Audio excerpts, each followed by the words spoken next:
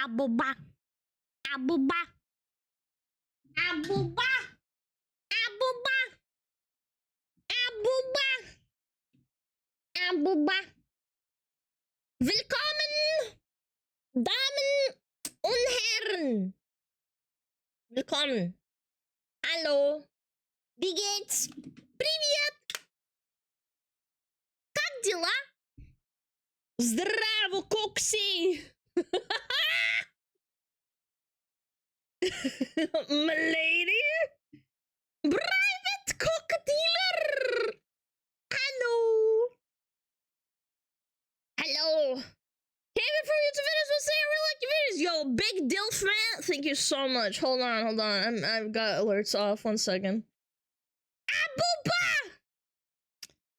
May X Art. Think of the Prime and hold on, I'll replay this. You know, courtesy of Con Man. Chat, just in case nobody's already told you today. You're doing great, Yo. by the way. Thank and you. looking great too. Thank if you no so one much, else man. is proud of you, then Wow. fuck it, I am. Wow, shit the wow. Are women cringe? Yes. Being on the woman makes you gagey. Yeah, it does make you gagey. Are women cringe? Yes. Oh god, Jesus Christ. Being Holy shit, 2 makes you gagey. Why are you red now? Yo, Lord Care, thank you so much. And Malta, thank you for the 5 months. Hello. Hello. Sorry I'm late. I know. Late the J. Are women cringe? Yes. Being on the woman makes you gagey. Yo, Waco, thank you so much for the 6 months. I appreciate it. Cringe? Yes. Holy mother of resubs, makes you gagey. I honestly do not know what I should say, but Hello. Harambe. Harambe? Who the hell is Harambe? Yes. Bitch! Being on the woman fuck you makes you gagey. Damn, 7 months is crazy. Saj, I can already hear my future self talking shit about me. Yeah, honestly, me too. Massive piss. It's that time of month again. Wakey, let's go with a tier 2. Oh my god! Are women cringe? 15 months, man. That's almost makes you gagey. That's almost cringe. Yo, Mediocre, thank you the Prime. Thank you guys. Thank you the resubs. What the frick, man? Bam. Почему на русском голос Алана реально сладкий? Потому что я с родителями разговариваю по-русски, поэтому, типа, по-английски не так грубо. То есть по-английски больше грубо. In Russian, my voice goes more up because I talk to my family that way, and in English, I sound more rough. How's translator going? I gotta work it out. I'm so fucking cooked, man. The new opening looks nice. Thank you, I appreciate it. Спасибо.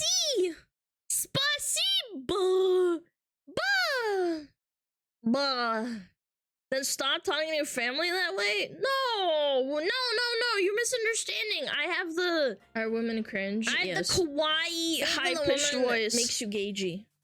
Yes, it does. Yo, Shy Guy, thank you so much for the sub.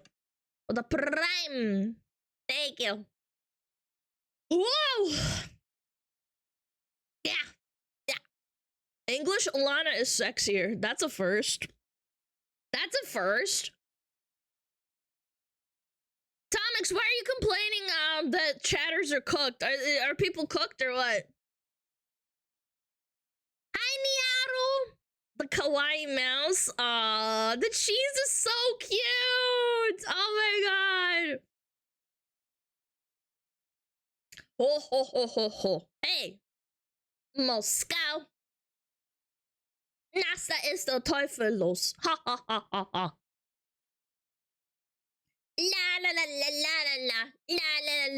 La. Damn! Where to go? Side appreciation. Not objects of sex. Yo, Blue Wolf, thank you 5 gifted. Thank you so much. Thank you. I appreciate it. Thank you. Oh. Whoa. Sorry.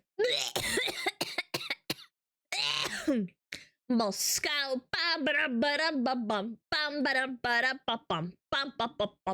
Bay.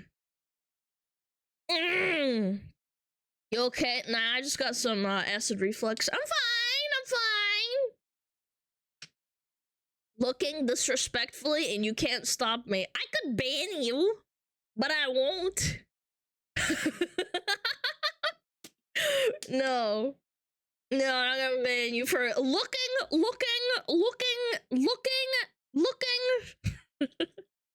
Do it? No. SmugAlana look. Cat rose for everyone. Sorry, my lord. Please do not look at her majestic thunder thighs. Hold on. I gotta rub my eyes. I got the sand in my eyes. You know what I'm talking about? I got the sand in my eyes. Found about you a few months ago for your show on ad videos. Since then, I've become a fan of yours. I hope you're doing well and watch your career with great interest. Yo, thank you so much, man. Appreciate it. Sand! SmugAlana sand! Are women cringe? Yes. Being on the woman makes you gagey. Hi Stinky, I can't believe it's been 8 months in the Fox Den. It still doesn't feel like it. Love kiss. No, it does not feel like it. Yo, Rebel, thank you so much for the 8 months, love girls. I have a nice looking lady in my eyes. Man, I don't know who you're talking to. Who are you talking to? Who is it? I don't know who it is. Who is it? Yo, what up, Jal Stro? Feels good, man. Hell yo, just joining stream after watching some YouTube. Yo, thank you so much for being here. I appreciate it. Frostfire slime merch when? Maybe in like 2-3 years, okay?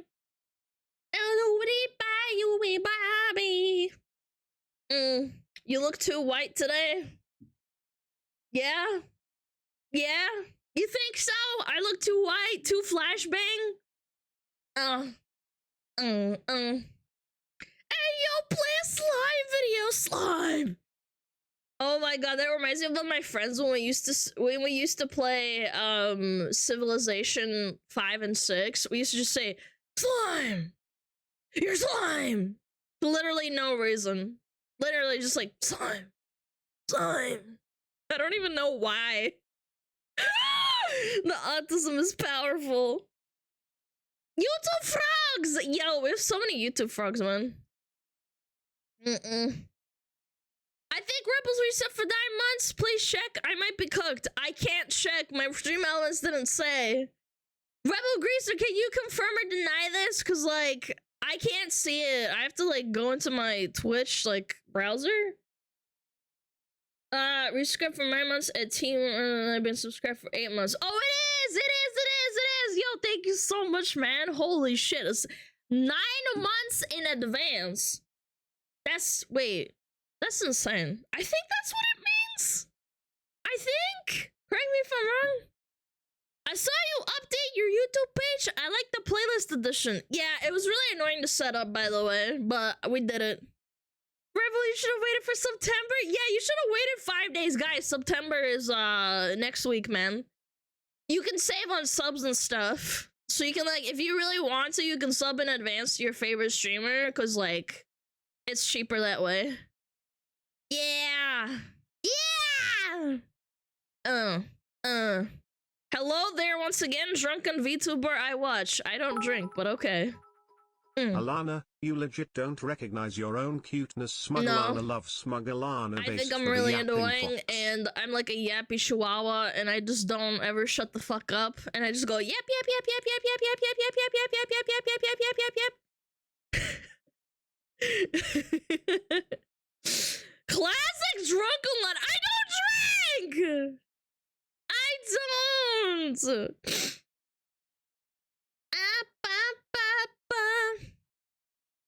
Green Days never get that opportunity.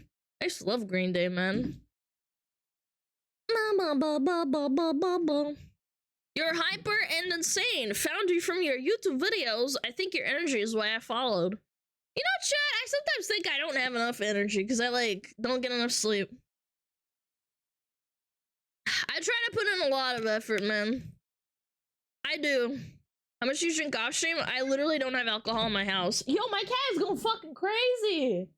My cat just leaped off the bed across the fucking room, dude. Holy shit. Kitty. Yo, he, like, legit jumped, like, 10 feet. I'm not even joking. Yeah, he, like, jumped off the bed and flew. You already act like a hamster on speed? I've never had speed, so I don't know. Cock-a-griddy. Yo, $5! With the tier fucking 3! Thank you for the 5 months, Mr. $5. Thank you, man. Yo, what up, Zeke? Hi. Zeke? I don't know. So many subs today, I know! Hello! Where's Tammy Cat? She's playing... she's probably playing World of Warcraft. I like your ears, you grow them yourself? I would hope so. Unless I, like, ripped someone's ears off. Bum bum bum. Memmer's tweaking. Yeah, he is. Memmer! His name is Memmer. It's a new WoW aspect where knows what Tammy is. Yeah! White fox tax. There's no such thing as a white fox tax, chat. You guys are cooked. You did rip Pippa's off. No, I didn't! What? I would never. No. No, I would never do that. No, not at all. I would never rip her ears off. Guys, you would not believe how long it took me to cut these out. I'm not gonna lie. It took me forever. Oh my god, Pippa, how are you? Beep, beep, beep, beep, beep, beep, beep, beep, beep. Yo, what up, meats? How's it going? Sure, you. Are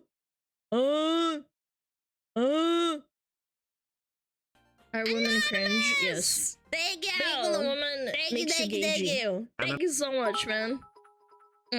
Pippa tax. Huh. Pipax? Is that the word, Pipax? She is short, true. I'm not short.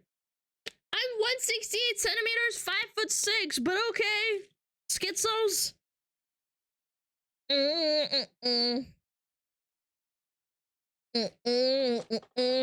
You're literally an inch tall.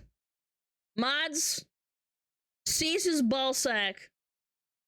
Seize his ball sack right now.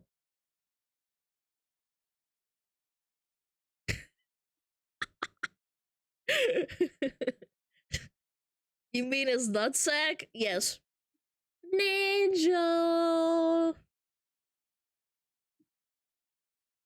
I could make all of you guys tune out by singing really badly. I think that would be good. Ba ba ba ba ba ba. Ba da ba creep. Sound like Toad. Hello, I'm new here. What are we doing? NPC looking ass. That's right. I'm a creep. I'm a weirdo.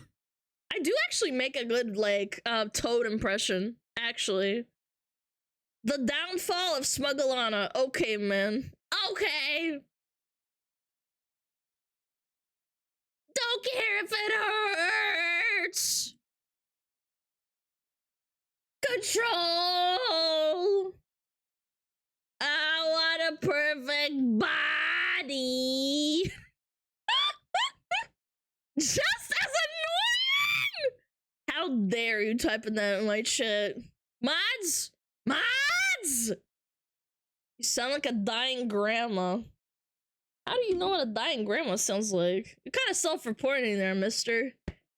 Typical Russian. Typical. My Russian mod. Cringe? Yes. Being a woman makes you gagey. Well, the mine are dead. Mine too, man. I feel you, dog. Yo, Volupta! Thank you for the sub. Karaoke stream. No. No, you can suck my whole ass. No. I don't belong here. The song makes me sad. Nah. This just reminds me of like someone at a really bad like seedy ass bar singing really badly. Yeah. Ba-ba. Suck my whole ass comment. No, I've been saying suck my whole ass for like 20 million years. What type of bar? Seedy! Like a shady bar. How do you make yourself look like that? It's pretty. Holy shit. This is an NPC for sure.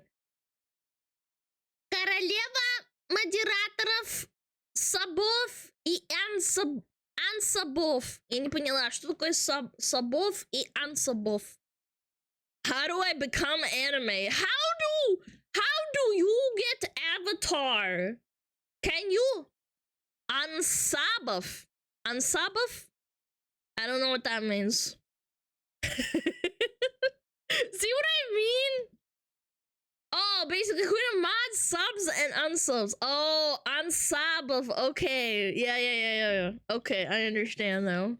See what I mean? My parents used to make fun of me. They're like, you're not a real Russian. And I'm like, I guess not. Go to Home Depot and get a rope and hope you get isekai'd. That's right. Why are you anime? Because I fucked your mom. That's how. God. Guys, she always asks me to type shit in Russian. She's fake. Okay. No, I'm not fake! No! It's because, like, I can't write very well. I can't write in Russian very well. Is it face tracking the new Korean Sims game fucking insane? Yes. Yes, I saw Asmonbold's video. Yeah.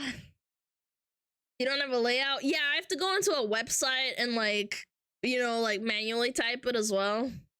Because you're Americanized? Nah, I'm not really Americanized, like I guess like I'm westernized because I wasn't born there. But my parents like really tried to raise me like Russian because they only spoke Russian essentially. So you are illiterate from Russia? No, I just never went to school there. Yeah, but they failed. What the fuck? No, I didn't. No, I didn't! Legally illiterate in Russia? No, actually, I think I'm probably more literate than most people in Russia, funnily enough. Add Russian language to your Windows? No, man! I'd have to, like, get the fucking stupid stickers and learn how to type in it. I don't want to. It's fucking annoying. No. I don't know. You give off illiterate vibes, bro. Shut up, bitch. I could beat you in a type racer fucking game easily. Hello, Miss Yap. I am now deaf. Damn. Sucks to suck. Yeah. Yeah.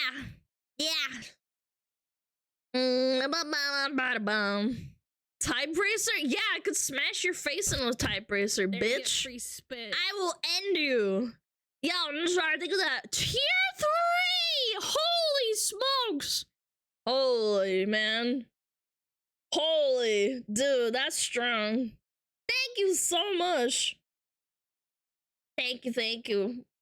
Poggers. Tier 3, man. I have so many tier 3 subs. What the fuck? You guys are way too nice. Sending that dummy mommy energy on the typewriter face smash. That is kind of powerful. I'm not gonna lie. I don't know what that meant, but you know what? Props to you. Блять, сука! Ебать! Boogers! What else can I say? Pogers wird champ.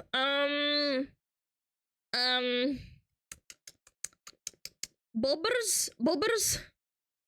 Мамку в кино водил. Это что, сленг? Это что значит? What does that mean? Мамку в кино водил. Are you Filian's alter ego? Nah, I'm not hyperactive enough. I have my moments of being tired. That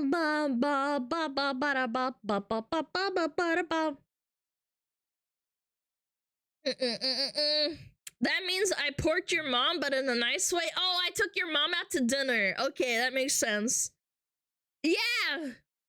I dare you to become a different avatar. And I dare you to shut the fuck up! No, I'm kidding. Boom! Boom! Am I glitching out? Yeah, I am. Okay, 1 second. 1 second. 1 second. Please recalibrate technology. Ah, there we go. Ay! Brightness back up. That's not what your mom says when I'm porking her. Yeah. Yeah. Ow. Bow bow. Bow bow bow bow bow bow bow. I love Fuamoko. Bow bow bow bow bow bow bow bow. Bow bow bow bow bow bow bow. Hello, ruffians. Bow bow. When German? My German not very good, so probably never. I have a question. You just asked one. Bow bow bow. Bow bow bow bow bow. Bow bow bow bow bow bow bow. Timmy! Timmy! You really got me. Actually, that wasn't a question. Yes, actually, it was, nerd. We're seeing growing up with different languages, they have an accent in every language. I don't have an accent in English, that's for sure. Ba ba ba ba ba. Ba ba ba ba ba. Actually, that was a statement, not a question. Nope. You have a woman accent in English. You have in Russian though? Yeah, but it's like pretty fucking minor, I would hope. It's not that bad. It's not... how do I even do a Russian accent? Hold on, I have to think. Казахский accent. Я говорю по-русски. Hello. Я стримлю. Wow. I don't know how to do. Учи русский язык. Yeah. I can't even do it. Yeah. I am streaming every day.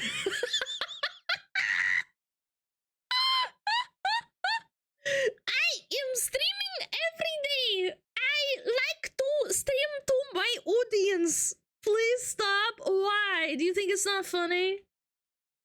Not true, by the way. Yo, bitch, I'm about to clap your cheeks. I do stream every day. Almost every day. I am very happy. Very nice. My name Barat. My neighbor is pain in my ass. Cooked chatters can go fuck themselves by the way. Oh my God. I don't know why it's so fucking funny. Dude, I don't know why it's so fucking funny. When I do Russian accent. Dude, it's so... By the way.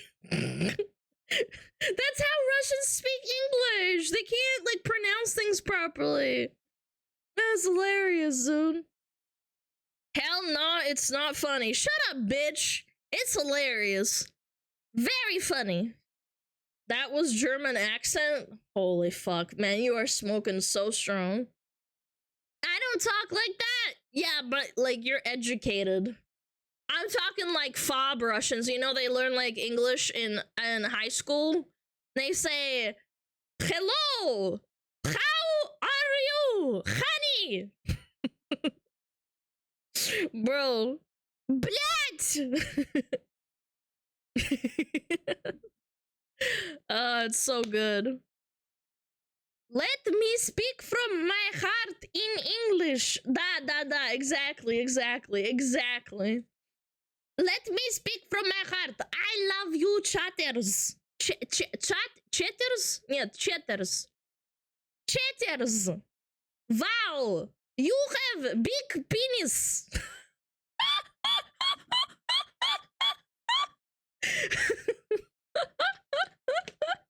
Chatters. Can you laugh in Russian? I don't think so. Yeah. But no, I genuinely don't think my accent is that bad. It's more like my brain has to process more. Ha ha ha ha ha ha ha. Ha ha ha ha ha. Is that how Russians laugh? I don't even know. I'm not gonna lie, I genuinely don't know. Cook chatters, like Russian cook chatters are like just so strong. Russians don't laugh. No, they kind of like chuckle a little bit. Laugh in Portuguese. Ja ja ja ja ja ja ja. Ja ja ja ja ja ja ja ja. Why are all the cook chatters so fucking offended by me like making jokes about accents, man? They're also perpetually offended. No, it's not funny. It's like, actually it is. You're just dumb. Because they likely have an accent, but accents are cool, man. I don't know. Korean accent.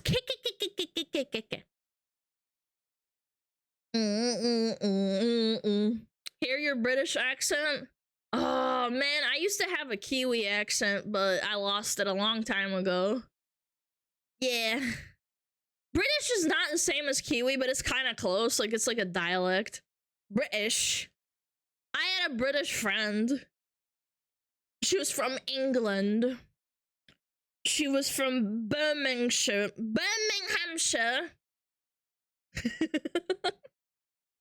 There's a lot of different British accents. Yeah, of course. She had quite a posh accent. Yes, she did. She had a posh accent. She was very posh. And then she eventually lost it. Did you call it Macca's? No, that's Australian. More or less. Like Macca's, you can say McDonald's. Yeah. I used to have quite a thick accent and then I lost it because I started like talking to people online. Yeah. England! I don't know. Are you all fish and chips? Fish and chops. Oh, you stupid twat. It's Tuesday, innit, bro? I'll give you a right shank, go, man. Excuse me, do you have a bag for me food? Hey, what the fuck is that mean? What is that? What did you just type? What does that even say? How's your German accent? I never had one. When I was fluent, I basically didn't have one because I lived in Switzerland. Yeah. And I was taught properly, like in school. Yeah. British Cockney is the most fucked accent ever. I'm not convinced it's not even words. Yeah.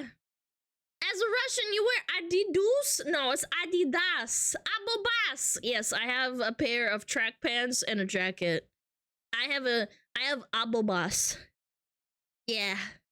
I look very Slavic when I wear it.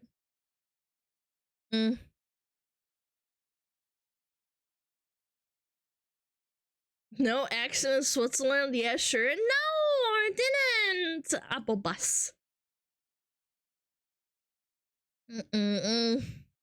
Abobas, это Harbas. Abobas, Harbas. Abobas, Harbas. Yo, what up, Sky? Tammy swapped me back. Flashbang! Flashbang! Thanks, Tammy. Tammy, no! I will never forget when Tammy fucking exploded us both. Oh my god. Big fast chuckle nuts! Where's Alana? Oh my god, where did she go? Oh my god. Oh my gosh. Where are Tammy's children? I have to enable them, bro. I'd have to reset it up. I completely forgot to do it yesterday because I was so busy. I have to do it. I know. Where's the hotter Alana? You know, frick you, man. They're both hot. Hot AF. We want firewalkers. I have to still fucking fix it, man.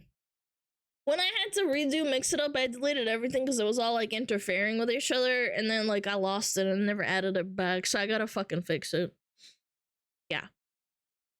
Long has it been since the call of the walkers? Don't worry, I'll fix it. I'll fix it. When you squat while smoking cigs in the park, do your heels stay on the ground? Yes, of course, naturally. I forgot to make a firewalker redeem. It's okay, Tammy. You're busy. You're playing the war within your brain. Yeah. Yeah. Russian because cock dealer. Cock dealer is a greeting. Yeah. Yeah, it's how I teach people how to speak Russian. Say cock dealer. Private cock dealer. Boom, boom, bam, boom, boom, bam. You saw Game Jones have to quickly choose or double down when they saw how well Wukong was doing? Yes, I've seen it very much. Super shy. Yo, what up? Still me. Strong name, strong. How about saying books in Russian? You're so funny. You're hilarious. We ask you alive? Yeah, honestly, that's more based. You alive?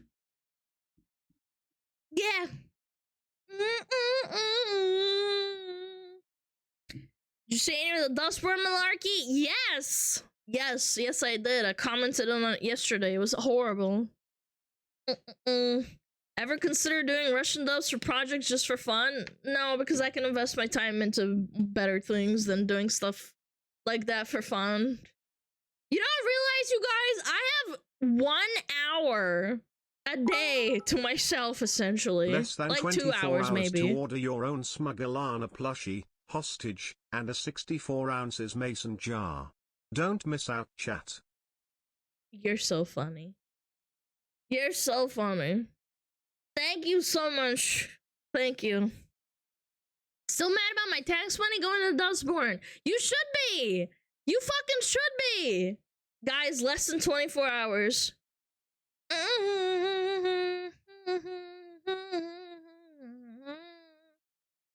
Chat, I'm super shy. I don't talk to people because I'm scared of them. And also they're mean. Twitcher's got early access to Star Wars Outlaws. The game looks like ass. Wow, what a surprise. What a surprise! What a fucking surprise that is. No way. Shitty game is shitty? I'll be shocked. No weighing. Yeah. Yeah. It looks like a PS3 game from like 2011, man. It looks like ass. Why do we say things look like ass? Ass is great, ass is life. Because ass smells bad. Bum, bum, ba-dum, ba-dum, bum, bum. Why do games suck so much ass? Because money. Ubisoft's game looking like trash. Sounds about right. You know what's sad? Ubisoft actually used to be a pretty decent publisher, unironically.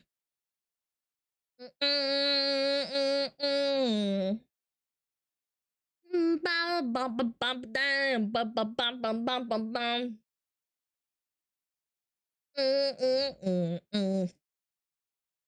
ba ba ba ba ba. Ubisoft looks like a garbage. Who would have thought? What was the first game that they ever published? I wonder. Ubisoft published games. You look like you're lots of fun. Watch out, here I come. Right round, baby, right round like a record, baby.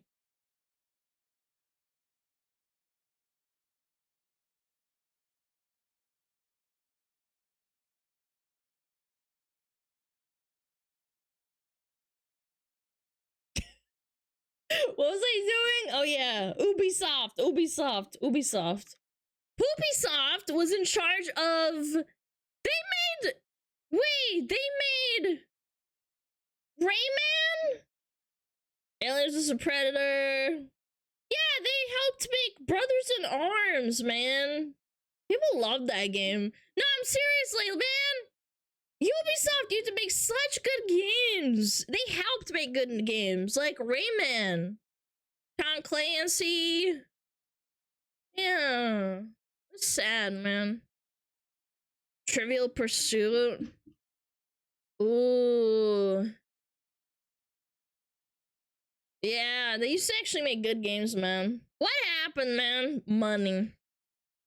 Was it a hot take to say Rayman was a mid-series? It was mid, but like, it was really fun. I don't know how to describe it. Ba ba ba ba ba ba ba. Hi, Minty, what up? Right around, baby, right around. When series become big publisher, all tends to become shit. I know, man. It's like, almost like it mirrors real life. You get bought out by some big corpa borpa, and you're fucked. Wow, baby, wow. No. I mean, money, they were already making money before the change in general. Yeah, but it, like, escalated the situation. Right around. It's perfect for the plush at the top. It is! It actually syncs up really well. Abolish big corpa. Big borpa. Hi, Silver! Yes, we're talking about late stage capitalism and how absolutely fucked everything is. Chat, we are 85% to get the cup, so go to Gamersubs and use code SMUG for 10% off. That's right. We might be even closer than that. We might be even closer. We don't know yet. But Big Corpa owns you? Yeah. I remember a long time ago when COVID was happening and someone told me, you should stop buying made in China products. I'm like, you realize like everything's made in China, man. You can't just boycott something. It's the same with Big Borpa Corpa. Oh, boycott Big Borpa. Yeah, just stop using an existing everything. Yeah. Yo, grab me taking the A-mons! That's right. There, you get free spit. Thanks for the 5 months of great yapping, and I am hyped for the plushie. Yo, thank you so much, man. Think of the 5 months vault. USA doesn't make anything. We do make stuff, but it's very small in comparison. It's sad. So, is there a way to give away the extra plushie once it arrives? 7 plushies was kind of overboard now that I think about it, I mean, if you want to dox yourself, I guess. That's the problem. Yeah, like, you can give them away, but how are you gonna mail it without doxing yourself? Yeah. If you want to send someone, just be warned that you will dox yourself. No return address? That's not how it works, man. You need a return address. He'll box it to Alana? No, I don't want one. I already have one. Charity? Yeah, I guess you could. Charity, perhaps? Yeah, no shit, man. And other than the cup, what is your goal when it comes to making merchandise? Maybe like some shirts, some sweatpants, like a hoodie. Yeah, I want something like that, like some clothing or something. Flavor? Yeah, we need like GG subs flavor. Tracksuit? Yes! I mail stuff with no return address multiple times a week. Yeah, but you probably own a business as well. Just guessing. You don't need a return address though. Yeah, but it helps. How the fuck are you gonna trust it to like make it all the way to like, I don't know, fucking all the way across the world and then you lose it forever? It's actually quite common to lose your shit. Like, yes, you can mail with a return address, but usually if something goes wrong, it's over. Like, that thing is lost forever. So if you care, then yeah, sure. Tracksuits for chat. Adidas merch? That would be sick, man. I don't just mail without a return address. Yeah, I guess that's also really weird. If I sell something without a return address, I kind of like assume it's a bomb. Yeah. Apple bus? Yeah, Apple bus. And then I get sued for like $1 million and then it's over. That would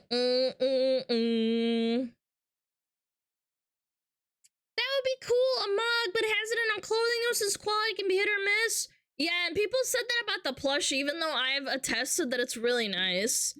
People don't care, it's just like perception. People think like, oh, Adidas has like high quality shit. Yeah.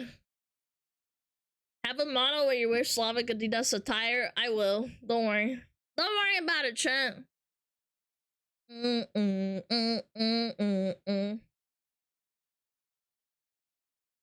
Four stripes, they can't sue. Oh, absolutely. They will sue. You think they won't? Borpa Borpa loves suing people. We need an Alana bread box. I'm not gonna lie, why do you need a bread box? Is it for like storing bread? Isn't that what a cupboard's for? Come. I am Optimus Prime.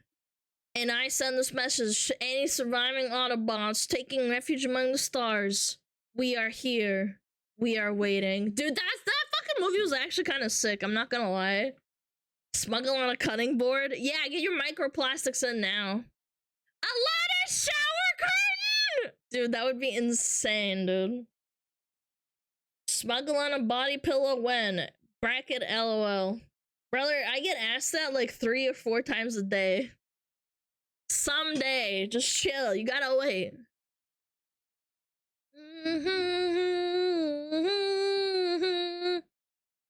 A lot of blanket would be cute. I have a blanket. Free spit. Yo, Charlotte, thank you for the sub. Don't worry, chat. I would want a shower curtain. We're gonna get you that mug. It's not a mug. It's a cup. It's not a mug. Alana rap for Supras? Dude!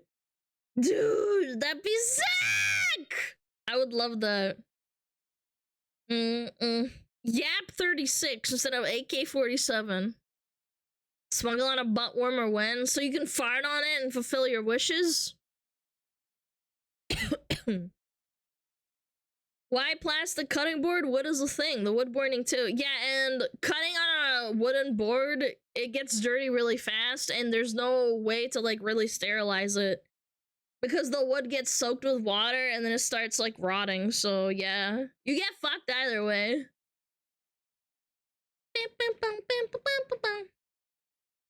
Bleach? Yeah, man. Just use glass. Oh my fucking god, we got some fucking experts in here, man. Yeah, just use glass for your cutting board. It's not gonna shatter or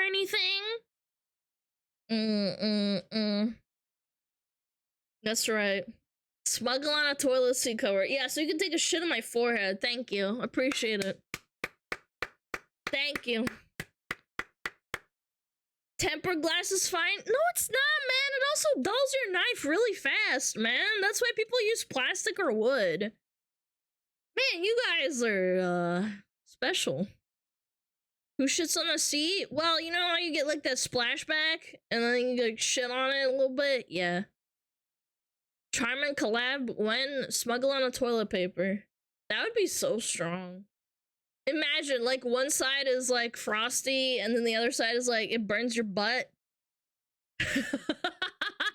The other is a fire alarm, and it burns your asshole a little bit. Makes you gagey. Has, like, chili oil on it.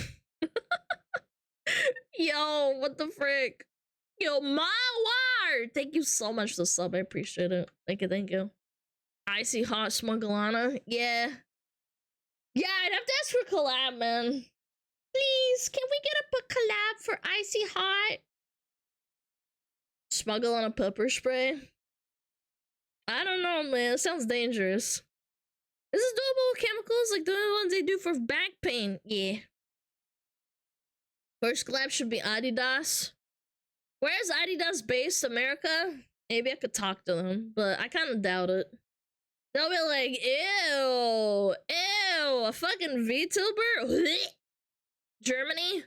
I'd need such a good in with fucking, like a German. Some German multi-millionaire who, like, knows people at Adidas. Why do you pronounce it like that? Because in Russian it's Adidas. That's why. Not Adidas. It's Adidas. Adidas. Adidas. Abubas. What you gonna do when I come for you? Ba ba ba ba boom. Jesus Christ, guys. Can you, like, get a grip on reality a little bit, man? Jesus. Adidas these nuts. Thank you. Man, some people really don't fucking type before they think, man. I wish I played games sometimes because I wouldn't have to read half the cook shit some people are typing. I pay attention to chat way too much. What you gonna do? What you gonna do when they come for you? This is how it's supposed to be pronounced. I didn't ask. I'm gonna pronounce it however I want. Type before they think. I see. Yes. What you gonna do? What you gonna do when they come for you? You have selective reading? You don't read good comments? Yes, I do! People say nice things and I read them out loud. Especially first-time chatters. You're cooked. You're coping. I do. I do. You don't have to read my dumb shit if you're getting chased by Bubba. Yes. Yes, that's right. Bubba is the best. You are beautiful. I know you're capping, so yeah, thank you. Come for you, bad boys, bad boys. Cut! Once you get VTuber, you want us to get a group on reality? That's not gonna happen? Yes, you can. You can use your brain while you look at a VTuber. Don't worry about it. What you gonna do when they come for you? Ow! Ow! No way, Steema with my comment. My serotonin is through the roof. Thanks, Alaana. I didn't have to TTS you, stupid shit. Bum, bum, bum. Alana, I know that's a lie. You never really read love letters chats. Yes, I do. Yes, I fucking do. You're such a little liar. Oh my god, Steema noticed me. Pepega shake. Oh. Dude, the fucking shake Pepega is so good. That's how I imagine the Pepega sounds. No, did you read my message? Me when Steema wins my comment. Are you still on the market? Are you single? Yes. And I plan to keep it that way, because fuck people. Fuck them! I'll shake this. What, after you pee? Miss Fox, are you washing? I need to add that to my bio, man. I need to add that. Do you watch Last Bad Boys? Do you like it? What the fuck? It's not Bad Boys. It's Cops. Cops is the show. Bad Boys is the song. Hi, I'm new! Oh my gosh! People want to fuck people who ask for your availability? I mean, yeah. Obviously. I'm just saying, you don't know me. I could be a fucking disgusting gremlin for all you know. Like, I perceive myself as pretty, like, hyper when I'm, like, streaming, and then off stream, I'm, like, tired. Being the woman I'm, like, calm. Yeah, they can fix you. Yeah, no shot. Pippa's your idol? Yeah, but she's disgusting in her own way, and that's okay. I respect that. 100% you're disgusting, gremlin. No, I'm not! Fuck you. Ba-ba-ba-ba-da-bum. Alana hasn't brushed her teeth in months. Nah, I actually really can't take care of my teeth. When I was really depressed, I didn't brush my teeth because, like, I couldn't get out of bed. But I haven't done that in a long time. I'm good. I'm really surprised that, like, I don't have, like, more problems with my teeth. The only thing that's recently come up is because of the crack I had from the braces. How many cavities? I don't know. I literally don't know. I haven't gone for cavities in a long time. Does the tooth hurt no more? Nope. Doesn't hurt at all. Yeah, I had a crack in my tooth because I wore braces when I was, like, between the ages of, like, 14 and 18. And apparently sometimes what it can happen is they crush together and they create mini cracks. And all of a sudden recently it started hurting really bad. And I went to the dentist and he's like, did you have braces when you were younger? And I was like, yeah. And he's like, yeah, that's a micro crack that got bigger and bigger over time. So it can happen. That's why braces are kind of dangerous in a way. Bang, bang, bang, bang, bang. Alana wouldn't brush her teeth for weeks and brush it 5 times in a row to catch up. No, man, I was depressed. I didn't brush my teeth at all. Thank you. No, I didn't even do that. No. Man, micro crack. Yeah, I was very sad, but that's okay. I'm good now. I brush my teeth every morning and every night. I had braces for like 7 years. Yeah, I think it was like 5 years I had mine from like 13 until 18. Bum, bum, bum, bum, bum, bum, bum, bum. Super freaky. Good old days when not leaving bed just playing Animal Crossing all day, 2020. Yeah, I basically crawled out of bed, looked at my phone, and then maybe I would have a depression nap. Yeah, it was cooked AF. Would not recommend, chat, so I know what it's like to be sad. Just try and push through, man. Try and push through. Sounds like the life. It's not, man. It is not fun. My teeth are super nice, though. Yeah, mine are good. Man, I've healthy teethies. Ads! Ads!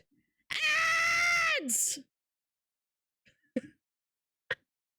I guess I'll go get more water, chat. How about that? You guys want Metapod? Hold on. Don't Metapod yet. I gotta turn it on. Oh, Metapod. God damn it, I told you, hardened. wait! Metapod hardened. Oh, yeah, I had to, Metapod, like, install it into the thingy. Metapod hardened. Motherfucker. Oh, he's so hard. I'll be Look at right those back. 2 hard throbbing Metapods. I'll be right back. They're so strong and hard. Wow.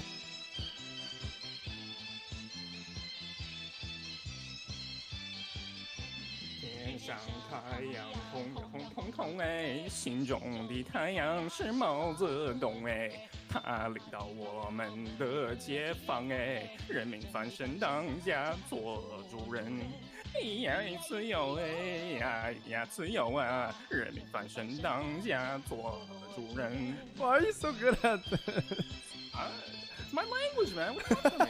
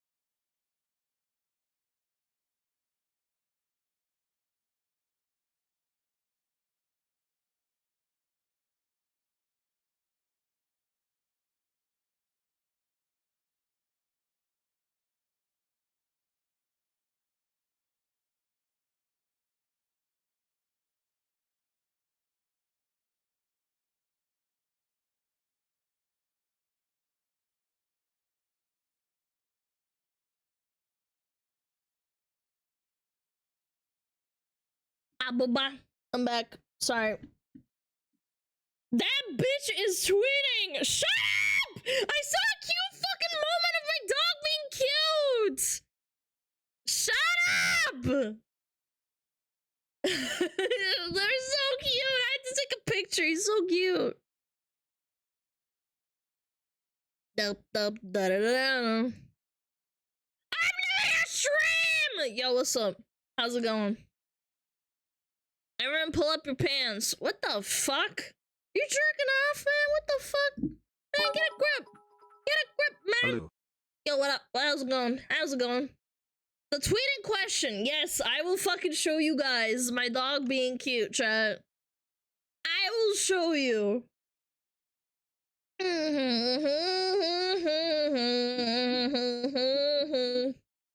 Paradise, ba bam, ba-da-da, beep, ba boo-ba-da.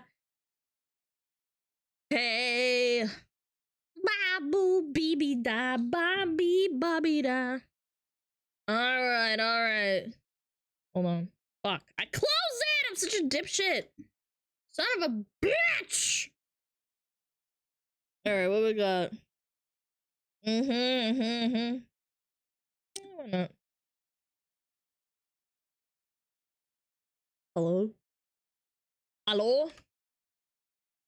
I can't hear music. Okay, good start. Very nice. Alright, there we go. Okay. Does the pupper have a scar on his face?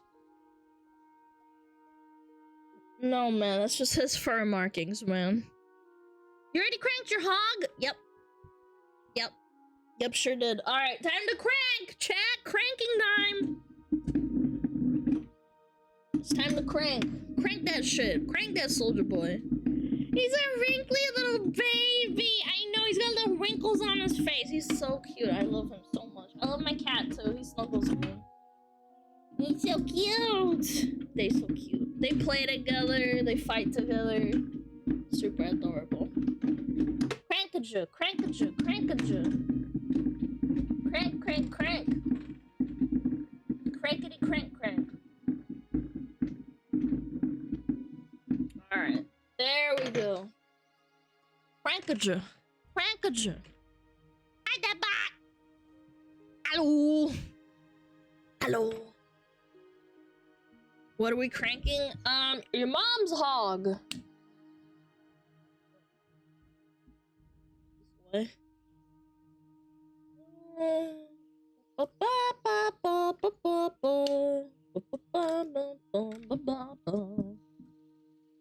way. And I am moving on Sunday, and I'm not looking forward to it. What is that face? I'm moving my camera. Woo!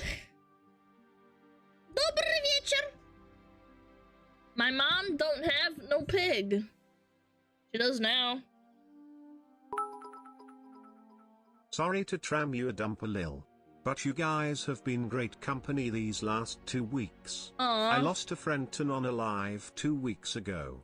Okay, let's get to insulting each other's Sorry moms. to hear about that, man. 30. That shit sucks. Yeah, I lost a friend. Right after my... What, actually, was it right before? Yeah, it was right before my first debut ever as a VTuber. So I know it's really tough. Yeah, I know it's hard. I know how it is, man. It's rough. Just keep on moving, man. Don't give up. Alright, now I gotta show chat my doggo. The loveliest boy in all the land. Chat, are you ready for this? He is the cutest, patootiest little man ever. My cutie patootie boy. Look at his face! Oh! So mad at me. I discovered him laid around the blankets, man. And he made himself a little fucking... like a fucking little nest. He's so cute. Is that a blep? Just the tiniest little one. Tiniest this little blab. You can barely see it. It's right there. You can barely see it. It's really cute. No baby. Sleeps all fucking day. He's such a baby! What do you want, woman? Yes, he does have that face, doesn't he? He just literally goes like, what do you want? I'm tired. I'm tired. Leave me the fuck alone. Leave me the frick alone, man. How'd you get this photo of me? You're not a Shiba. You're not a Shiba. Hi, Maple. Hello. Bro looks like he works a 9 to 5. He does with me in the house. Imagine trying to sleep in the same room as me, man. There, you get free spit. SmugAlana bongo snow. Yo, Liz, thank you for the tier to 7 months, man. Any new photos of your cat? Check. Let me check. Akito, he's big. No, he's not an Akita, he's a Shiba. He's small, he's 30 pounds. No, not really. I have some pictures, but they're kind of private, because, like, it kind of, like, I don't like posting pictures of outside, because I'm a schizo. Yeah, sometimes I'll let them out on the balcony, but I can't, like, post them, because they kind of dox where I am. So I don't do that.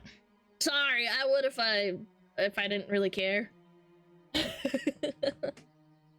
I guess I could, like, zoom it in or something. So it's just the cat. But, like, I feel like the whole scenic picture, like, kind of makes it, like, better. Because the cat's, like, enjoying himself. Don't risk it. Okay. Anyway, let's do commentary chat. Can he do tricks? Yeah, he can do twirl, paw, lay down. Alana posted a picture outside. Hello, rainbow, help. Yeah, I know, right? Some schizo would probably do that. It's so crazy, man. Need a puppy cam in the new apartment. If he even stays in the same spot. Again, he's been up. So I know this is like kind of sidetracked, but he's been in a tiny apartment. Like, this is a one room studio his entire life. So I think he's gonna be a little bit culture shocked when it, like, gets a bit bigger, if that makes sense. Yeah, because he used to, wait, I don't have any doors. Like, outside of, like, having to go out, right? Like, you know, the outdoor. So he's not gonna be happy when I shut him out. You don't have doors? Yeah, outside of the bathroom and then going out, right? He can't get away with you? Yeah. He's gonna be so upset you can lock him out of a bedroom. Yeah, I'm basically gonna stream and he's gonna be able to bark his head off. Yeah. He will get his kingdom? Yeah. Yeah. Aren't there breeds of cats that hate closed doors? Yes, my parents had or actually they still have her. She's a British Blue. And she fucking hates closed doors. Like, actually, unironically hates it. She starts scratching so bad if you close the door on her, especially at night. She will ask for the door to open, and then she'll just stare at it and walk away. I don't know why they do that. Anyway, I love my Shibu. He's very cute. Love him very much. Love my cat, though. He's very cute. Let's do this! Also, is the music loud enough? You guys hear it, or is it too quiet? Louder? Is that better? I can't hear it. Is this better? Thinks that's fine. Quiet. I don't want it to be too loud. It's okay now? Okay. That's fine. Alright. What is this? Fine. I'll turn it up a smidge. There we go. 0 sound on mobile? I'm not asking about mobile, because mobile has really shit audio. Look at that ratio, chat. Megan Murphy. I have never in my life dated a man who plays video games. We are adults, correct? Why is this a debate? Bro. 1.4 million views. Look at that ratio, by the way. Look at the comments. FYI, tards, I'm talking about this. Talking about what? Taxidermy is awesome. Poker is a classic. Masculine hobby. Wait, what? Playing cards is masculine? Chat, what? Since when? Video games are for teenagers. Obviously, I'd rather have a deer head in my house than some pale kid with bad posture glued to his laptop. Okay. Wait, women find video games less of an attractive hobby than gambling or taxidermy. Do they not know what taxidermy is? Collecting figures. Magic tricks? What? If you do magic tricks, that's cool. Wait, online trolling? Wait, this is trolling. No way. Guys, I know there's people that, like, say that their hobby is trolling people, man. Bro, you cannot be real, man. Gambling? How is gambling a hobby? Chat, explain.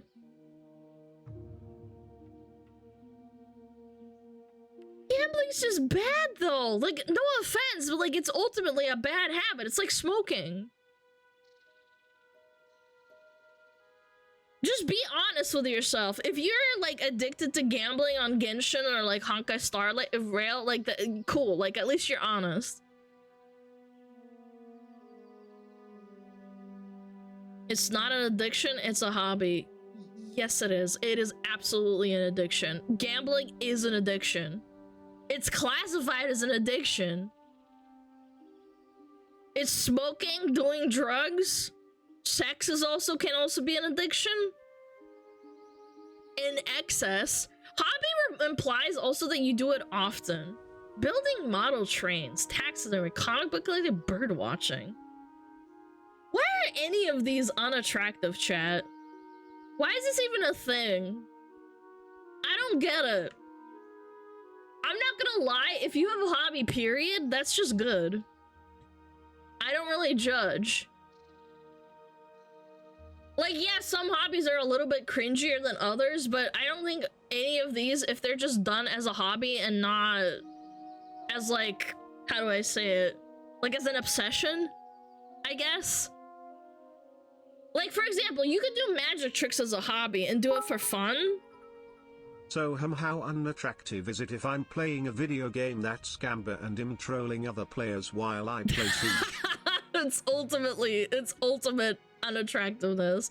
90 plus 70 plus 75. That's giga unattractive, chat.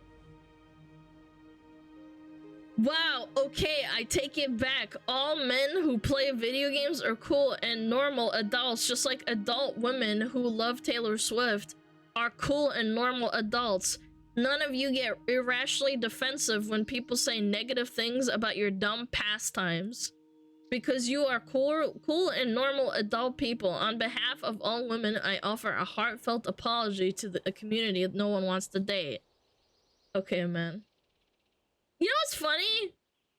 My dad loves playing video games. And so does my brother.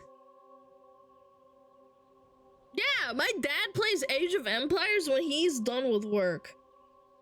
Every weekend, almost every weekend, unless they're super busy or something, but... Your dad's a Chad? Oh, my dad was pretty cool. He loves Age of Empires. He doesn't even play the HD edition, by the way. He's that boomerish. But it's just so fucking, like, it's condescending. This has got to be a troll chat, right? There's nothing wrong with having a hobby. It's when it becomes an addiction or an obsession, in my opinion.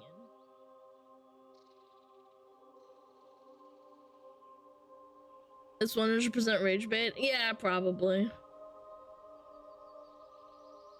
There's plenty of women like that. I've met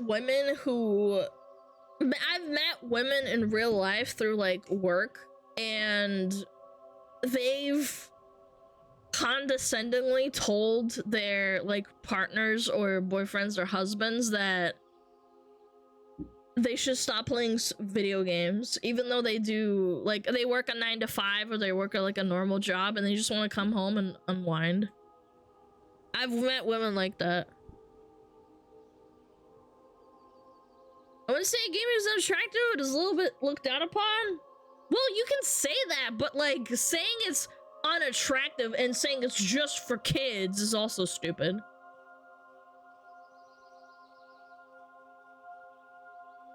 I had an ex who would shit talk me for it. There's a reason she's an ex. Yeah, it's weird.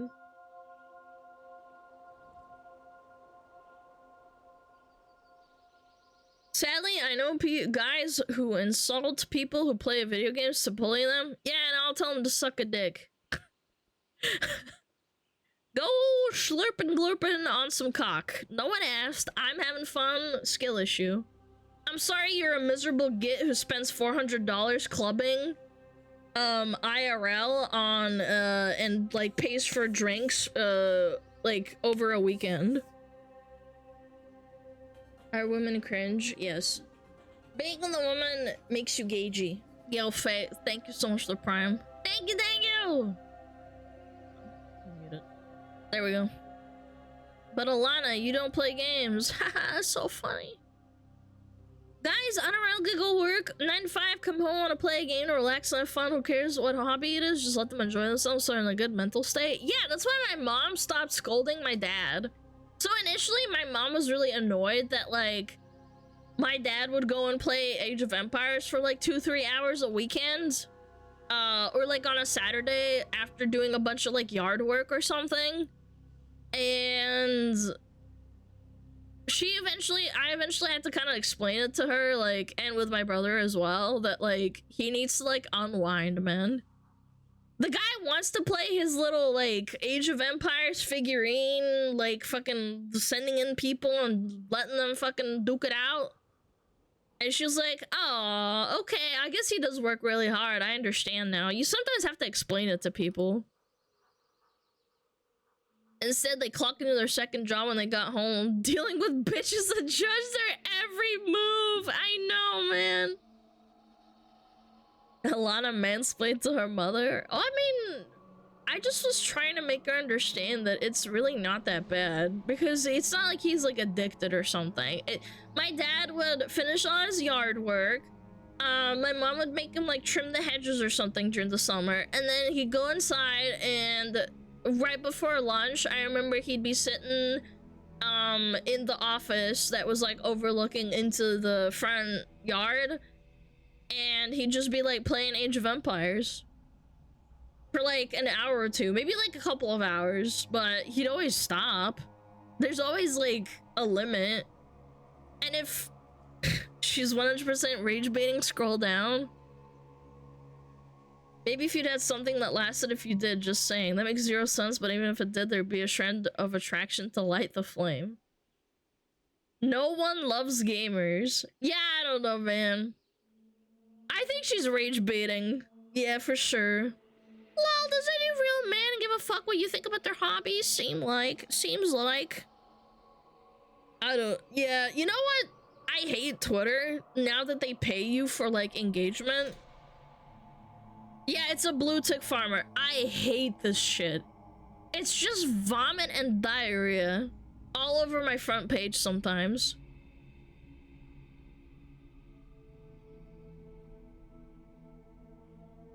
Twitter's made to make you react. Yeah, now it does, because they pay you, like, for engagement farming. So 1.4 million impressions, I don't know how much that is, but it's a decent amount of money. I'm pretty sure.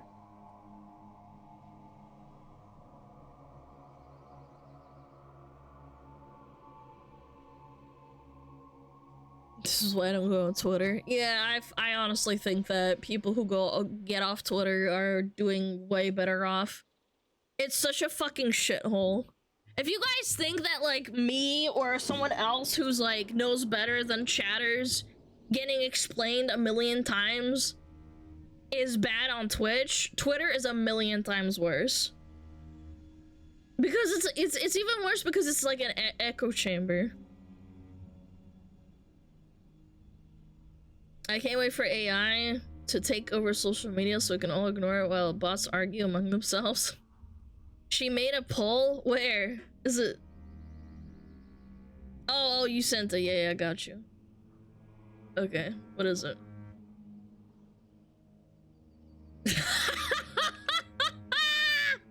Nah, man, come on. 37,000 views. Yeah, this bitch is kind of crazy. Yeah, this is a ratio and a half. 4,000 votes, 66%. Wait, the fucking poll votes are like so much higher than the interactions.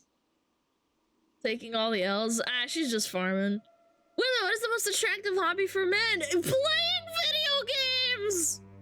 Second most attractive hobby in men. Cooks. Honestly, yeah, true. Play a sport, works out. Yeah, sure.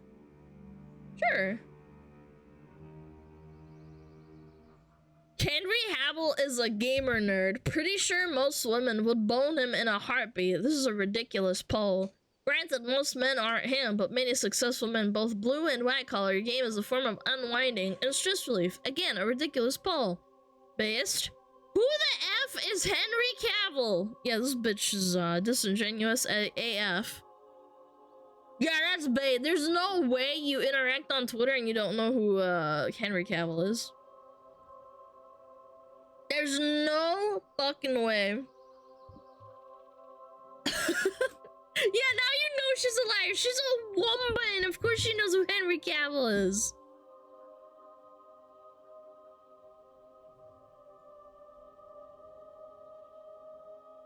I don't know, man. As a person, I just think that if you're a rational human being and you just want to do something that makes you happy, go for it, man.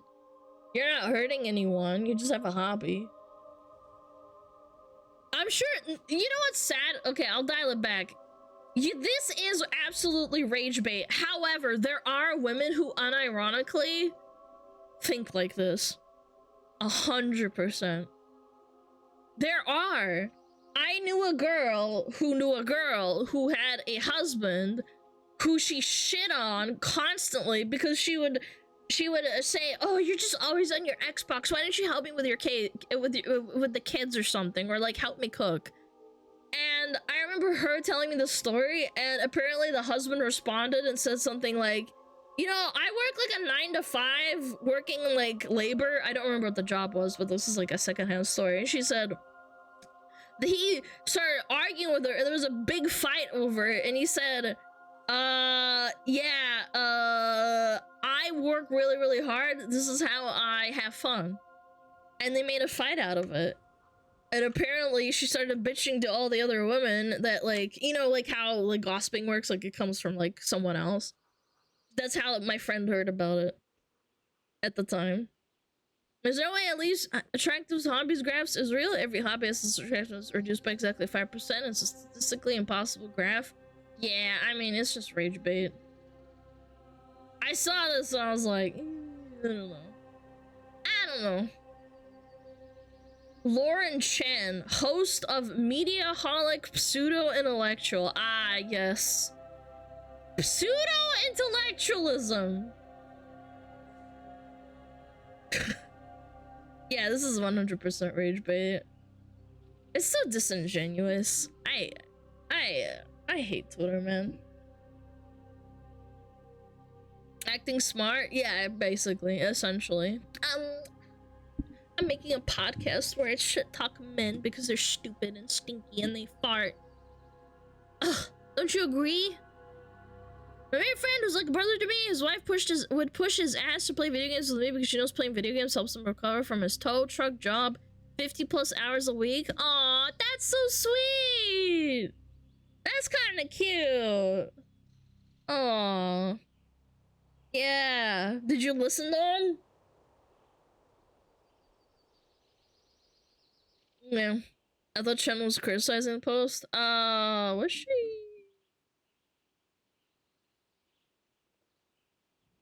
Oh. Wait, women find video games less of an attractive hobby than gambling or taxidermy. They don't know what taxidermy is. I mean, again, this is rage bait, and they're falling for it, and then they have pseudo-intellectual in their bio. I know it's criticism, but like again, you're falling for like the most obvious, like this has no source. It's just like it's from nowhere. What does taxidermy mean? You know how some people have trophies of animals that they've hunted? Or they stuff, animals? They stuff animals? Yeah.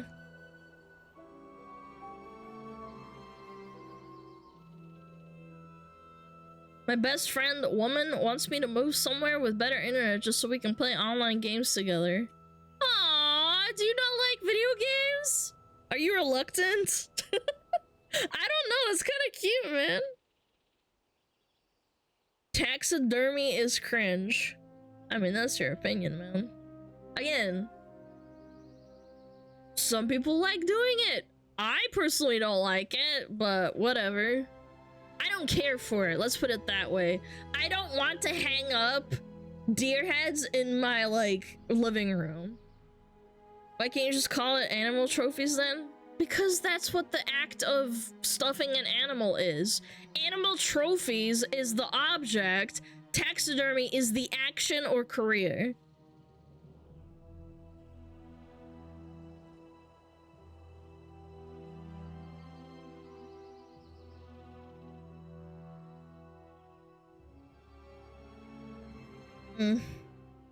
Movies and TV have taught me anything. Someone who does taxidermy as a hobby is actually a serial killer. Yes and no. I think that there's a lot of people who do it because it's like a family thing. Okay. Enough yapping about rage bait. La la la la la la la la la la la la la. La la la la la la la. Why does it always scroll down, man? Ah. People crying about Wukong again. Oh boy. This is some acid! Ah! Oh my god, dude. Oh, look at all the awards! 47 clowns! I love people giving people clown awards. Alright, the clown of the year in the Wukong Steam Forum. You should not have supported this game before you fly off the handle and call me quote-unquote woke. Hear me out first, okay? There are groups of people who have been marginalized for centuries, and we live in a time in which past wrongs can be finally righted. Can I just pause for a second? Why are we fucking talking about marginalization on a video game forum? No, I'm sorry, like, can we just talk about, like, why is this a thing? Okay, let me keep reading.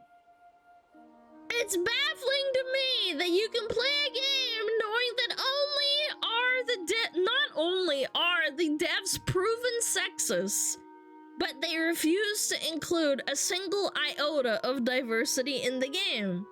What would it hurt to have a person of intersex traits in the game? Why would it be bad to have a single pock in it? Just one.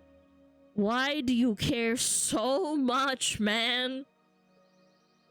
A single one! They could be in it for 5 seconds and it wouldn't hurt you, would it? No, because if you put it in for 5 seconds, then people are gonna cry that you only put them in for 5 seconds. You give people an inch and they take a mile. That's the problem. What the fuck am I hearing? Go touch grass.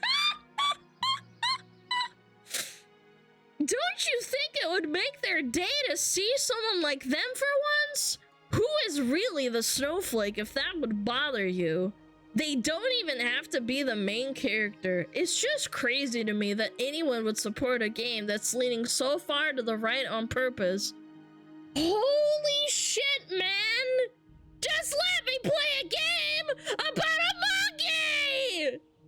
What?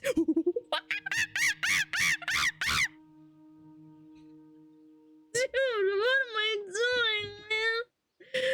Ah! I'm about to chip out!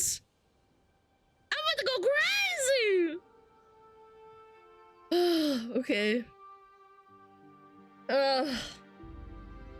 Okay, where was I? Sorry, I went too hard on the monkey. It's like none of you even know anything about it and just bought it because Zuze, some World of Warcraft YouTuber, told you to. You know what's funny? Asmongold isn't even a fucking World of Warcraft YouTuber. This is such a disingenuous thing to say. And you know they're talking about Asmon, so, like, what the frick? You should do more research before making such an expensive purchase. Okay.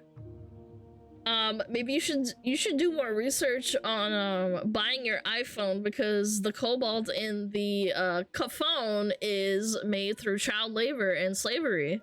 Maybe you shouldn't buy phones. Like, you can put this on any fucking like product imaginable. Oh, your shoes, they're made by slave labor in Vietnam for pennies on the dollar. But okay. This is where you're gonna die on this hill. A fucking game. A video game about a monkey. But okay. Anyway. Instead, you are actively marginalizing people who don't deserve it. That's all I'm saying. I know people will read this and say they don't care, but you should put yourself in their shoes for once. What shoes? What mental gymnastics is this shit, man? Bro, a little empathy is all you need. You don't even have to agree with them. Just realize that people feel less alone and they can see themselves in their entertainment. It's just sad that you would purposely be against that. Please just engage like civilized people. Their words don't further your case. Just because you give someone a clown doesn't mean they're wrong. Yes, it is. Dude is looking at colonized Chinese mythology. Yeah, they're trying to change history, you know? I just don't understand. I get like wanting representation, but like you also shouldn't push it on games that don't need it like at all. It's a game about a freaking Chinese monkey from like mythology from like I don't even know when did this happen, like 1200 AD. Like I don't even know. I'm ignorant on this topic. 16th century. Okay, so it was a long time ago, right? Yeah, it's literature from like centuries ago.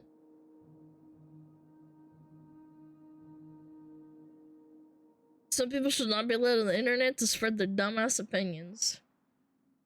I know this is gonna sound harsh, but I wish there was a non-intrusive way to gauge someone's IQ before they're allowed to post on certain websites. Like, if you're under 13 years old, you're just banned. Not leaking, like, SSN or anything like that. I think that shit is cringe, because it's stupid, in my opinion. I think it goes against it. But if you have to, you should have to take a basic IQ test or something. Maybe not even IQ test, because IQ tests aren't accurate, but, like, I wish there was a way to do it. There's just not. It's just fantasy. I passed.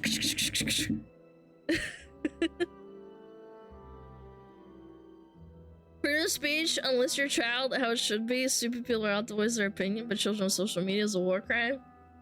Unfortunately, there is so many stupid people that have access to phones because they prioritize like buying a phone and having a Twitter account over like buying food for the week or something. This didn't used to happen. People, like when I was poor, I couldn't afford a decent phone. I had to stick with a phone and I didn't want to go into debt for it. Now every like Billy Bob, Screwjob, Butthole McGee can write their dumbass opinion and just post it on the internet for everyone to see.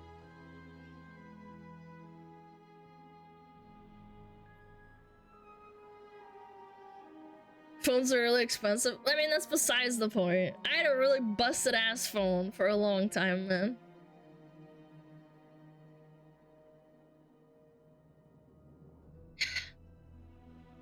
Yeah, they're really expensive and people go into debt for it, but that's besides the point. I just love this because some World of Warcraft YouTuber told you to. They should have just wrote Asmund because this is just inaccurate. This just shows how stupid this person is, man.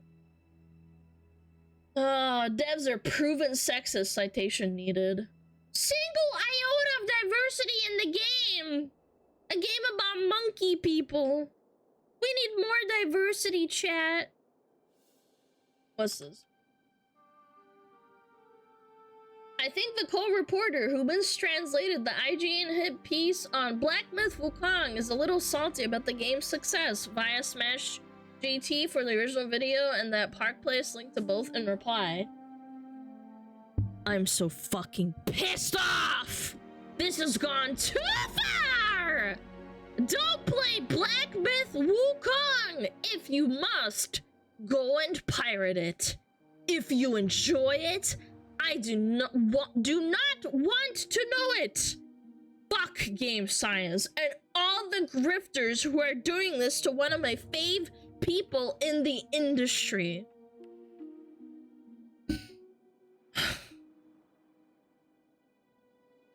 I do not goon energy. Yeah, I do not goon. I do not jork it.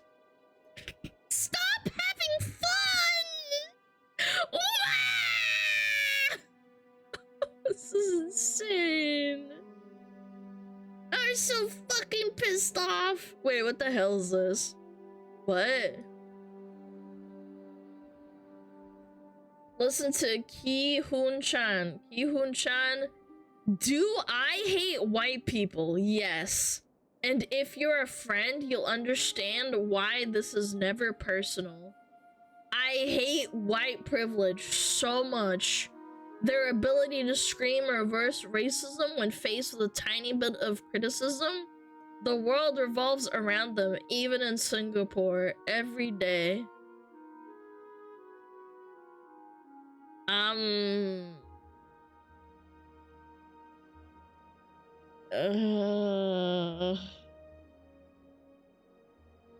Guys, you can be racist to white people. It's fine. Oh, like my eyes are still hurting. Hold on, sorry. Ew, white people exist. Disgusting. By the way, I think the previous post had comments where the guy actually said Asians are basically white people. No, they're not. What? Are we okay? What?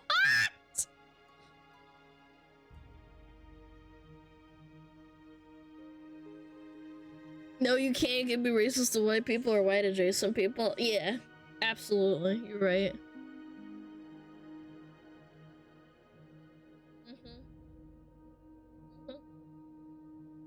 Yeah, white adjacent. Asians are white adjacent now. I remember there was a whole article a long time ago that basically said that because Asians get into universities more, like, next to, like, white people, they're white adjacent. That blew my mind. White people created racism, bigot. Therefore, I cannot be racist to dislike them.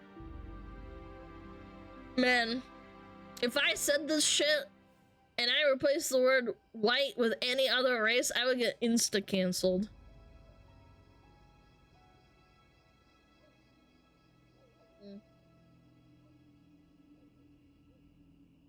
White people are red inside, and Asian people are red inside too. They are pretty much white too. True. True.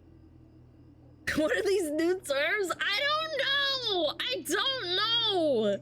I'm so far out of the loop of this shit. I don't understand how you can be a fucking game journalist and you post of your opinion publicly and people parade you around like you're some sort of like God and savior.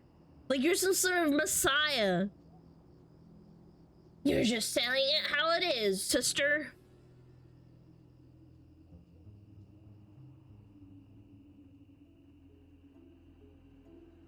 Americans are red, white, and blue on the inside. Eagle screech. That's right, brother. Kikona clap. Did you read their whole translation? So cooked. Yes, yes, the translation. I made a video about it. Remember?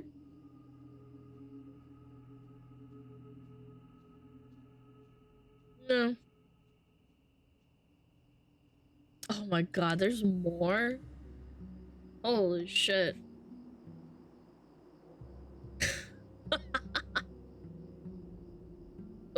Shroud believes that if Black Myth Wukong doesn't win Game of the Year, the awards are rigged. So far, this game feels like any generic action game you'd get with a demo disc bundled within a magazine? Who the frick is this guy? Wait, is this the guy that makes like really sick, nasty videos? The guy that made like a video about, what was it called?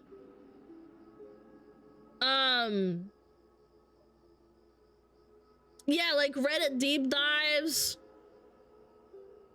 Yeah, I don't know if I can take this guy seriously. He's the guy that makes like videos on like really sick, nasty shit, like sex dolls on the internet and yeah, strange stories from the internet. Yeah, I'll take it with a grain of salt. I think this guy's rage baiting 100%. I've seen nothing but nice things, and the cinematics are insane. I watched Tenma and Lumi play it for a bit, and it seemed crazy, man.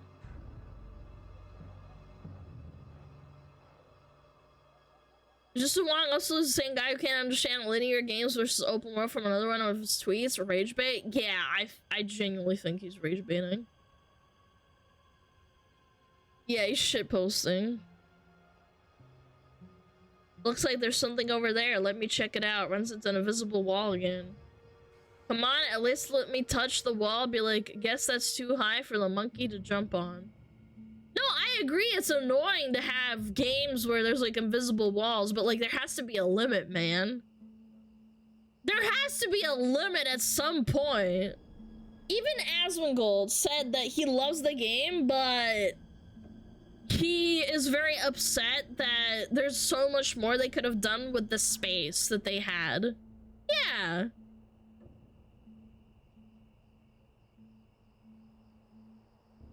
Yeah, this is some rage bait. I hate Twitter, man. 10.3 million views. Yeah.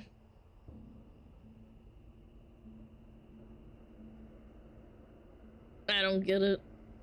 The invisible wall? I mean, like, why do we care about this shit, man? Low quality rage bait, man. What's the closest competitor for Game of the Year? Helldivers? No, because Helldivers kind of fell off a cliff, man. Yeah, Elden Ring DLC, but that's not a standalone game. I think that gets disqualified as a Game of the Year because it's a DLC, not a standalone. Yeah, DLCs don't get Game of the Year. That's the problem.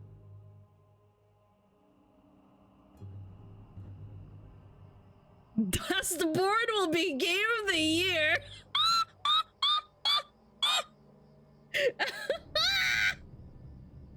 Yeah, man, for sure. We're the Dustborn. Dustborn, more like going in the dustbin. Am I right, fellas?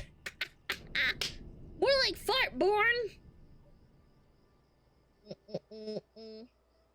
Alright. Let me see. Who subbed while I was yapping? Chat? Parallax, thank you the 5 months. Hello, Alana. It's been a while. What's up? Not a real bean. Thank you the Prime. Silver Corruption. Thank you the tier 2. I really appreciate it, man. Thank you so much. First ever subscribing. What a way to do it. Got your YouTubes. Was well worth it. And we'll post the pic when I get it with a certain other VTuber. Ooh, really? That's awesome, man. Yeah, you guys better be posting in December or January when it comes to your like house. Make pictures. You better show pictures. Thank you so much, Ram. I appreciate it.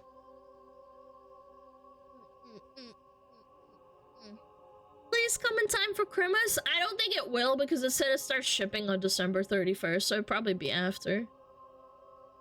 Why are we talking about Culture War slop? Why not? Because it's my stream. I like talking about slop. I love consuming slop. Tasty. Delicious. Okay. Enough talk. Time for action. Reddit. Who needs MRE? Why would you want to take your child to war in the first place? Should women be allowed to breastfeed on the battlefield? Who said anything about a child? Ew! That's clickbait. This is not real. Come on, man. Yeah, the troops eat milk. Titties. Tasty. That's 100% bait. Yeah, it's a meme. Tactical breastfeeding allowed. Recreationally, not during active combat. Chat, emergency rations activate. Mommy milkies, I need to slurpin' glorpin', please. When breastfeeding on the battlefield is faster than switching to your water bottle. That would definitely boost morale. I've known some vets that would probably argue they'd want to pass the tip before a requisition MRE. Ew! That is so gross, dude. Guys, there's people who have tasted breast milk and it doesn't even taste good. I don't know why people are like, oh, mommy milk is like, have you actually tasted breast milk? I don't care how it tastes. Depends on the woman. No, man. You guys are such copers, man. You guys are coping. You gotta try at least once. No, thank you. I'm good. It's just watery, fucking stinky, fucking breast milk. Are you speaking from experience? No, I'm not a sycophant. I watched a video of people taste testing breast milk consensually from a woman and then a couple of other women, and they said it tastes like shit. Anyone who thinks it tastes normal or good has a fetish. Calm themselves out. That's right. From a woman? What do you mean?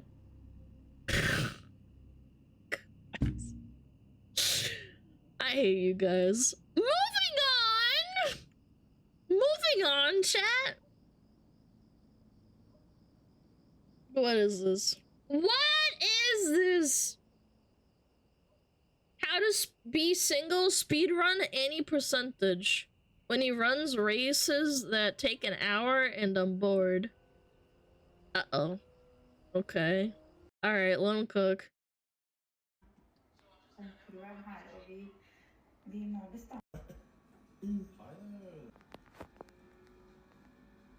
Alright. Okay. Nah. Nah, come on. Hello! He's so pissed! Man, let him fucking play! Man! Man, what a bitch, dude. I would love to actually do this. Like, if I was in her position, I would just be flipping on my phone and, like, talking about how good he is at driving or something. Yeah, I would be pissed. I want to strangle her. Bro, why? Why are you so heartless? I have a friend one of those. It's awesome. Yeah, why not? It sounds kind of like fun, man. It's probably expensive because you need like a whole setup. Who does a pro race? Yeah. Like, why are you never paying attention to me? Bitch, he's playing a video game to unwind. Is it an online race? I don't know. It doesn't say. I think it's just a one-off. I would fucking hope so. Woman won't get the pain all men just went through watching this clip. This is heartbreaking to see. Imagine if you threw water on her cute new dress and she's pretending to go out. Preparing to go out. That's how she feels. How he feels. Dude, I'm cooked up AF. I can't even say words right. A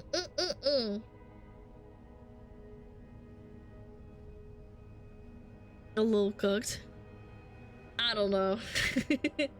Honestly, I would kind of like this. I like watching people play video games. Maybe because I'm weird and I grew up with an older sibling and he would constantly hog the computer because it was his computer. I would constantly watch my brother play video games. One of my earliest memories is when I was a little fucking kid and my brother got Diablo 2 and I remember the little, like, you know, the mana pool on the top, on the bottom right, or the bottom left, and I remember looking at it and I pointing my little fingies at it and still I'm saying like, oh my god, that looks so cool, what's that? And my brother's trying to explain to me what like mana is in a video game, and I'm like, wow, that's so cool. I remember what his room looked like too. I was like, I don't know, like 2, 3, maybe 4. No, I think I was like 3 probably. Yeah, it's one of my earliest memories ever. I'm watching my buddies play games, especially Fallout. Yeah, Fallout's fun to watch. There's like a lot of mods and there's a lot of action going on. I remember I watched my brother play Fallout 3 as well. I would burn her favorite dress. Jesus Christ, man! You guys are taking shit way too far. I mean, it's just a video game, but like, I wish he doesn't do it often. No, Alana, he's right. Hashma, shut the frick up. These are cooked. Person who I'm watching either have to be better than me or just simply know the game, because watching people who know nothing about games that I know makes me feel unreasonably uncomfortable. Yeah, I totally understand that. I'm talking about like, it either has to be entertaining or they have to be better than me. Relationship question, that's all. Yeah, especially because it's an hour-long race as well. Some of you have some cooked opinions, and that's okay, chat. That's okay, chat. Alright, what's this? Oh no. That's probably copyrighted music. Is it? I would hope not. Alright, what's this?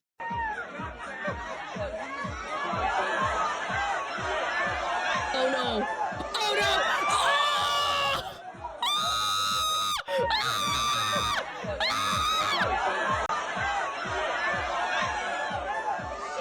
Granny, no! Oh my god! Oh, look at the freaking bend! Look at the bend! Look at the bend! Someone get her a fucking hospital, man! Dude, she went all out, man. Minus 5 years of life. Bro! Look at the bend! It's shaped to her freaking head. No! Dude, you are so dumb. Why? Oh, like that was full throttle. You saw the stance. Look at the stance. Look at the square feet.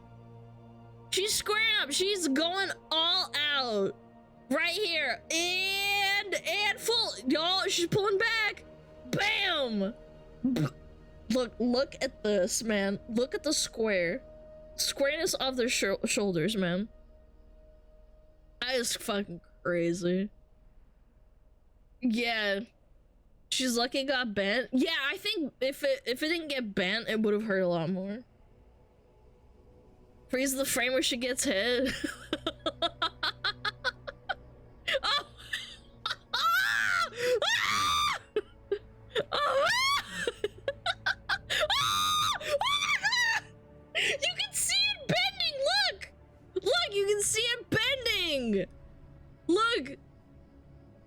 right here. It's really blurry, but you can see a bend as she's like bending down. Oh my god, man.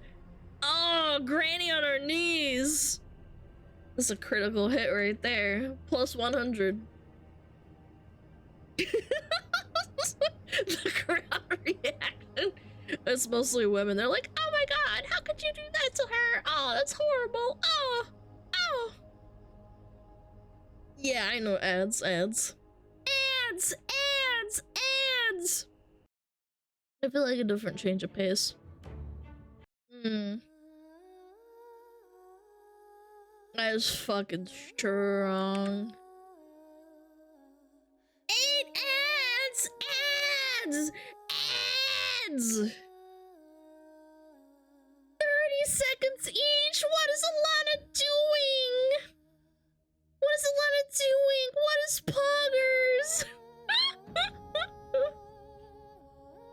There's a new way to go clubbing? Yeah, lady, you are lucky you do not have a concussion.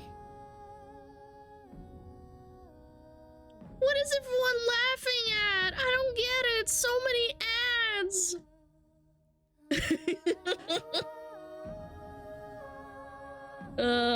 It's probably a plastic bat. No, it's not. It's like a metal, like, shitty pipe. It's probably just horrible. Chat, I need to grab some more water because I chugged so much water. I'll be right back, okay? Oh, Metapod. Oh, Metapod, use Harden. Metapod, Harden. Oh, yeah, Metapod, you're so hard. Metapod, Harden. Oh, he's so hard. Look at those 2 hard throbbing Metapods. They're so strong and hard. Wow.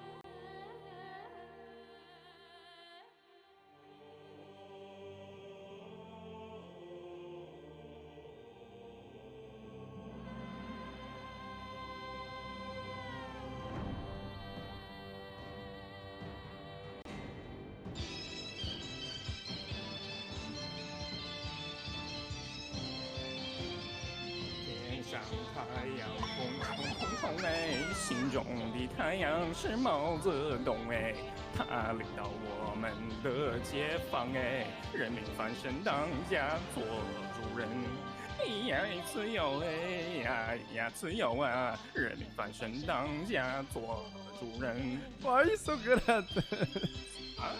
My language, man. What do you want from me?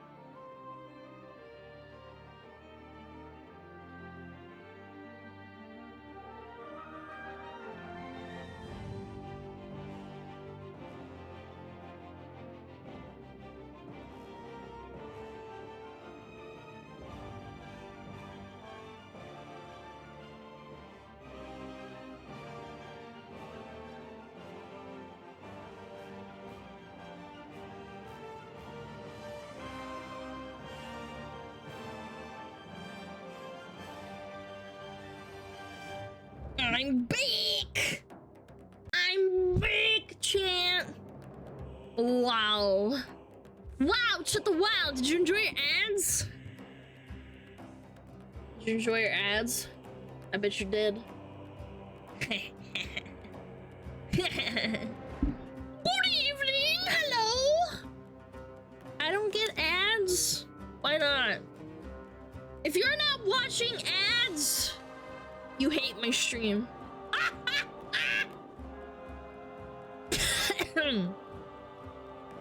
I need to stop fucking freaking out so much, chat.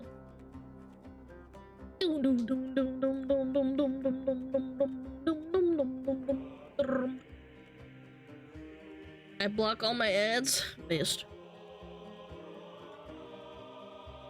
If you watch even a second of Alana streams without ads, then you're a dirty thief. Guys, it's not that deep. If you ad block, you know what? More power to you.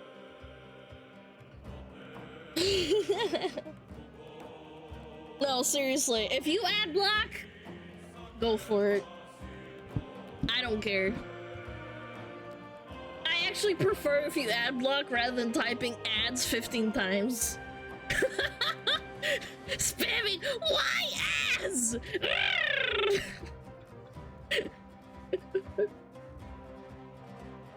Yeah. Alright, what's this? Something about IGN? What's this? Boom, boom, boom, boom, boom, boom, boom. Ooh, whoa. Whoa! Actman says the Black Myth Wukong video I just posted has some bad info in it, and I've decided to take it down and re-record it and re-edit some parts of it. On the plus side, a new angle I can add to the video is misinformation in game journalism. You know what? Good for you. Thanks, IGN, for not including an editor's note in your article that contained mistranslated quotes, smiley face. Yeah, sounds about right. W Actman. Ew, Actman! I know some people don't like him, and that's okay. I like some of his stuff. Yeah. You can't even say like, oh, you know, you Actman. At least you took down a video. And didn't like misinform people. That's okay. He's a slanderous turd. Citation needed. I'm a slanderous turd by that logic. His fault for trusting IGN. Oh, I'm sorry. I didn't realize there were so many other different gaming journalism websites that people actually post on.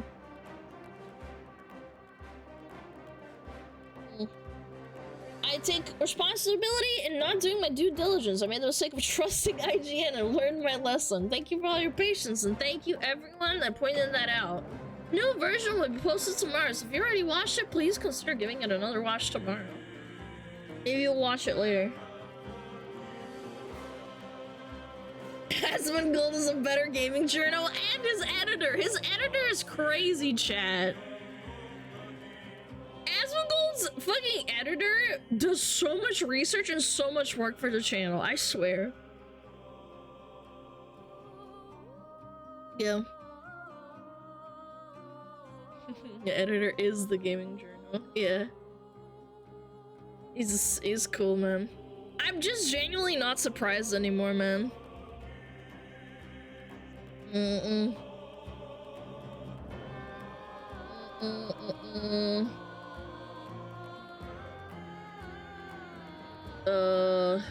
know what? This is a bit intense. It's a bit intense, chat. Wow. That's better.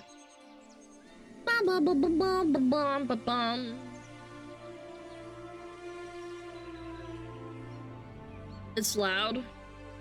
God, it's tough having commentary music for the background. Commentary background music. Cause like all of them are mixed differently, some of them are not loud enough. What if you played Red Sun? You could play it later. Alright. What's the last thing over here? What is it? I guess no one can ever take a day off. These pictures were taken in Austin, Texas during business hours. If this is your work from home schedule, I have terrible news. There are people in the Philippines and LATAM who can do your job better than you can do for $5 an hour and work 60 hours a week, no complaints. Who the frick is this guy? Sweaty startup. Yeah, I can tell, because you're sweaty and you care way too much. I buy real estate and start companies. Of course you fucking do. You fucking rat bitch. Ooh, these people are working a 9 to 5. Fucking pieces of shit. Dude, these people are just having a good time. Like, fucking leave them alone, man. America is so entrenched in work culture. EU constantly makes fun of EU and Latin America constantly make fun of America for having like horrible work hours, and then the one time like Austin, Texas like has like a lot of fun and then people want to sunbathe or like swim in the lake or something, people are oh, you better be working. I buy property that makes money for me while I fucking exist. This fucking rat fuck buys real estate and starts companies with the money that he makes off of literally existing off of real estate, and then he complains that there's like these busy bees who need to be working all the time. I hate people like this. Look, you're allowed to buy real estate. You are. Unfortunately, it is how it is. It's not illegal. But holy shit, you should not be able to just make millions of dollars off of buying real estate and property when you don't even fucking live in it half the time. We're not Asia yet, but you know corporate America looks at Asia's work culture and drools. Yeah, they do. They wish for that shit.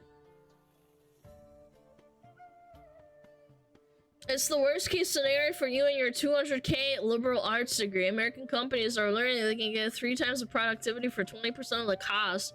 80% of my workforce is in LATAM, the Philippines. Yeah, you're using people for cheap labor? Yeah, wow, you're so good. You're so good to them? Wow. What's the China thing? 996? Yeah, it's 9 a.m. to 9 p.m. 6 days a week. Did you know that having a PC in China is actually considered like a waste of like, I guess not time, but like kind of like resources?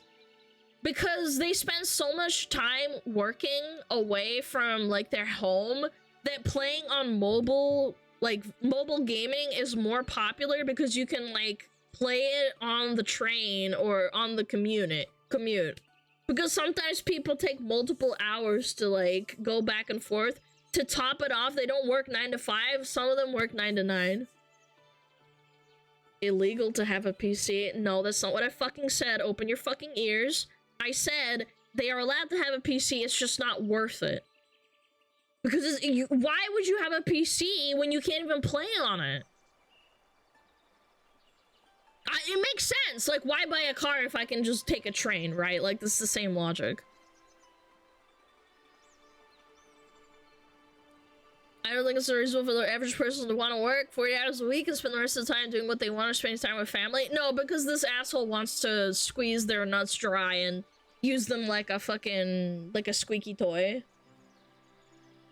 Until they're like, you know, ripped apart to shreds so he can squeeze more money out of them.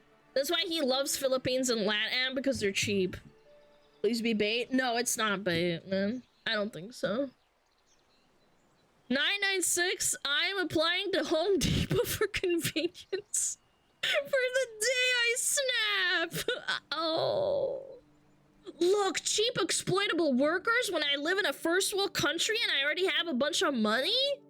Wow.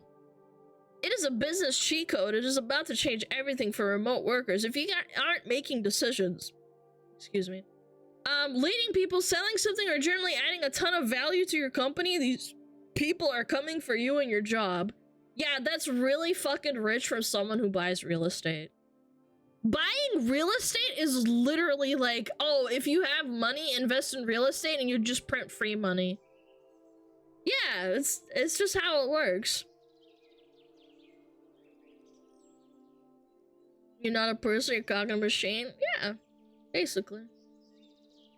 Chinese youth aren't falling for the rat race. They got the let it rot and the lying flat moments driving labor shortages up. You know what? Fuck them. Good for them. Fuck them. Good for them. Let them know. I don't think people should work 9 to 9, 6 days a week. I have the go. Yeah. Yeah, Kagi, do your job.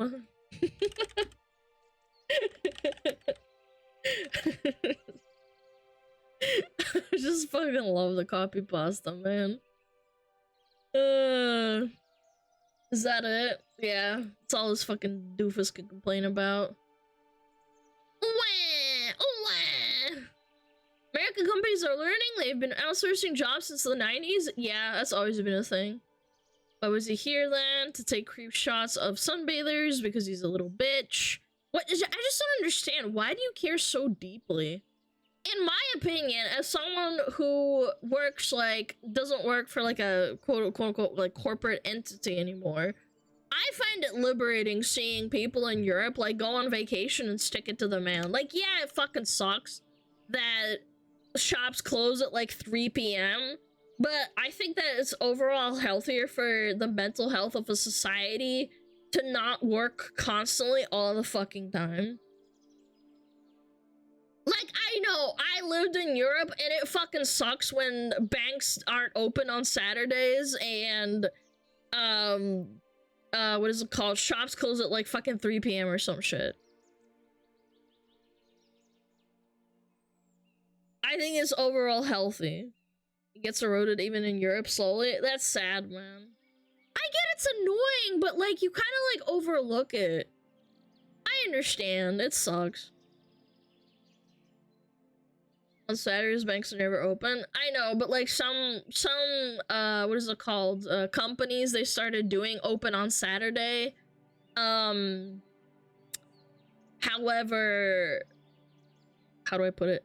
They started changing it because people started complaining a lot, and now they open it for like a little bit, maybe like an hour or two, maybe even like 3 or 4.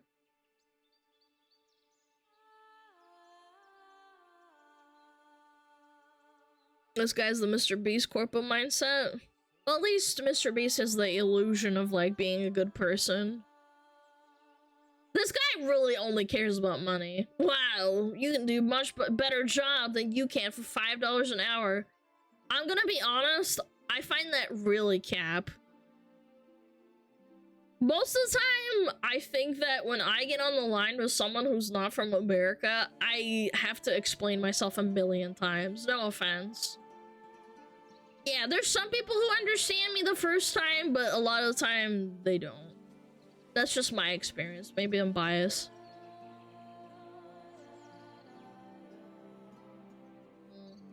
But you can open on Sunday, you need to pay 100% wage to worker for the day's local law. Yeah, it depends on the country.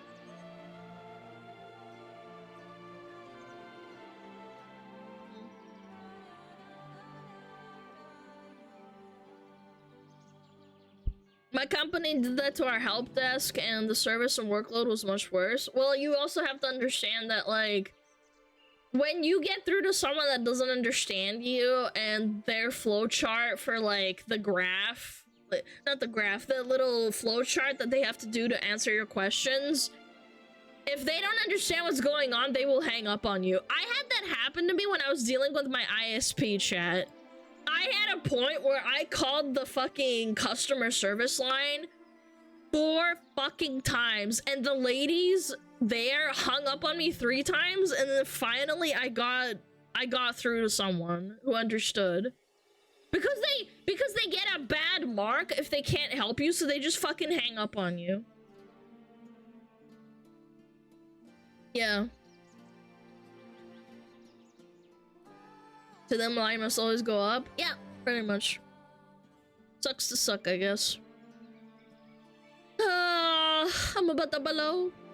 Stupid? Well, on one hand, it's not really their fault because they basically get fired and told off. Like, most of the time they have like a 3-strike policy. If you fuck up 3 times, they get like automatically fired. It's very, very unfair.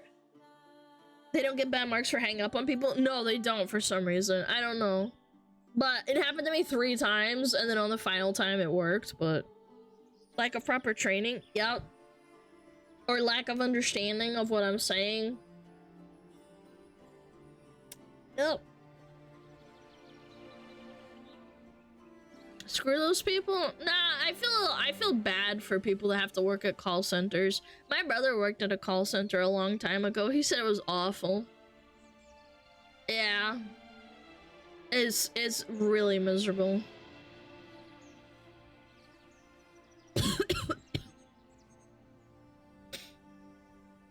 Alright. I think it's time for React! React! Chat, we act? We act? We act? Wagey, getting cagey. All day long, you sweat and ragey. Need is comfy, need is cool, need is free from work and school. Wagey trapped and wagey dies. Need eats tendies, sauce, and fries. Yummy, yummy, yummy.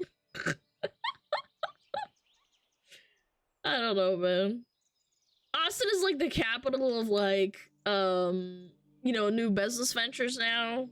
Like tech startups and shit, and then you wonder why people are getting fucking burnt out. People that just extract value out of economy without adding anything are immune to karma. They just get bailed out after the bubble pops. Yeah, it's sad. And then like normal people get fucked over. Gee, why does no one want to work anymore? Maybe because you're burnt out! You're tired! Yeah. That's right, clean it all, Wagey. Clean the comb. Ah! Alright, where's my sheet? Where's the land of the X, chat? Where's the land of the X? X this. Clean your tabs? How would you clean this dick? Blech. What's on the menu today? Oh boy. Oh shit! Don't forget all the government printing leading to a surplus in amount of raw cash that they need to get the people. That's the recreation of bullshit. Oh, the creation of bullshit meaningless jobs. Ho ho ha ha. Bro, don't even get me started on that shit, man.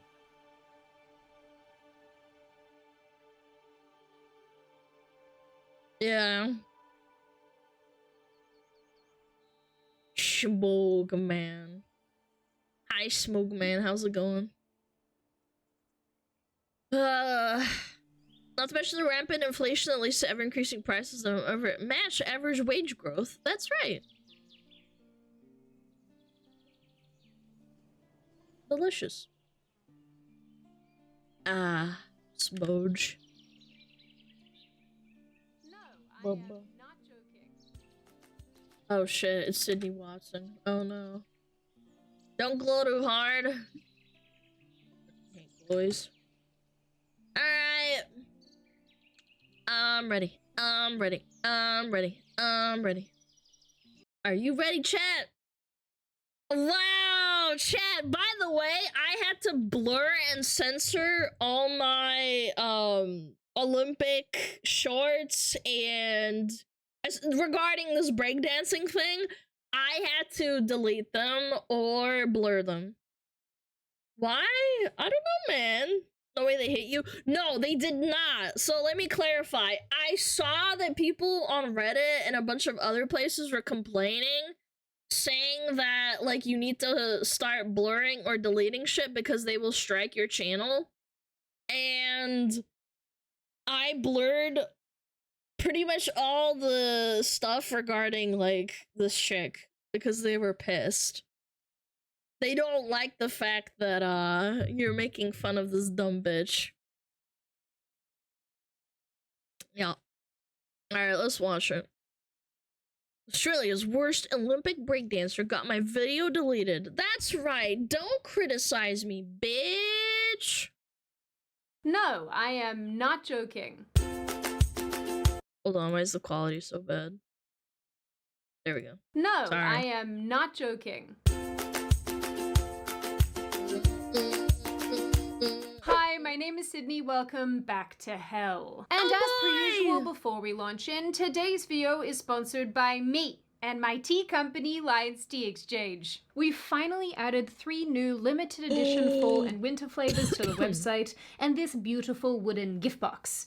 I know it's genuinely really hard to be thinking about the cooler weather when we're in summer, but all of these are available for pre-sale as we lead into the gift-giving season. My gift boxes are super, super lovely. They're heavy, they have removable dividers so you can use them for whatever you want, and you have the option to add whatever flavor you'd like to them as a gift. So go check it out, organize your Christmas gifting early, or just buy them because they're awesome. I will link everything in the description box. So some things have happened over the last couple days that I wanted to share with you all because it appears that our Hell Gondola is being capsized. Is that the right boating reference? I don't know boats. All I know is that YouTube, Rachel Gunn, and the IOC have rolled up on my channel like, look at me, sure. Look at me, sure. I'm the captain now. Lots of extremely dumb nautical jokes to be made here. All aboard. Wait, that's trains. Now, as most of you already know, I made a video a few days ago about Australia's Olympic breakdancing sensation. I did too. I had to blur it all, and then I got scared because I don't want to get copyright struck or something like that, so I blurred them all. When I realized people were like, hey, Alana, you might get struck and then your channel's gonna suffer. And I'm like, oh shit, not again. Rachel Gunn, known by her dancing name, Ray Gunn. Unfortunately, I can't actually show you any clips of Gunn's performance to illustrate what I am saying here. You can show And I will pictures. explain why that is in a little bit. But what I have done instead, what I have taken it upon myself to do instead, is to create a reenactment of said performance so that you can get the idea of what was going on. And yes, Oh my god. Dude, if I had a 3D model, I would reenact it myself too. That'd be so sick. I'd just be twerking on the ground. plot, feel free to rip this and use this footage in your own videos, because I'm not a jerk. Oh my god, no. Wait, she's playing Black Myth Wukong. Oh, that's cool. No.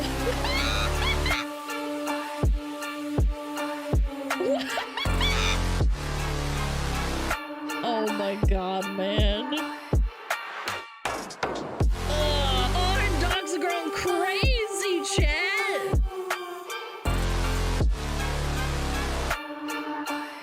Her dogs are going crazy. Had a really great time at the Paris Olympic Games. I feel like I did my best. I went out there and performed. I really performed, and I'm gonna take home gold for Australia, even though I didn't win a single point. And I am now someone who likes tracksuits that I have historically hated. Someone also made this very Did she actually say this? Not like Sydney. Sydney's reenacting it. Was that actually what she said? Or was she parodying a little bit? No. Okay. very alarming It's a AI parody, edit okay. of Gunn's performance at the Olympic Games, which I'm going to use because, you know, like I just said, I can't use the real clips, so enjoy. I don't know why I said that. You're definitely not going to enjoy it. It's a little I'm guessing Australia's on breakdancers. A bitch cheated to get selected because they've seen better moves for a 10-year-old that got sand in odd places. Yes, there was a rumor going around that nepotism happened during the picking for Australian breakdancers in Australia for the Olympics, and her husband was like part of it or something. And she basically ended up like shoving her in to the team. And yeah, there were better picks, and a little bit of nepotism happened, huh? terrifying. Again, as most of you likely already know at this point, clips of Gunn's breaking performance, known commonly as breakdancing at the Paris Olympic Games, went extremely viral. Whoa, whoa, whoa, whoa! I thought it was real for a second, and I was like, holy! It's AI chat. I got scared. Because she pulled out some very interesting dance moves, such as scooting herself around on the floor and hopping around like a kangaroo, I think. It's lit. Just take a look at the drip. You boys don't get fired in this. Roll a dope, yeah, I'm high as a bitch. Wait. In my video, I discussed this performance and tried to answer the question of how Gunn got to the Olympic Games in the first place. I went through what I could find out about the process, the organizations and actors at play, and how it all fit together. And I decided that there What does this say? Hold on. Go back. Go back. the process, the organizations and actors at play. The Oceanic qualifying process determined the 2 Oceanic quota places for Paris 2024. Significantly given the misinformation currently in the public domain, it is important to note that neither of these successful competitors has any connection with the administration of the sport beyond being a competing athlete. Yeah, I don't know about that. Play and how it all fit together. And I decided that there was some weirdness afoot. Actually, on a serious note, a handful of professional dancers actually reached out to me after that video went live and basically said that a number of my assessments as a layman turned out to actually be correct. Particularly with relation to just how seedy and shady the World Dance Sport Federation, known as the WDSF, actually is, which, you know, is pretty cool. That's very validating for me. I don't know about the rest of you, but professional dancers always strike me as people who have like secret volcano layers. You just can't trust people who do rich people activities like golfing or archery. Or horse riding, which is extremely expensive as well. Always speculate, chat. What do you— unless you're a farmer that just has horses and you like to horse ride, there's no excuse, man. Fencing? you hiding? Anyway, the reason I'm saying all of this is because yesterday I woke up to a message from my dad asking me where my breakdancing video had gone. Actually, my mum asked me about it too, but she was much, much more conspiratorial right out of the gate. It's both weird and cute that parents never stop keeping tabs on you, even when you are separated by the Pacific Ocean. Anyway, it turns out my entire video had been blocked and banned, essentially, because I'd been issued a copyright claim from the International Olympic Committee, known as the IOC. This is exactly why I took it down. Even though it's good that it's not like a complete copyright strike, it's just a block. Blocked globally, man! Look at that! They are so scared of the truth, man. See.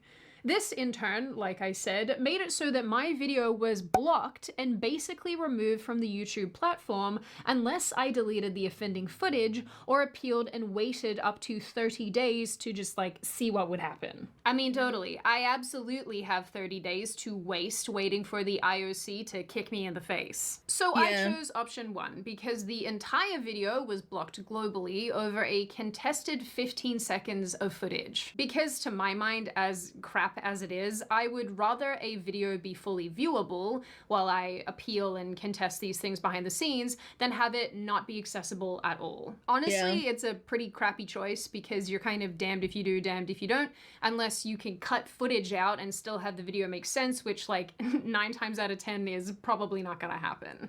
Yeah, it sucks cutting out footage. I can attest to that. Dealt with a ton of copyright claims during my time on this platform, but honestly, I have never really dealt with anything like this specifically. Usually the way that it works, and I'm not saying this is the case every time, but usually when a copyright claim comes in, the thing that becomes disputed is the financial side of things, the ad making side of things. This is partially why so many creators have a massive issue with YouTube's copyright system as it exists right now, because it's incredibly easy to abuse. Now, in the event that your video— the other thing is also if you copyright strike someone or copyright claim them, it releases all of your information to them, so it's really easy to dox someone, and it's super cringe. That's why people hate it as well.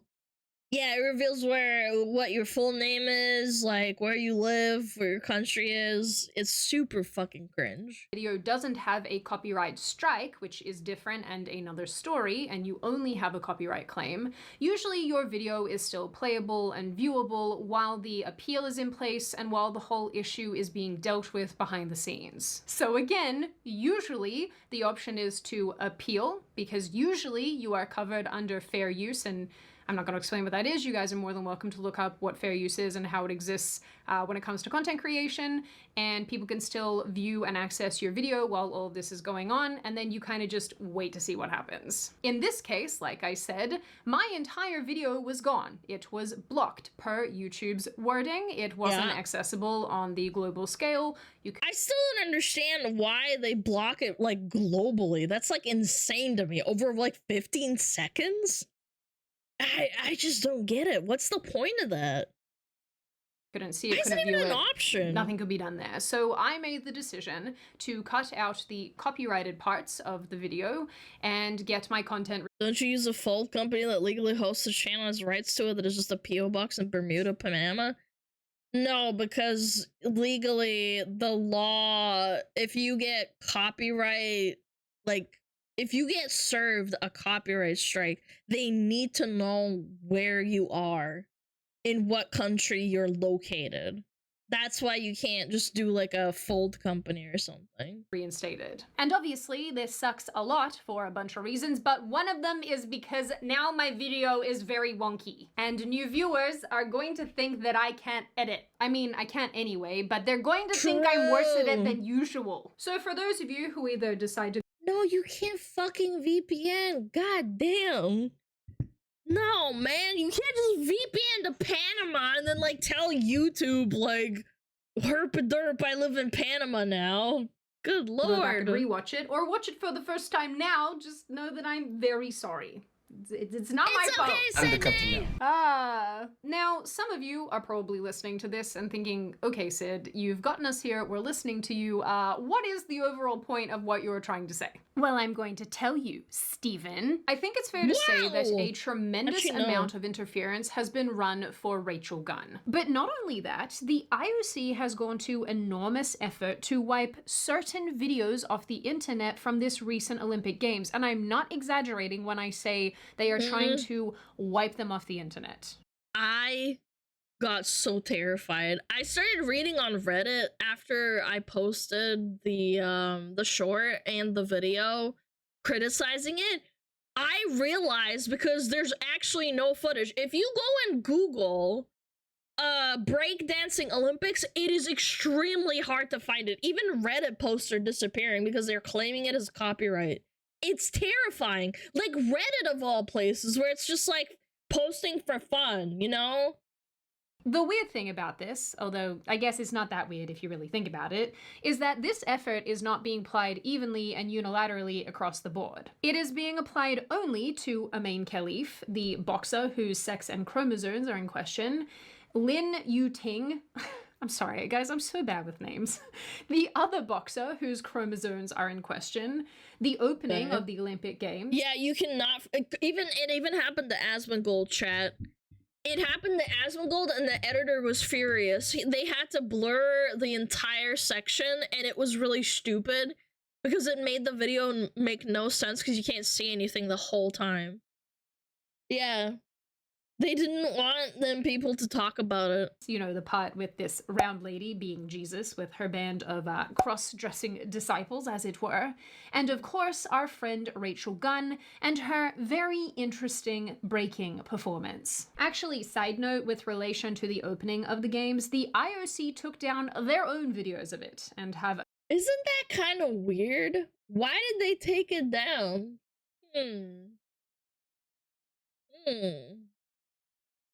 It wasn't Jesus, it was Greek god stuff. Look, I'm not a religious person, but this is literally the Last Supper that they were reenacting. But, okay.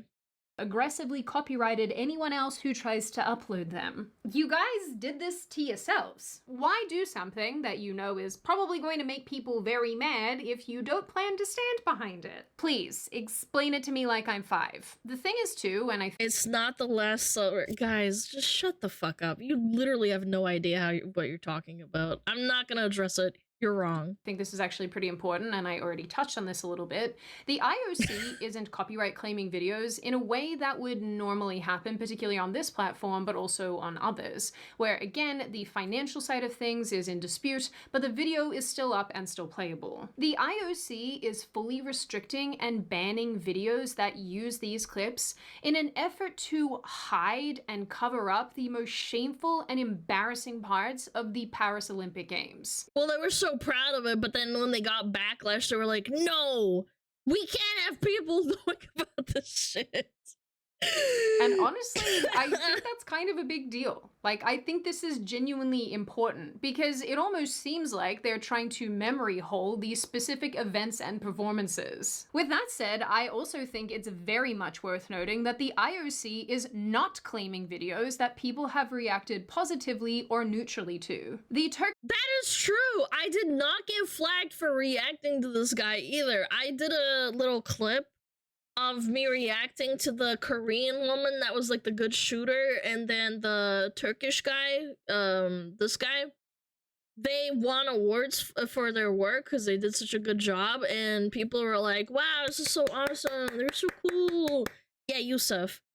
And I didn't get any flags for that, huh? Interesting. Turkish and Korean shooters who went viral for just being badasses were all over Twitter for days, and I didn't see a single takedown occurring. The same goes for clips of athletes being proposed to or doing proposals. Interestingly, and for all of your information, the IOC does actually have a history of issuing takedown notices and going after creators in the past. But I find it extremely interesting which clips this time around are being almost cherry-picked by the IOC to be taken down and removed from the internet.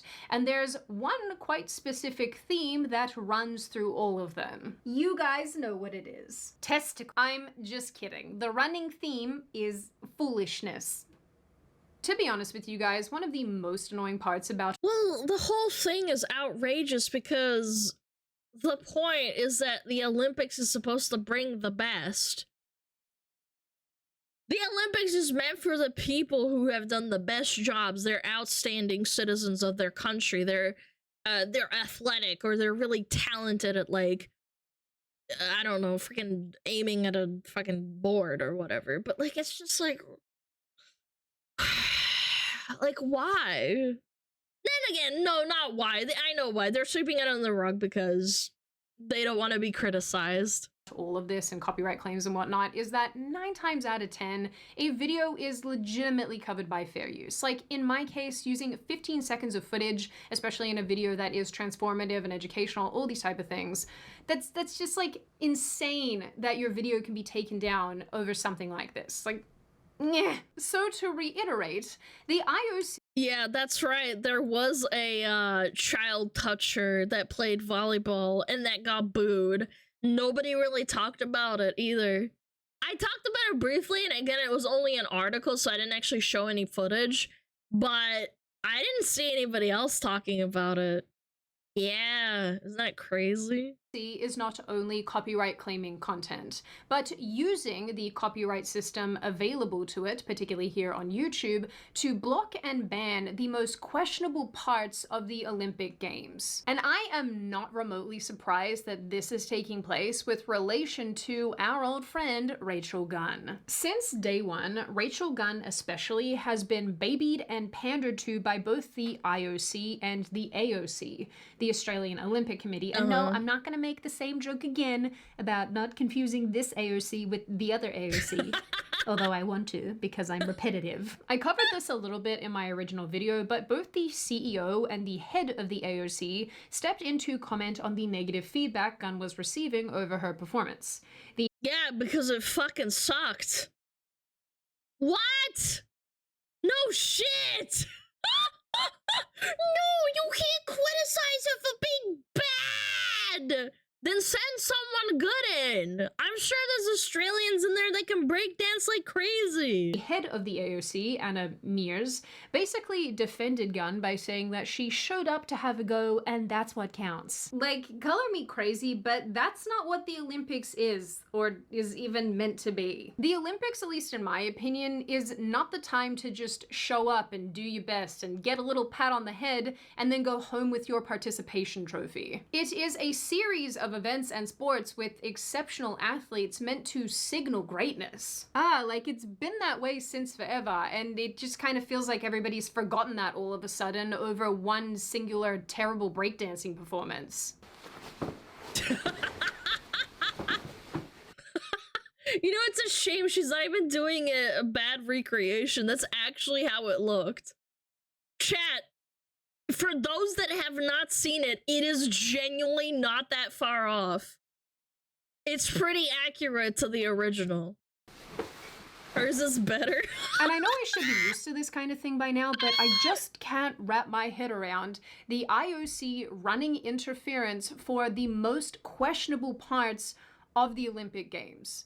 Like, I don't know what to make of that. That's just, the whole thing just feels wrong. Anyway, call me madly conspiratorial, but I do feel like there is more to this situation than meets the eye. But to reiterate my overall point here, I am surprised, actually, that it was Rachel Gunn who got a video of mine blocked globally via the IOC. Like, that is... She must have been fuming, man. Imagine frothing at the mouth, going like, she made fun of my crappy dancing, and she implied that I was a shoo-in because of my husband or whatever. Dude, it's the Streisand effect all over again. Why are you bringing attention to the fact that you're getting everything blocked when you can just shut up and let people make fun of you and maybe people forget about it? Is really something. Yeah, and speaking of our mate Rachel, and this is a little bit of an aside, she has now been signed to a talent agency in Australia.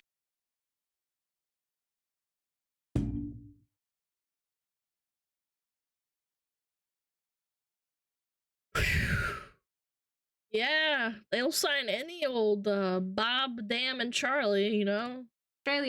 And been offered the opportunity to participate as a celebrity on a reality show. Because like I told you all in my last video, Australia— She's a Fed psyop. There's no way. Do they have federal agents in Australia? I wonder if they do. Maybe it was just like something to like, you know, maybe she paid a lot of money, or her family paid a lot of money. They do? Okay, so you guys know the Hawk Tua girl? I've always been convinced that it's a psyop and it's just a chick that paid a lot of money to like psyop a bunch of people because she said something stupid on like TV or something. And now people are paying her to like be a celebrity even though she's like literally the opposite of it. Yeah, I think this is a psyop. Has a habit of globbing on to people who maybe shouldn't have celebrity status and like canonizing them. Yeah. Why are we like this? I think the lingering sentiment post the Paris Olympics, and honestly this is really sad, is one of participation trophies and virtue signaling, almost to the point where it has completely overshadowed the reason for the Olympics in the first place, to showcase and highlight humans with exceptional sporting abilities. Almost seeming to understand this themselves, the IOC has gone to great lengths to erase its most profoundly absurd moments. I think if there is anything that signifies just how incredibly bad this Olympics Games was, it's that the president, Thomas Bach, has announced that he will be resigning in 2025, despite being asked to stay on. He's held his post since 2013, by the way, and he is now running for the hills. Through all of this, it honestly makes me wonder if the IOC has learned anything at all from Paris. One can only hope that they realize that going off the rails to cater to a bunch of insulated political narratives was not the way to go, especially if it resulted in them not only deleting their own clips and footage, but trying to stop other people from sharing clips and footage of their own events. And in the end, as for our mate Rachel Gunn, well, she is— They went as far as copyright striking on Twitter, which is ridiculous. Twitter's kind of like a free-for-all in terms of like copyright. You have to be really gung-ho on like doing that kind of thing on Twitter. It is not easy to copyright strike someone for that. Seemingly protected from pointy words by not only two major Olympic bodies, but by the crazy abuse of the existing copyright system. Now, of course, and before I open the floor to all of you, this is just a reminder to check out my company, Alanas YT, using the link in the description. Go and check out the limited edition of flavors that we have for Christmas and for autumn, and also the really cool gift boxes that are available for pre-sale. I promise you, you will not regret it. They are very delicious, and the boxes are super cool. Now, I open the floor to all of you. What do you all think? What do you make of the IOC using the copyright system to globally ban and restrict and and block access to footage from its own Olympic It's Games. cringe! What do you make of the fact that it's only doing it to a specific number of clips, to a specific number of performances and events from the Olympics? Do you think that there's something weird going on? Do you think that that's actually pretty normal, that it's actually up to their discretion?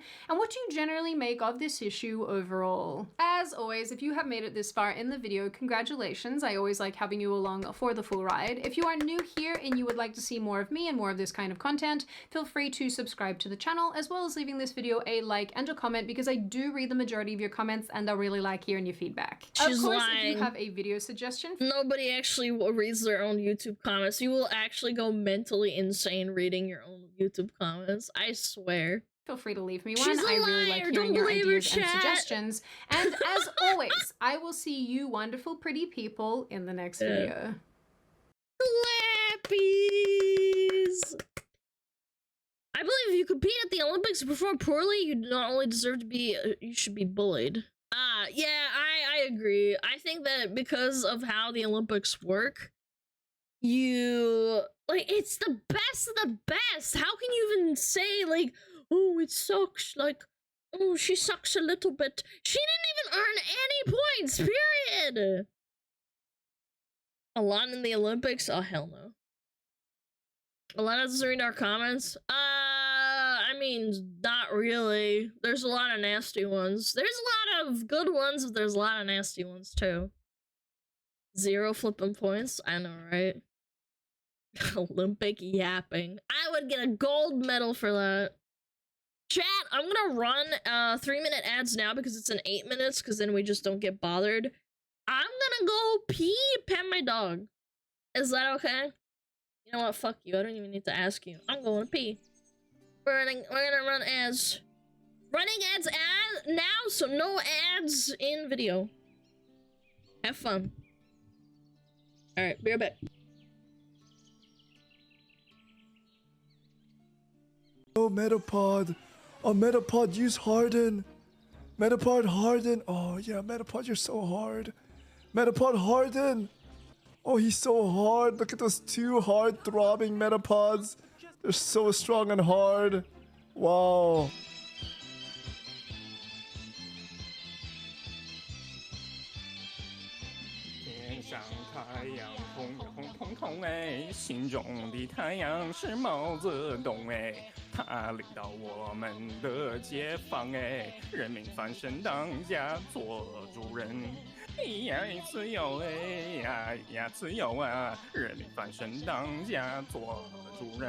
Why are you so good at this? My language, man. What's up with me?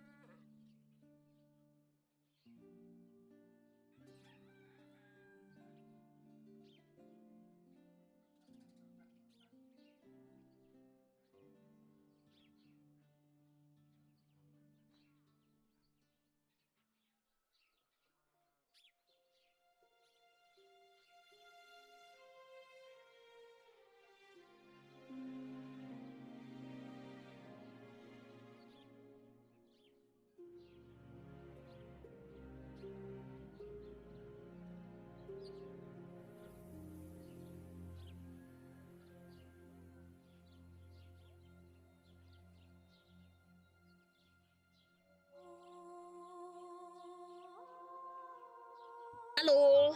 Hello. Alright, we got another 45 seconds of ads.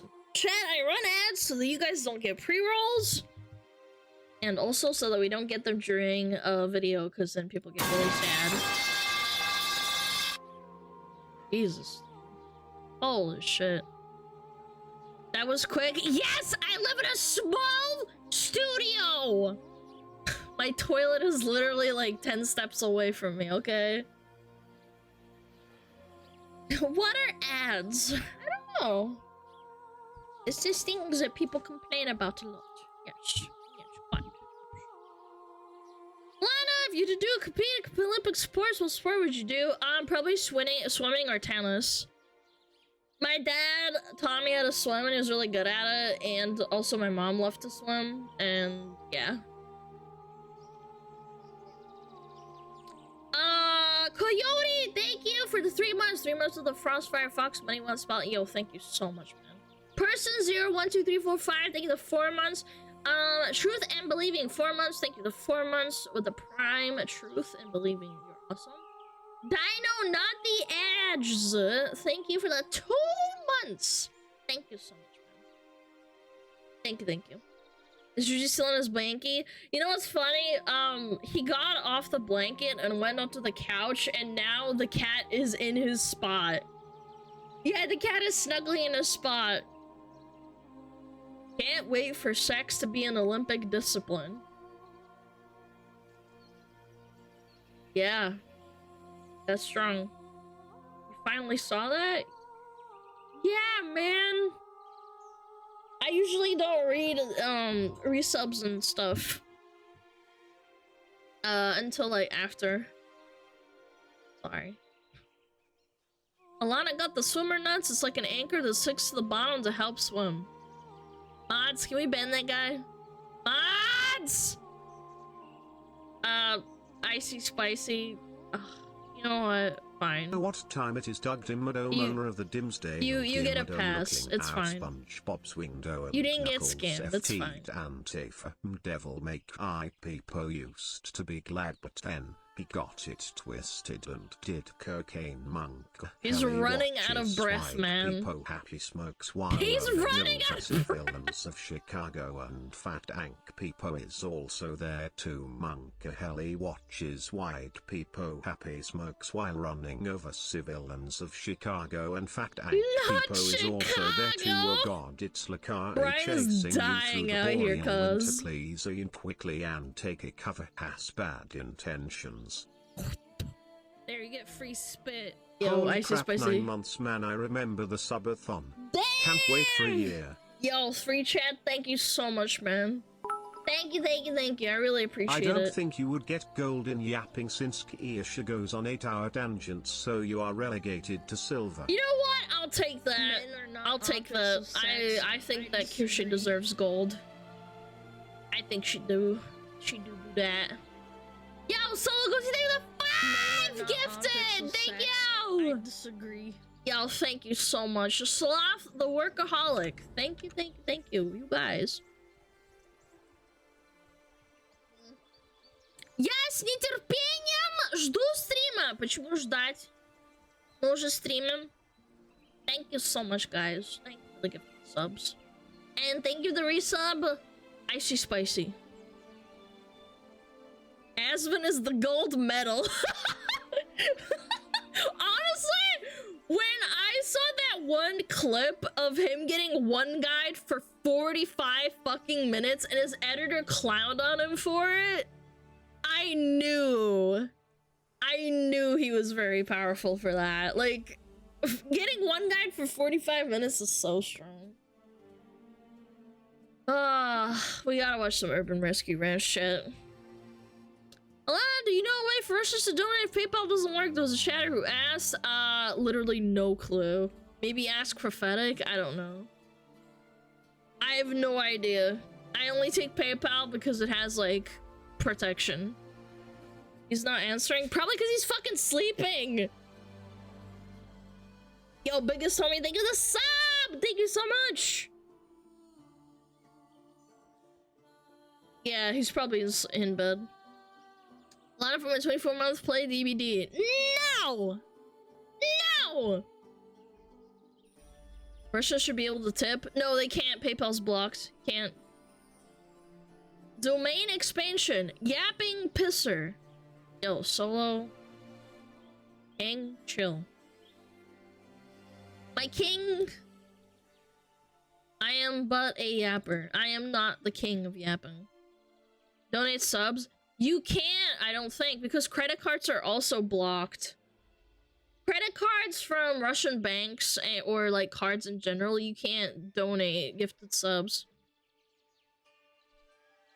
May I have a yo? No.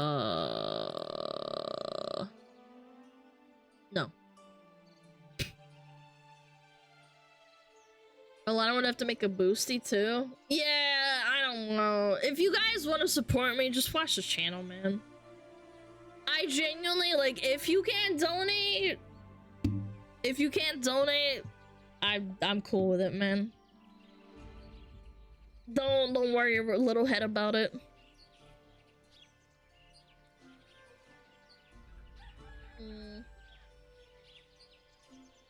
Alright, let's do it. Open Whiskey Wench! How to find capybara eggs, Dangerous Edition. Wow. I just hatched a capybara egg. Wow. There's a beaver making a dang bang in here.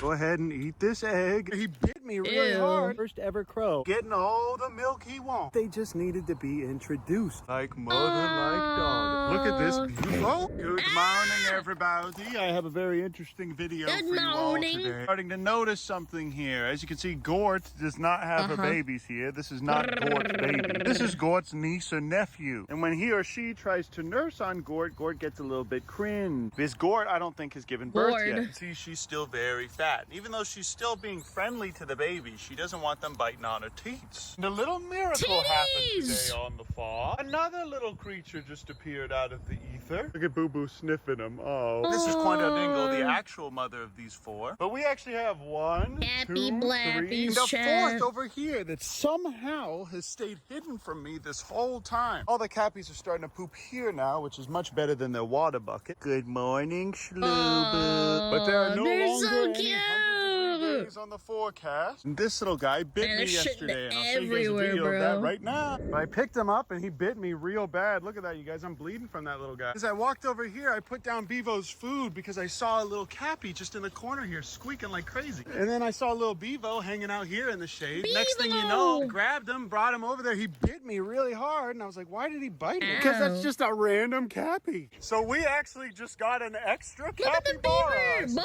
guys can hear from the whistling ducks. They sound similar. When I heard that in the bushes, I just figured, oh, it's just another whistling duck in there. But now this little fella is very sweet and cute, and he's a lot friendlier. But as he was hanging out at the pond for the last few days, this little guy is an overgrown rodent, even with his mom and family. He is accepted by Quandale Dingle and her little family, but over here, Gort doesn't like this one bit for some reason. But like I said before, I give these guys a bunch of fresh water every day. They have several tubs to choose from, one of which they never poop in at all, that I don't even have to refill. I even have little miniature tubs for the babies to poop in. As you can see, I fixed this tarp thing here, so now it's finally standing up again. I got rid of this little Widowmaker right here, and I'll show you guys a clip of that. Hey, and I'm gonna make your mom a widow if you don't like this video. What?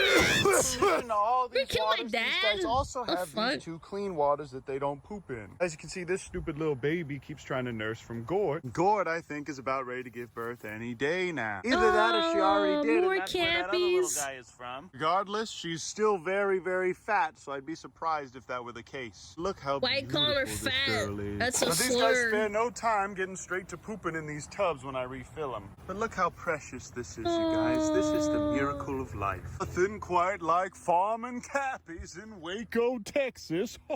How cool is it that we just got a little bonus cappy here? That little guy could be Gort's baby, and she just gave birth really quick without anyone noticing. Perhaps she did just have one little baby in her belly. Regardless, I am thankful for all of these creatures, but one of them I think I'm going to give to a friend to bottle feed until they get a little bit older to where they can just eat their own food. And of course, even though they have all of these tubs here, the big ones still choose to poop in these little ones. Look at this, you guys, all full of these everywhere, clappies, just like you, shitting everywhere. And this fella coming up to sniff my armpits. What do you guys think? To me, it looks like Gort's nipples are swollen, but I don't think she's given birth just yet. Regardless, I'm thankful that the good Lord brought that other one back to us. And honestly, I'm completely amazed that he survived over there without his mama for so long. That beaver had to have been keeping him alive somehow. And cappies aren't really exactly weaned when they're born, but they are about ready to eat whatever they want the second they pop out of that uterus. Obviously, it's ideal if they eat a lot of milk and follow their mom around wherever they go. But they also need to hang out by the water's edge where there's all kinds of caimans, crocodiles, and lions, tigers, and bears in the jungles of Alaska. See, guys, I know what I'm talking about, but these little guys are doing just fine here, and they're warming up to me really well. Look at this little guy. But thank God this is the last day of 100-degree weather. Hopefully from here on it should just stay in the 90s. And hopefully just go down for there. But this is a nice little nursery enclosure for these cappies. And as soon as that second litter gets born, I'm gonna move them all out to that pond over there, or the new place where we already have a pond made. Even if we don't have enough space for these guys, I've got more than enough qualified people knocking my doors down to get them. If only people were knocking my doors down to get Kevin from me. Look at this. The tropical jungles of Alaska. Oh my gosh, but as you can see, his pond is completely dried up here. That's why I give them fresh water every day. We need to dig this out and put a liner in here if we want it to stay wet all summer. Also, to all you keyboard warriors out there that thought that I was genuinely upsetting these guys by throwing their eggs at that little barn over there. Animals are not people, especially birds, you guys. Male rhea actually have to keep female rheas from eating their eggs sometimes. On multiple occasions, I've seen Soulja Boy and Kevin scaring the females away from the eggs. And yes, they were going up to the gas bombs over there because they smelled delicious. Later on, I saw them actually trying to eat the eggs. But if I had left those eggs here, you guys, they would have just completely exploded, and then these guys would have been completely covered in that nasty stuff. And that literally happened right here with Soulja Boy. Oh, that didn't feel good. Oh, well. Ever since I moved Kevin to be with all the females, his aggression has gone up by like 5. That's a bleeder, all right. Oh, that was his little noise. Oh, beautiful little boy.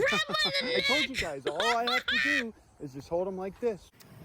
Just gotta grip him with the right amount of strength. See, I don't even have to close his mouth. I don't even have to keep his mouth shut.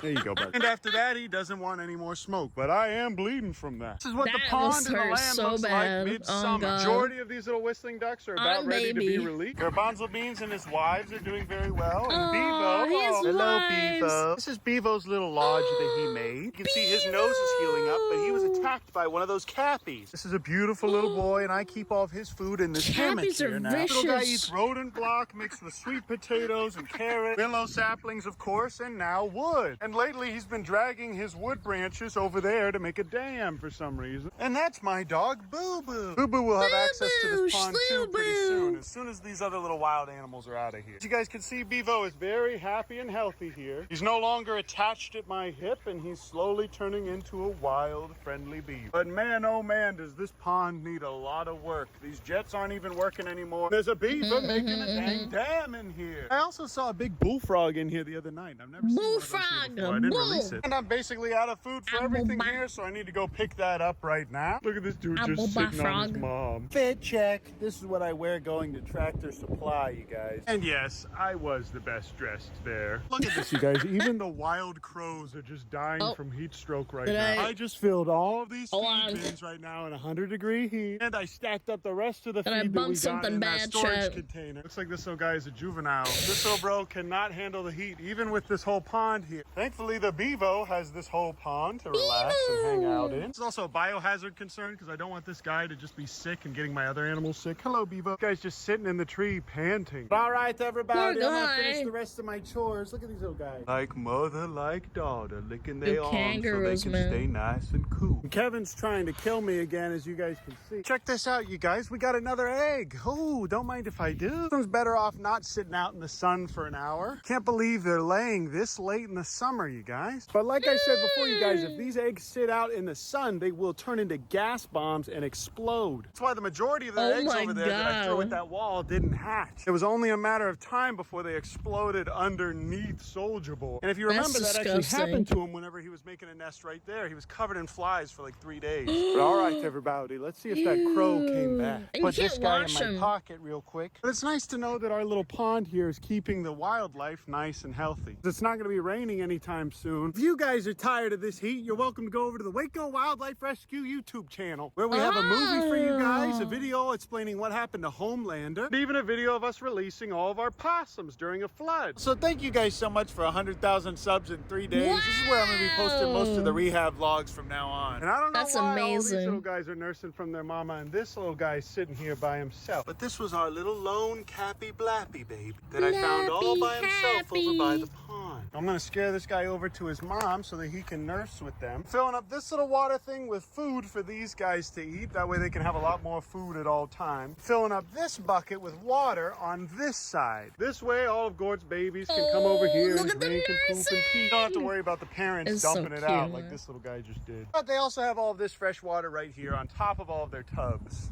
And I don't know why, but sometimes this little guy gets chased away by this female. Quandale has her little babies, and Gort is actually coming over and scaring this little baby away. Perhaps that's why this little guy was by himself over there. See, look at this. And then she chases him outside of the little thing. Or she just comes up and sniffs him. She likes him. It makes no sense. Why is she friendly with this little guy but not the other? Let's see if we can section off that little area. The Rhea honestly don't even use all that space. I haven't seen these little guys nursing on her yet, so I don't know what's going on. Go ahead and eat this egg, and then we're gonna go ahead and move you over there. All right, everybody. Now Shlubu's in here for some reason. I'm gonna have to get him out. But this is more than enough space for all those Rhea buds. Now I've got all these little spots segmented off, and there's little Patwick over there. This is my dog, Boo Boo. I love how Axis deer keep their spots, even when they're mature adults. Come on, Shlubu, let's go. And I wish you guys were here so you could smell them, but these guys smell just like Gordon Quandale did when they were little babies. Oh.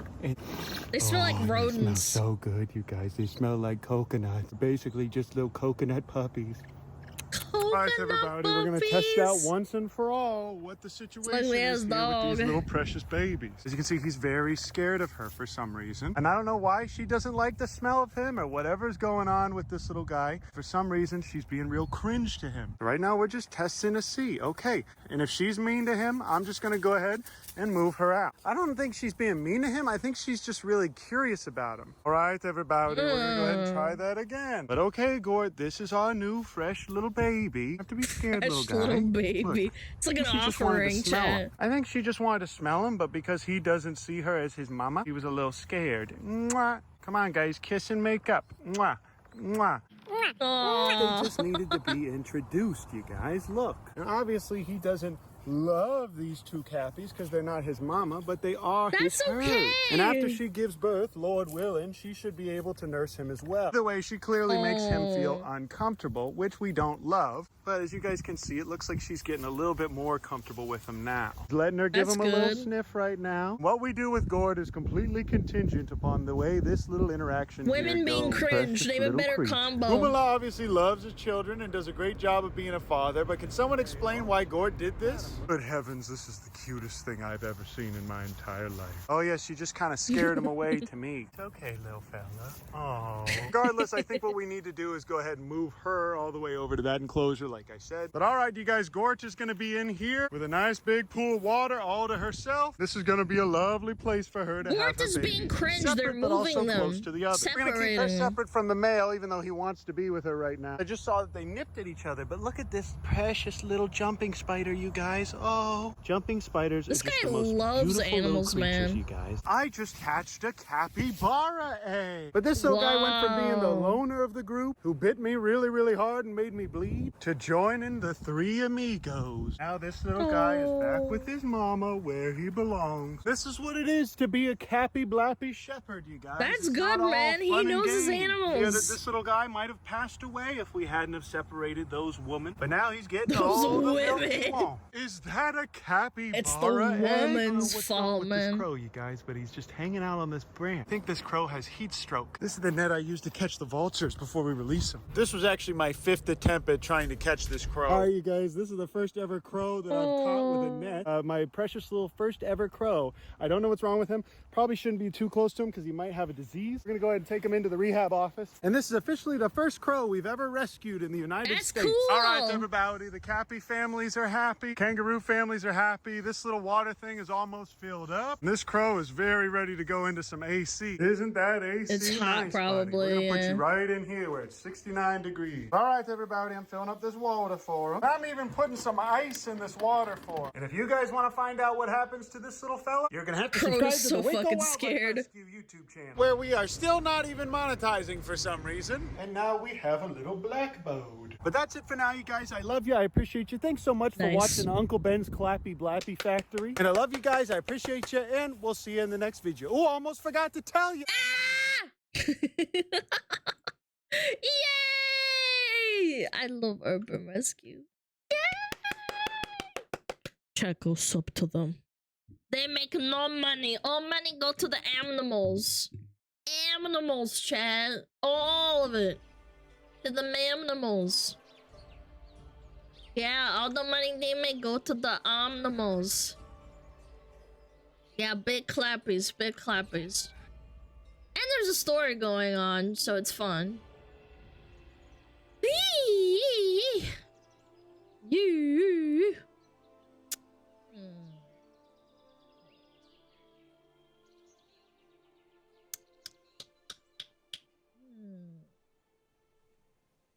What if? Oh. Yeah. This looks interesting, Jen.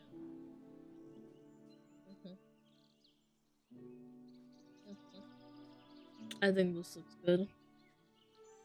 Land of boomers being boomers. You're a boomer.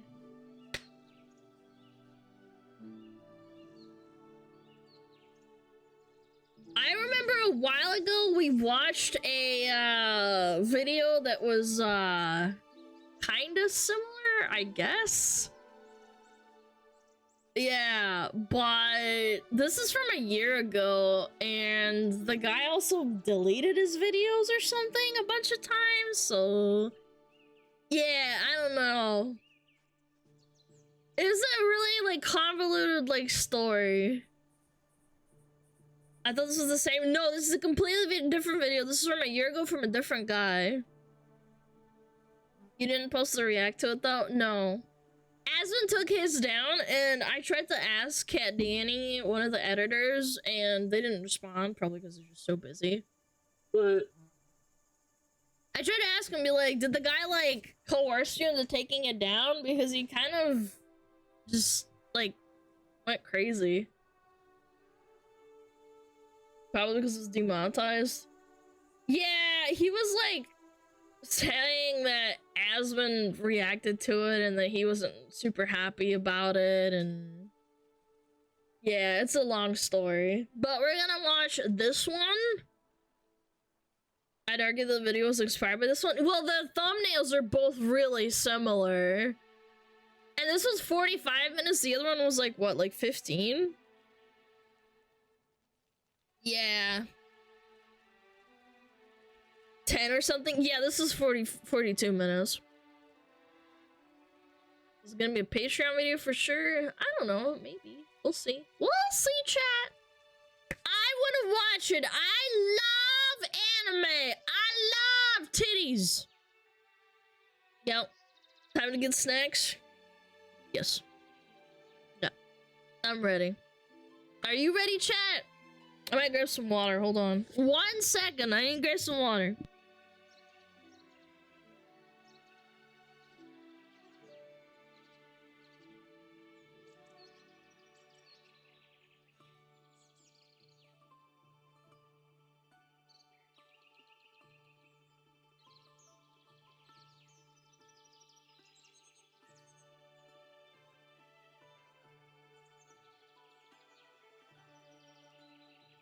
Alright.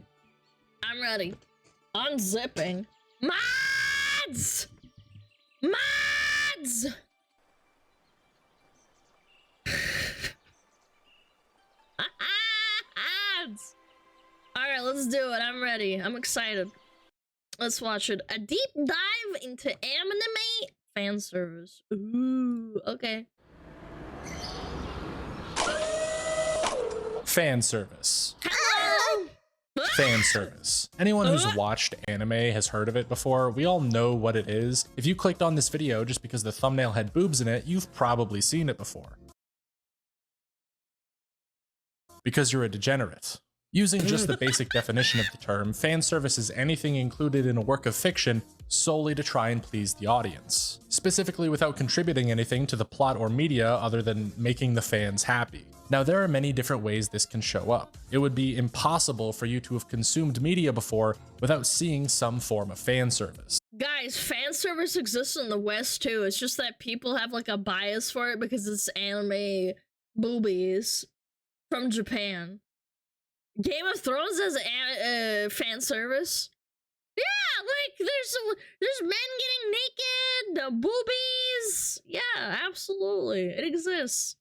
It might be a cameo or reference in a movie, a character getting more screen time because of their popularity, a gratuitous action scene, or a horror movie with tons of gore. Even an encore at a concert would broadly be considered fan service. But by far, the most common form of fan service is the sexual kind. And I would say even more specifically, the anime kind. Because while the term still has that broader definition, most of the time you'll hear the words fan service, it'll be in reference to an anime with tons of lewd imagery. Skimpy outfits, bouncing breasts, panty shots, wardrobe malfunctions. How does that even happen? Well, I watched Fire Force and I thought the fan service was a bit much, but I still really liked it. So I don't know. I'm not against it. It's just that sometimes it can be a little bit much, and that's okay. Some people like that kind of thing. Media outside of anime and manga still include tons of sexual content, from shirtless dudes to bikini-clad women to the entire male cast of Game of Thrones penises. Most of the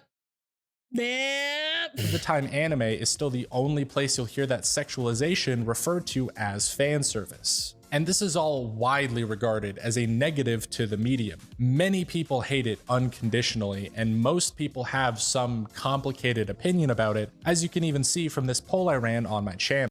How do you feel about fan service in anime, specifically lewd? Oops, I slipped and all my clothes fell off, and also my boob is in your hand kind.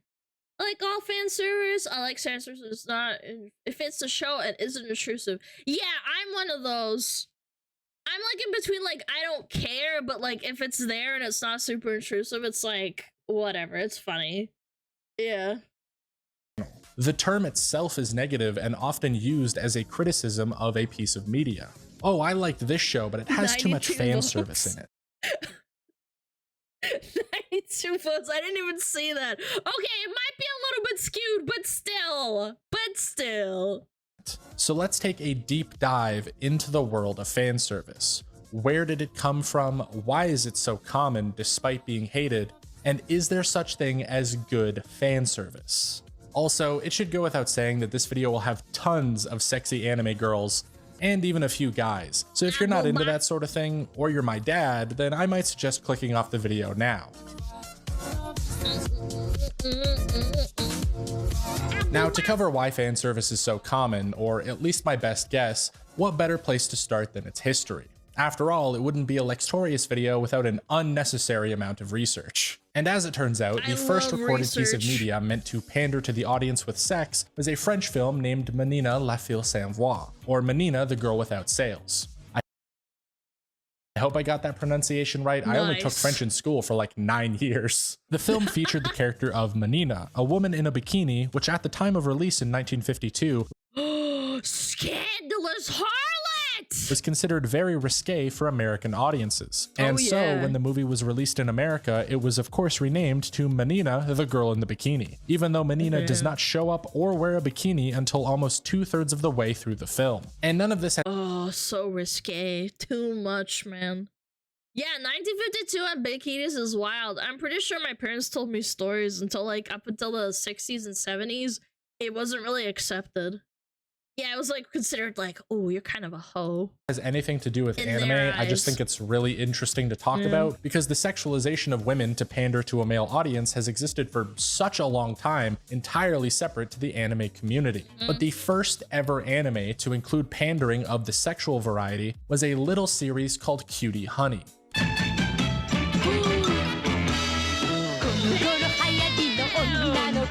Cutie Honey was a magical girl shown in manga originally created in 1973 by Go Nagai. It featured the titular character, Honey Kisaragi, having to Dude, they even had good anime in 1973, man. That's actually strong. That's cute! Transform from a Catholic schoolgirl into a magical superhero to defeat villains and save the world. Wow. The sexual element of the story then comes from Cutie Honey's design being a busty anime girl, as well as the fact that she loses all her clothes for part of her transformation. This brief nudity, as well as most of the show's plot, actually came from a retooling early in development, where it was originally intended as a shoujo series, meaning meant for girls, before they failed to make the time slot, and had to change into a shonen series, meaning meant for boys, to be aired. The shoujo— Yep, and now we're catering to men.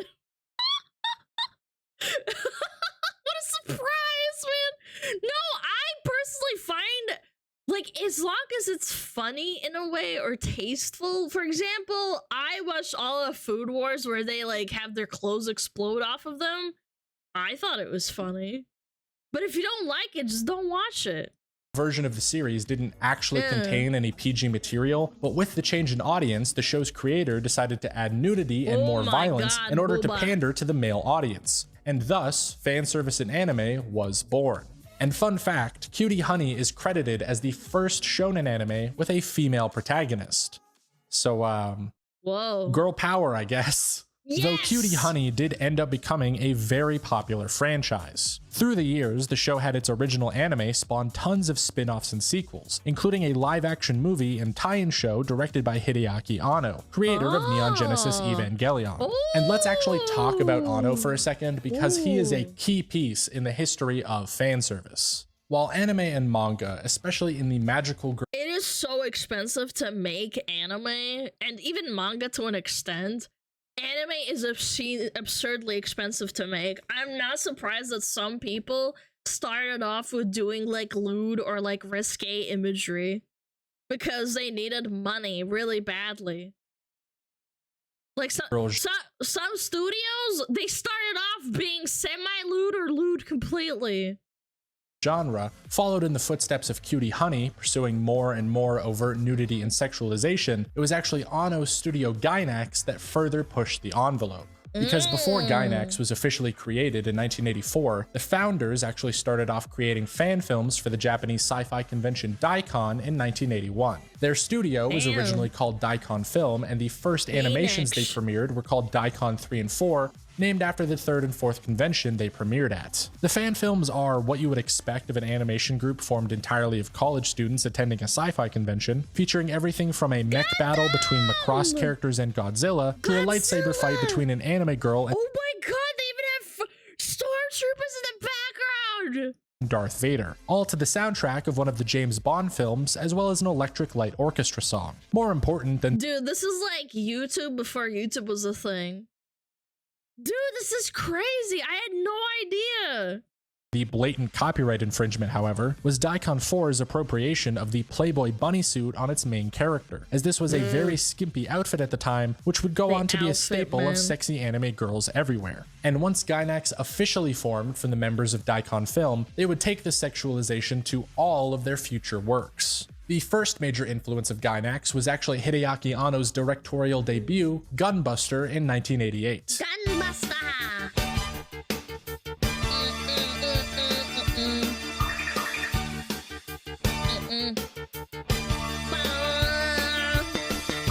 The mecha anime was an OVA, meaning it didn't air on television, and was thus allowed to show more nudity and adult themes, primarily through its multiple bathing scenes and ridiculous jiggling. The jiggle was actually so prominent in Gunbuster that it inspired the term Gainaxing or Gainax. Gainaxing. It's like min-maxing. Bounce in order to describe over-the-top anime boob bouncing, typically with each breast moving independently of one another. Oh my god. Am I Gainaxing? Yes! Oh my god, I am!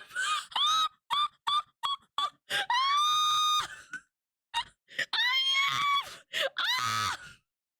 I'm a victim of it too! It's over. I'm Gainaxing.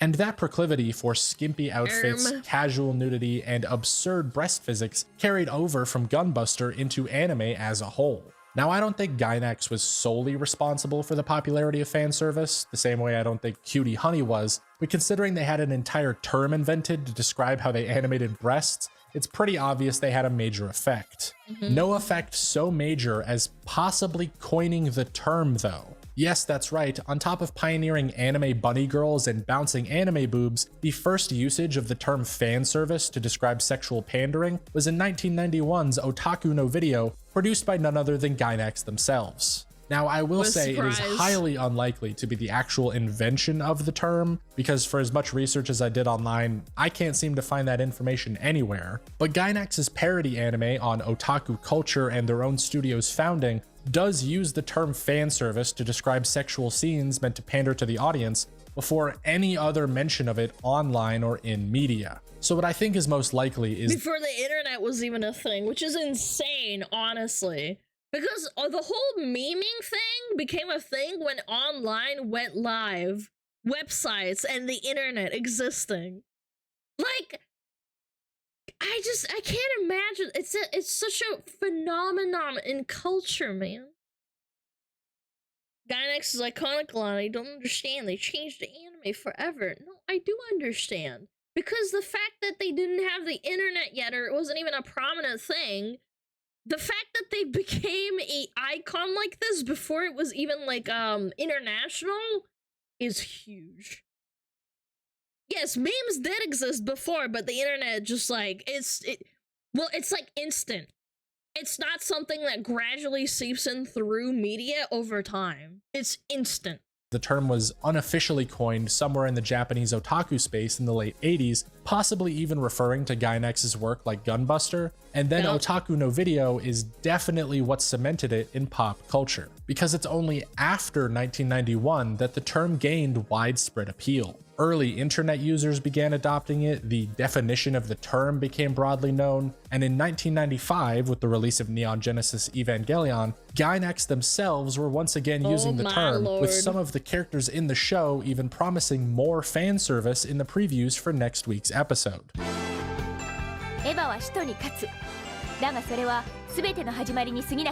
Which is incredibly funny when you consider just how critically acclaimed Evangelion is. Yeah. That this deep exploration of trauma, religion, and the human psyche started off. I think Dragon Ball, Neon Genesis Evangelion are one of the two biggest influentials. They're like the grandpas of anime. They walked so everybody else could run.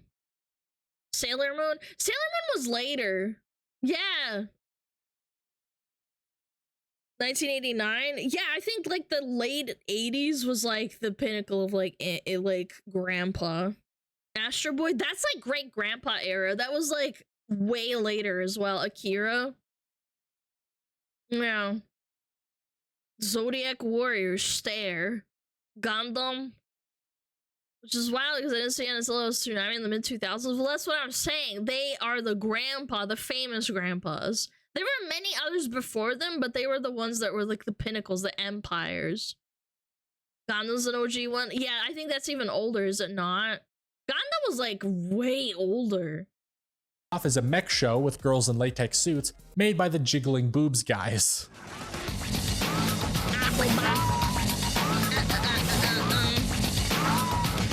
God, this is so sick, man. Oh my god, that freaking sound right there! Oh my god! Oh my god. The sound is just like taking me back. In the mid-90s, that fan service just became an integral part of anime as a whole, an inseparable part of the culture that exists and thrives to this day. So here is where I'll break away from the timeline a bit to explore the question of why. Why is fan service so popular? Why did it continue to grow from 1998 to where it is today?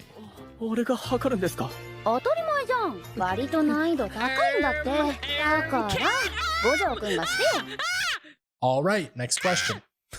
I mean, shonen is by far the most popular genre of anime to exist, and it literally just translates to boys comic. Its only defining trait is that it's a genre made for teenage boys, and what could they love more than boobs? This is weird, well, how about today's sponsor, NordVPN? I'm just kidding. Nobody sponsored me yet.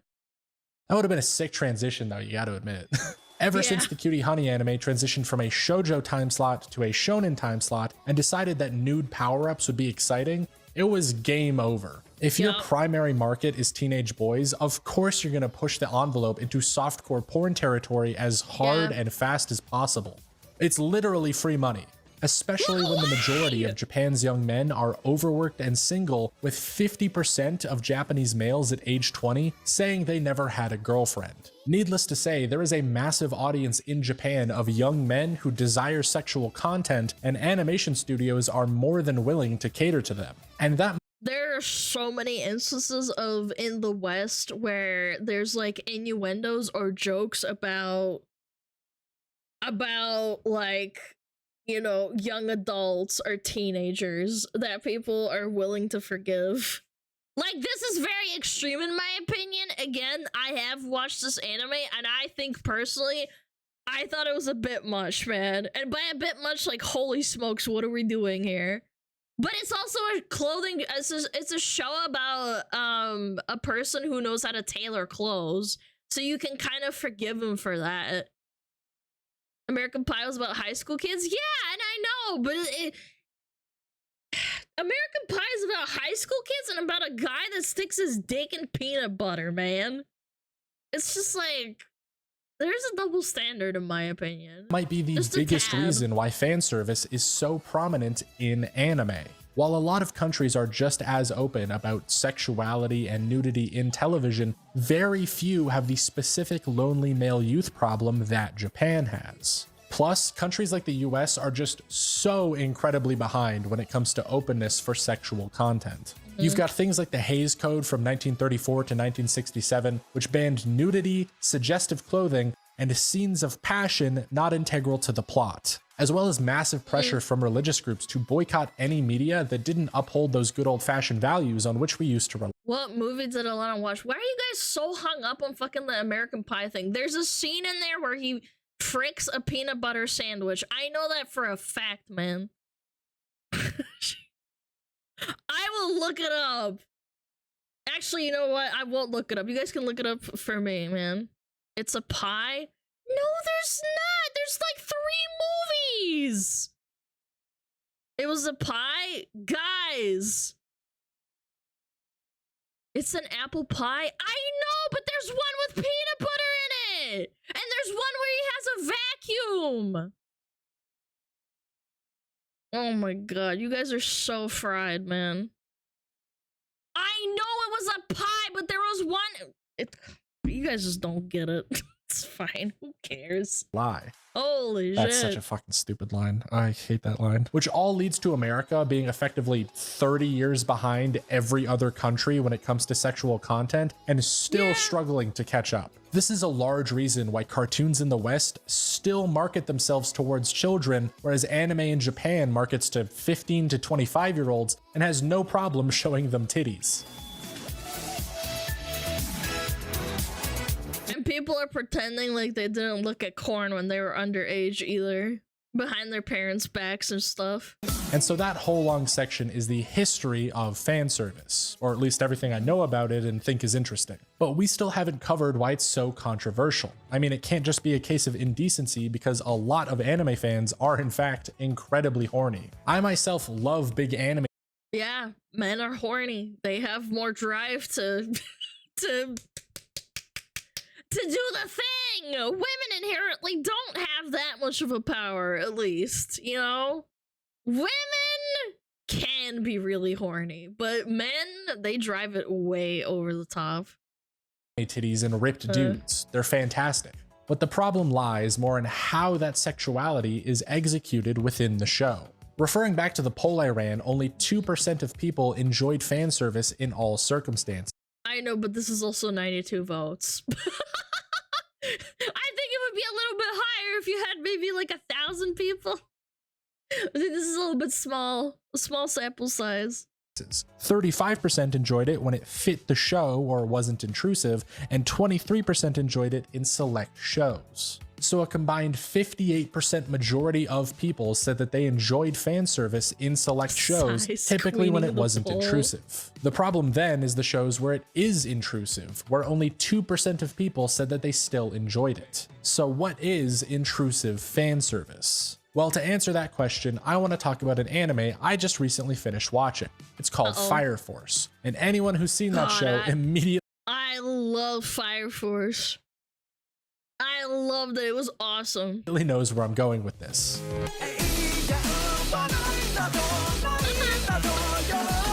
Fire Force is a great show.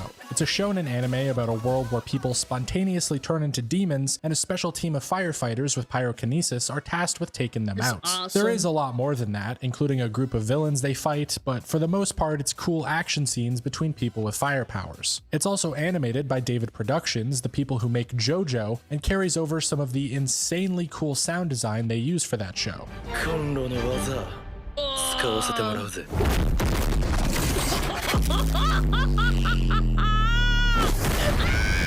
However, there is a character in Fire Force called Tamaki. She's pretty cool. She's got fire cat powers, and it took me 6 episodes to realize that her and another character just named Maki were 2 different people. But far and away, the most important thing about Tamaki to both this video and her inclusion she runs around half naked for some reason in the show is that she has a special ability called the Lucky Lecher Lure, which I believe is meant to be a play on words in Japanese that got roughly translated into English and basically means lucky pervert syndrome.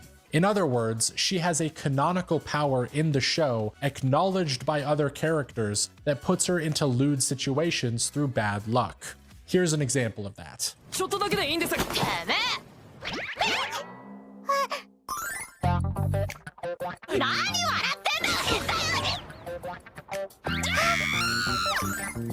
In almost every episode of the show, Tamaki will slip and fall and have her boob fall into a character's hand, or all of her clothes fly off, or something equally perverted. It is honestly insane how much the show is willing to bend reality in order to have someone accidentally molest this girl. And on the surface, her superpower is just a bit annoying, but it isn't critically negative to the anime. Again, I'm one that critically looks at fan service. I can't remember what was really like grating to me where a show had a lot of fan service. I think that the cosplay one that I watched with this one, I thought this was way worse in my opinion. But I still watched it. I just was like, I mean, I like that kind of dumb shit, and you're allowed to like it. My Dress Up Darling, that was the one, yes. Worse than that, I think that this one was only on occasion where it was like, it's a little bit much. Fire Force is already an incredibly horny show and is willing to put every character in the nude at some point. Like, you remember Maki, that girl I talked about confusing Tamaki with? Yeah. She's ripped. Oh, and what about the nun, Iris? Yes, they have a nun on the team. Surely nothing bad would ever happen to— oh my god. I mean— oh, and then the ending is also, I'm pretty sure the ending for the first season or the second season was the nuns being like implied to be naked and they're like in the shower. What about a character whose only defining trait is that they are fully clothed head to toe? I mean, you can't even see her face with this thing on. What the fuck? The show even has a nude firefighter calendar episode just as an excuse to get all the characters naked. Oh, and I don't even mean the girls. It's the boys this time. Oh, God. The entirety of Fire Force is just horny, which is totally fine because that's just the tone of the show. But what does become a problem at some point is— and that's another thing. We have fan service in real life, man. How many people were like, oh my god, Daenerys is so hot. Wow, even though in the book she's literally a teenager. The actress was of age, obviously. But like, people are like, oh my god, Daenerys is so hot. Oh my lord. Oh, she's so hot. Or the Sansa situation, they're like, oh my god, that was an awesome scene. She's got such a hot body, even though the actress is of age and in the show she's depicted as a teenager. Who's the chicken god? It was starring in the Henry VIII show or whatever, the Tudors. Oh, the queen, what's her name? Marjorie, yes. Oh my god, people lost their shit when she was naked. Or at least like a stunt double, I can't remember. I don't think she was actually naked. Yeah. And people like always like say, oh my god, anime is so different. It's like, well, actually it isn't that much different. Yeah. Is Tamaki, because she is sexualized to such a degree that the fan service becomes her only defining character trait. Not only does she get into unfortunate situations in every episode for no other reason than to give the audience a boner, but the fan service actively interferes with the plot and her character. Now, I'll try not to spoil anything, but Tamaki at some point ends up getting ambushed and beat up trying to protect some kids. Oh, yeah, She's not the best fighter and almost gets beat to death by a character she previously trusted, leaving her a bruised mess in the ground who our main character Shinra has to save. Tamaki looks up at Shinra, crying, begging him to save her because she's so emotionally overwhelmed at what's happening. He steps up like the hero he is and begins fighting the bad guy. And then this happens. Oh no.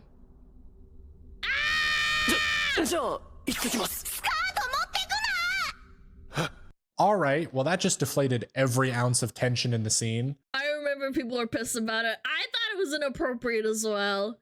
I don't know why they did that. It was such an intense scene where he's like protecting her and then it's like, okay. That's weird. Like, stop. And that's not even where it ends. Oh yeah, they burn the clothes off, yeah. And she looks like a cat, yeah. Dude, what the fuck? What am I supposed to be feeling right now? Seriously. Comedy relief? But this is an intense moment. You can't whiplash your audience like this.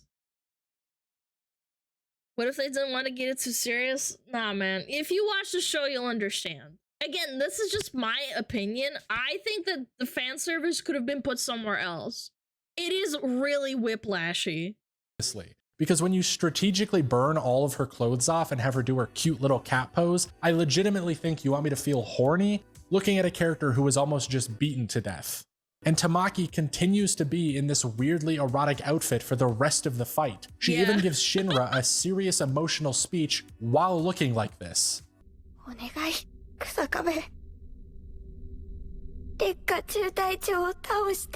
Yes. Again, do you want me to take this seriously? Because remove the sexualization from this scene and it's one of the most emotional in the show. The tonal whiplash is just hurting my head at this point. And while this scene in particular is the worst offender, Tamaki's entire character throughout the whole show continues to be like this. She doesn't win any serious fights, she doesn't have any big redeeming moments, she loses and gets beat up and saved by one of the big strong male characters over and over again. It takes her 2 entire seasons to even begin developing her character or suggest that she should be taken seriously. And even at the end of her first training, with all this music swelling and emotion building as she starts to be a competent character, her dumb pervert ability kicks in and deflates the whole scene again. I remember that.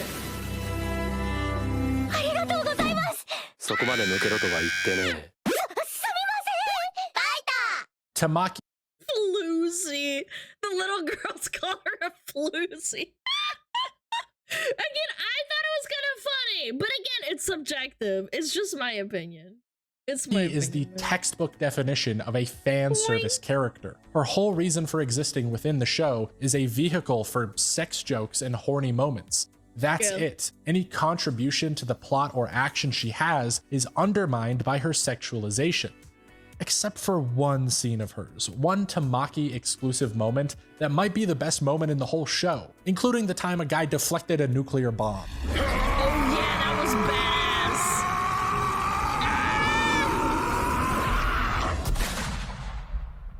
Holy. Holy shit, that's awesome! So to set up some context, the bad guys in Fire Force also have fire powers. Big shocker, I know. And during a confrontation against these bad guys in season 1, Tamaki and the nun Iris end up against a guy named Assault. Please don't ask why there's nuns in this show, you already know the answer to that. Assault is hyped up beforehand and shown to be an incredibly powerful character. He attacks the girls, nearly kills them, and then this happens.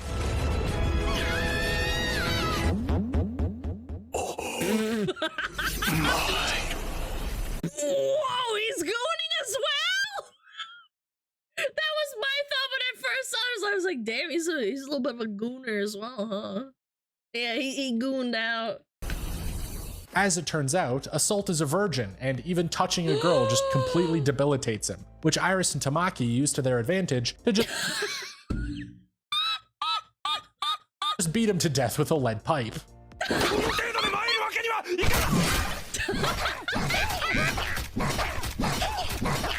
It's a great subversion of tropes, an incredibly funny scene, and it's not even the one I'm talking about. I think this was so funny, man. It was so hilarious. Because much later, near the end of season 2, Assault recovers from having his brains bashed out and challenges Tamaki to a rematch. And the show goes through his training arc, where he locks himself inside his room and watches porn for a month straight in order to get over his incredible horniness. They then have their rematch, and this happens.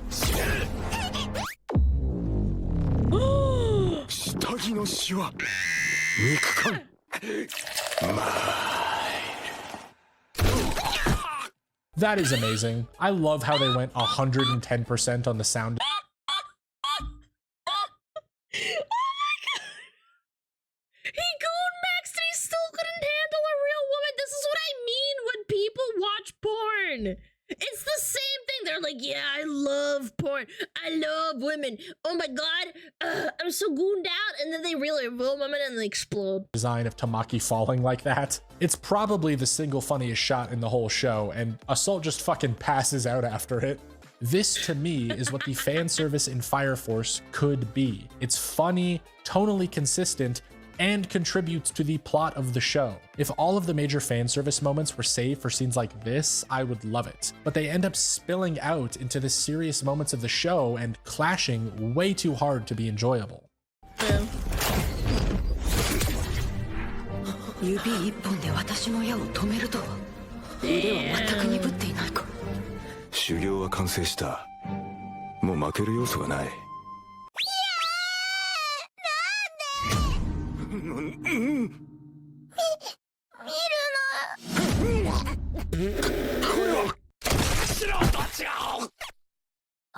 In the bigger picture, I don't think fan service itself is bad. While some people might object to it just on the basis of being too lewd, that isn't really the problem. I mean, if you're not okay seeing boobs in a show where a villain literally explodes a guy, that seems like a you problem. Fan service, more often than not, or again, don't watch it. I have had plenty of times where I didn't like an anime where I just turned it off. I was like, I can't watch this. This is stupid. I don't want to watch it. I didn't complain about it too much. Kill la Kill is wall-to-wall fan service is hilarious. Yeah, it's also relevant to the plot as well. Again, I have my personal preferences where I thought there were some moments with Kill la Kill where it was a little bit much, but I still kept watching it because it evens out to not enjoying the show where I could enjoy it enough where I could overlook it. Yeah.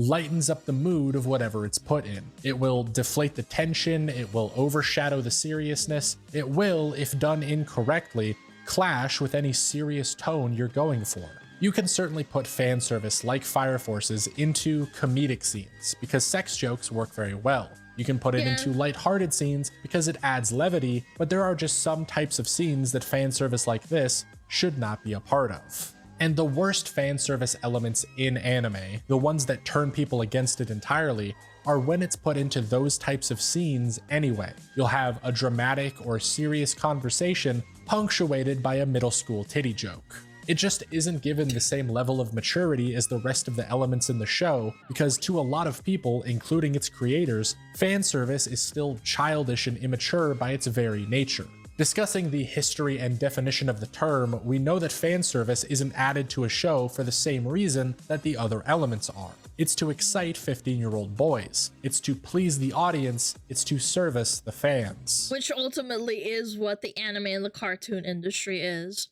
They grow up into adults eventually, right? Like, the anime and cartoons were for kids. Now they're for everyone, man. Yeah.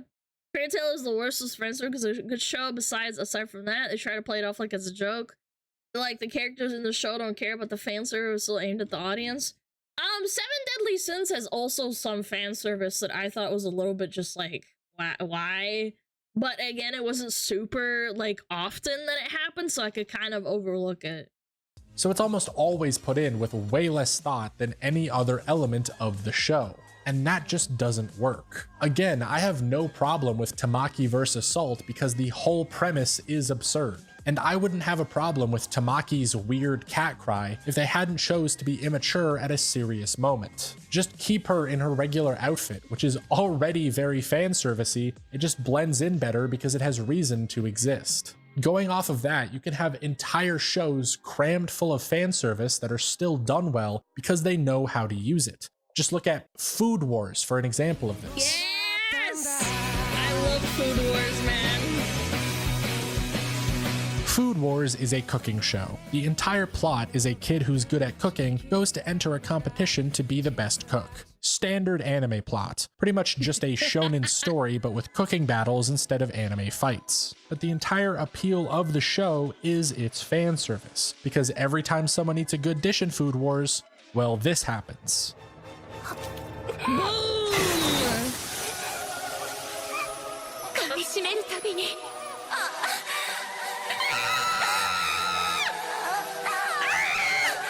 That happens every time. The food every time, by the way.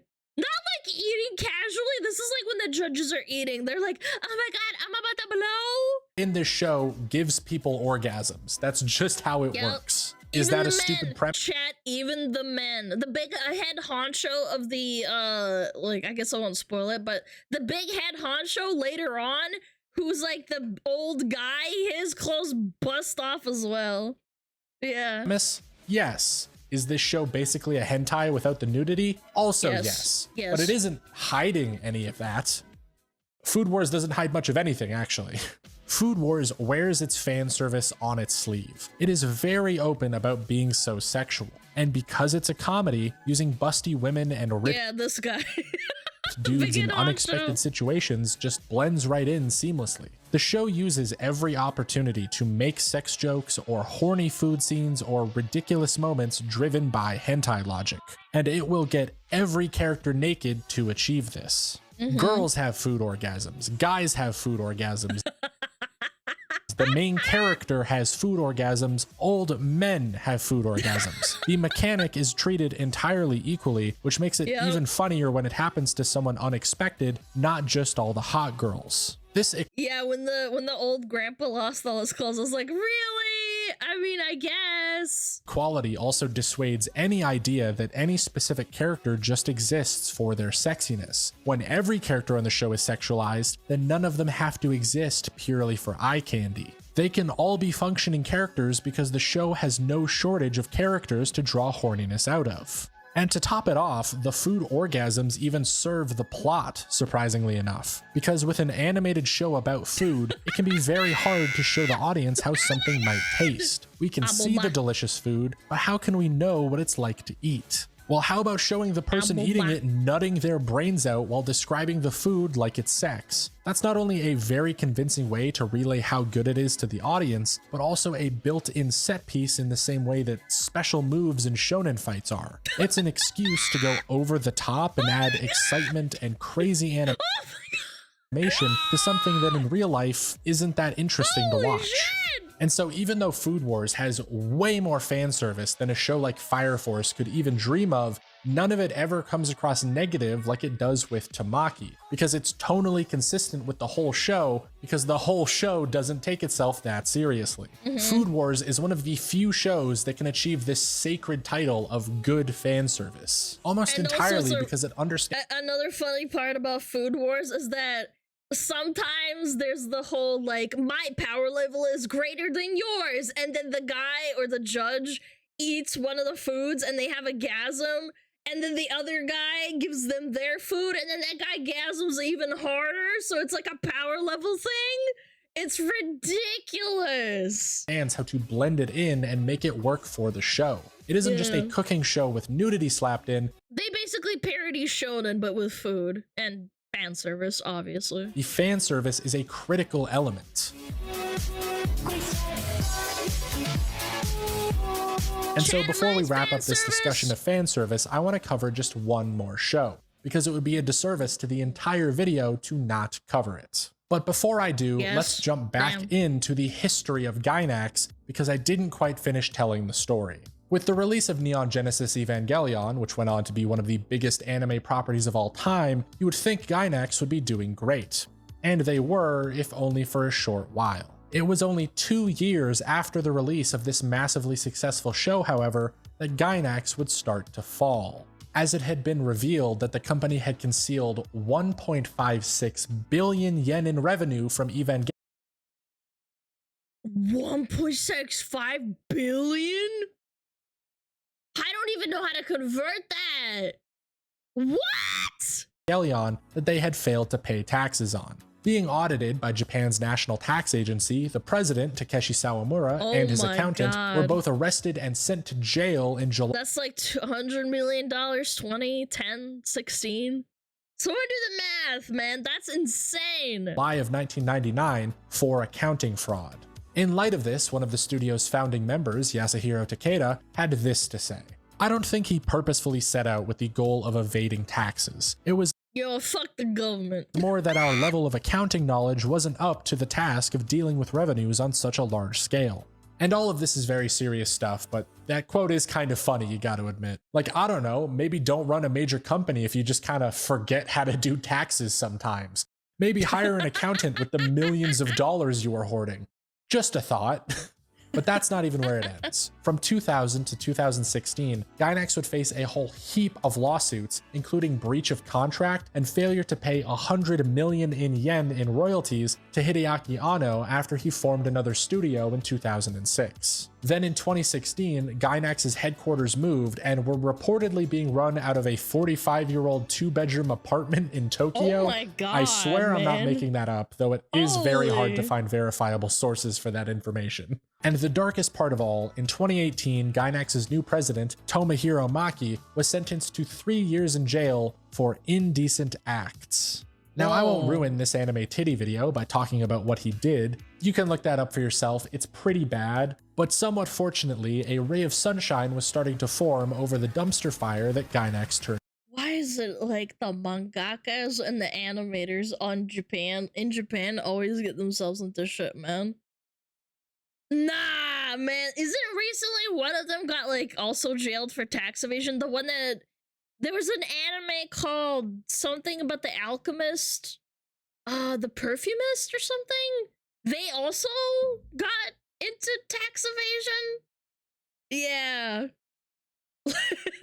Yeah, Apothecary Diaries, that one. Yeah, they also got into shit.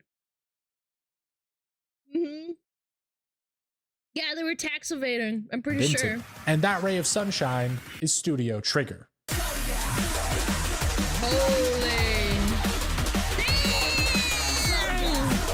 And also Kara, Hideaki Anno's new studio, but this is a video about anime boobs, not Evangelion.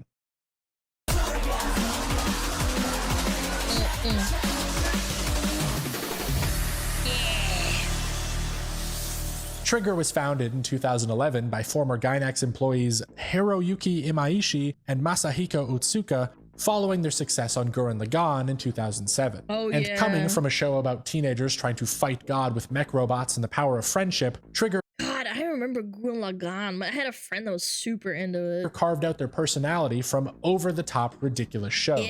The first of which being Kill la Kill.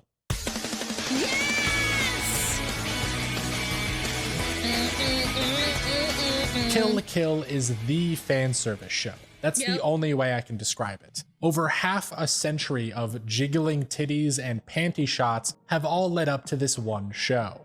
Kill la Kill is a shonen story following our female protagonist, Ryuko. It's Sailor Moon with fan service on steroids, man. When I saw the first transformation, I was like, oh, okay. Damn. Matoi as she searches for her father's killer by enrolling in the prestigious and militaristic Hinoji Academy. The school's leader is the fearsome Satsuki Kiryuin, Kiryuin? The school's leader is the fearsome Satsuki Kiryuin, who Ryuko challenges in order to learn the truth. This leads to various members of the school getting in Ryuko's way, who she must defeat to work her way up to finally confronting Satsuki. And all of this is typical shonen. The plot on its surface level is not any different to your typical male-centric battle shows. What separates Kill la Kill is everything other than that surface level plot. The way that powers work in Kill la Kill is entirely based on clothing. People have things called life fibers sewn into their outfits that give the wearer superhuman abilities. And Ryuko finds a special sentient piece of life fiber clothing called a kamui that gives her shonen that happens to be a schoolgirl outfit. and protagonist level strength when she goes through a transformation from an ordinary schoolgirl into this.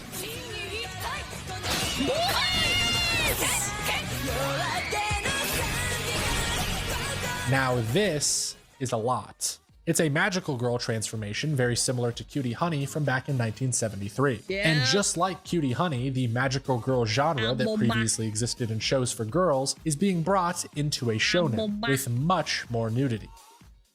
Much more nudity. And that's the point. Because a lot of people, when they first see Ryoko's transformation, or Satsuki's transformation, since she has I think that Ryuken's is a lot more similar powers, are immediately taken aback. You can see her, like, maybe I shouldn't say, but her certain parts getting like they get like suctioned in.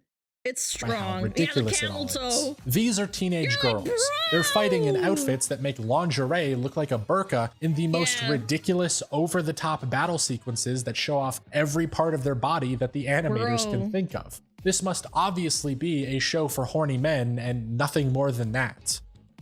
Except it is more than that. Kill la Kill is purposefully overloading the sexualization. Even outside of the main character's outfits, you've got constant sex jokes and ridiculous camera angles and an entire faction of people that are literal nudists. That is blatantly insane. But even more than, say, Food Wars, which uses the fan service as part of the plot, Kill la Kill is a plot about fan service. It's literally about all this. This sexualization is the main story. The powers in Kill la Kill all revolve around clothing, and the way in which the main character overcomes other people's powerful clothes is by fighting in basically the nude in her kamui. She's initially forced into wearing it because it's sentient and attaches to her against her will. Throughout the show, however, she bonds with it and starts using it of her own volition. She becomes empowered by it. The main villain, on the other hand, wants everyone to wear specific clothing as a form of control. This clothing is the tool in which they exert their power over others by giving them abilities through the life fibers, but also taking away their free will. And the main faction of people fighting this oppression are literal nudists. They shun the clothes and their oppression, instead. It's literally just like a subplot within a plot, man. People always say, oh my god, this anime's so bad. It's like, it's making fun of like shonens that have existed for like 40 years, man. Becoming empowered by their lack of clothing. And if any of this isn't coming together yet, the title of the show, Kill la Kill, comes from Japanese wordplay on how the words for wearing clothes and killing someone are pronounced the same. Kill la Kill literally translates to dressed to kill. I did not know that. Going even more in depth, Kill la Kill's protagonist is a young schoolgirl. Her kamui normally takes the form of a sarafuku, a traditional Japanese school uniform that represents female youth. And she can only transform into her empowered, sexualized form with a sacrifice of some of her blood. Ryuko and Satsuki literally bleed in order to transform into sexy, mature versions of themselves. If you don't think that's an obvious metaphor for puberty and womanhood, I don't think we're watching the same show. And going even more in depth, you can talk about the show's use of a lot of people just didn't understand that at all. Fan service. The show is painfully aware of how fan service can take power away from characters and uses that as part of the story. The fan service isn't meant to take away their power. They are wearing these outfits purposefully. They are aware of their sexualization and draw power through it. And anytime the women are sexualized without their consent, it is very clearly used as a tool against them. It is meant to shame them, and they're meant to overcome that.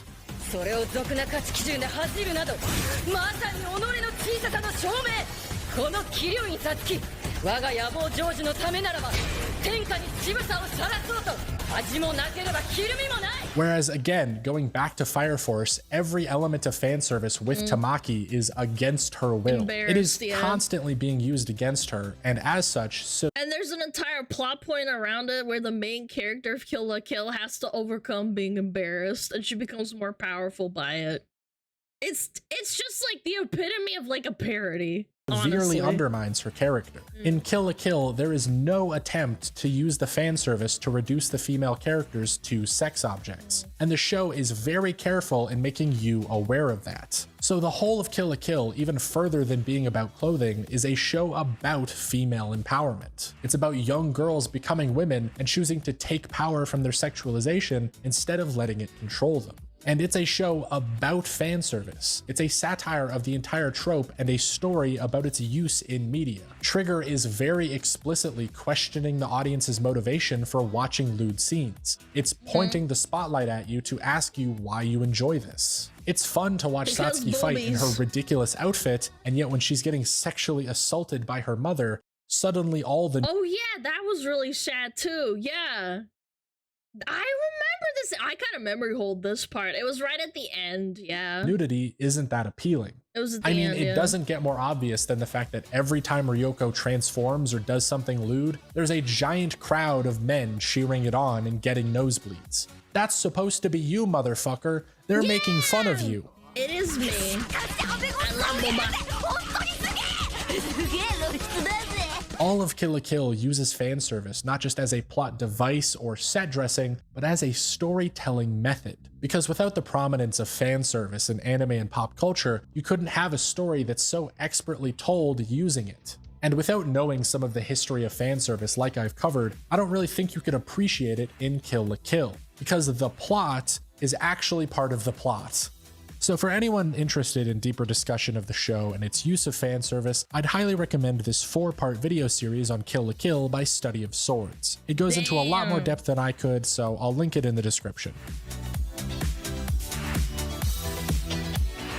So with this video, I think I've looked at every possible angle I could cover fan service in anime from. We've looked at its history, where it came from, and why. I don't know about that part about shaming the audience. No, it's not about shaming. It's more like paralleling and displaying that you are an enjoyer of this media, but it's also parodying it and making it enjoyable for you to watch, even if you don't care nor understand the actual plot. It's not about shaming you. It's more like, hey, this is a joke kind of thing. Yeah. It's so popular. And we've seen some bad and great examples to help us understand if it can be used well or not. And hopefully this all highlights the complexity of the topic. Fan service might just be boobs and butts and horny manga authors on the surface. This guy, however, is trying to shame you. No, he's not. He's educating you, if anything. No, I disagree. I don't think he's shaming you. It's more like an educational thing. He's taking both sides, where he's allowed to criticize Fire Force for having scenes in which it was a little bit whiplashy, and again, it's just an opinion. I think that he's right. It's a little bit whiplashy, but I still think it's a really good show. Same with Kill la Kill. Kill la Kill has some moments where it's like, hey, we're being serious, and then kaboom, we're boobies and we're fighting and making jokes about women being embarrassed. Yeah. But it can be so much more than that. And like any element in a piece of media, its inclusion and how it's used are very important. Because there are a lot of shows that do not use fan service well at all. They have characters that just exist to get the audience horny, or awful intrusive bits that deflate the whole scene. Pandering beach episodes, or characters getting perved on, or a girl slipping and falling pussy first onto the main character's face, or just characters that are clearly not adults like getting sexualized. For real. Like, I am of the firm belief that you should just mentally increase the age of any anime character by like 3 years because it'll make the show better. Ain't no way that Okabe, this scruffy looking college dude, is meant to be 18. This man is clearly like 25. But hey, sometimes these are just children you're showing me. That is a fucking child. I don't care if age is just a number. That number is 911. You should be in fucking prison. You got him. I don't think fan service will ever go away. And I think instead of people complaining online about this has too much or this show is ruined because of it, we should instead ask ourselves, how could it be done better? It's fine to include adult content and sexuality, you just have to include it in a good way. You know, make sure the fan service fits the story and its characters. If you want to be lighthearted, add all the sex jokes and pervy moments you want, but if you want to be serious and dark, get the boob jokes the fuck away from there. Or just make the whole tone of the show adult so no single character feels like their inclusion is just for eye candy. Include adult themes or nudity into the plot, or include it in the storytelling in some way. If you're already gonna show me bouncing boobs, you can at least make them feel not out of place. I don't want the show. Yeah, Kill la Kill was honestly a fantastic show in which that you can have nudity and boob jokes and still have a crazy subplot that actually makes sense. Feeling like it's made for 12-year-olds up until the moment you show me softcore porn. Nobody was about to recommend interspecies reviewers before they saw a titty. What that tells me is that the fan service doesn't fit. It feels out of place in the show. You've got to match the level of maturity, or else don't consider putting the fan service in there in the first place. And I think on the other side of this, a lot of people in the anime community need to stop being so immature when it comes to this stuff. It can be pretty insane the amount of mental gymnastics people pull to try and convince themselves that titties in television are inherently shameful. This anime is trash and so am I argument people make to try and infer that every show with nudity in it is dumb male pandering is awful. I hate it. Because no, just the process of— I mean, again, I think he should have brought— I mean, maybe he would have probably extended this video by like another 10-15 minutes, but Game of Thrones is literally fan service. There's like slaves walking around with like freaking their boobies out and stuff, and like prostitutes. Like, it goes both ways, man. Showing skin does not preclude an anime from being good or enjoyable for other reasons or even intellectual. It just means that it showed skin. That's it. A show can be thoughtful and engaging and full of deeper meaning and also show nudity, and those two elements— Man, did we really get hit by ads and we're all out of snoozes? How is that possible, man? I'm really sorry, chat. I know. Oh, god damn. I hate ads! Why? There's Game of Thrones. Good. Ugh. Disgusting. Ads are disgusting. Time to restart the video. No, thank you. I'm good. Pre-launch? No, I just think Game of Thrones is a really good pop culture example because all the horny white women and all the horny white men, they just love boobies and caucus. Love it.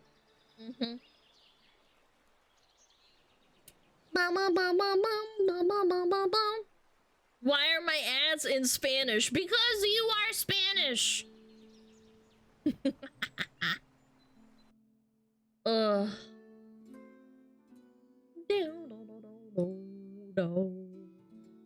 Chat, I love anime movies. Why are my ads in Braille? Wait, you have a sub badge! What's for dinner? Chicken curry, maybe? Yeah, that sounds good.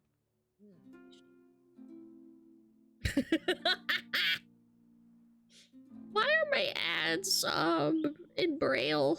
I can't see. With rice? No! Not with rice. What the hell do people eat curry with other than rice and like, freaking, what is this called? The flatbread? Naan, that was it.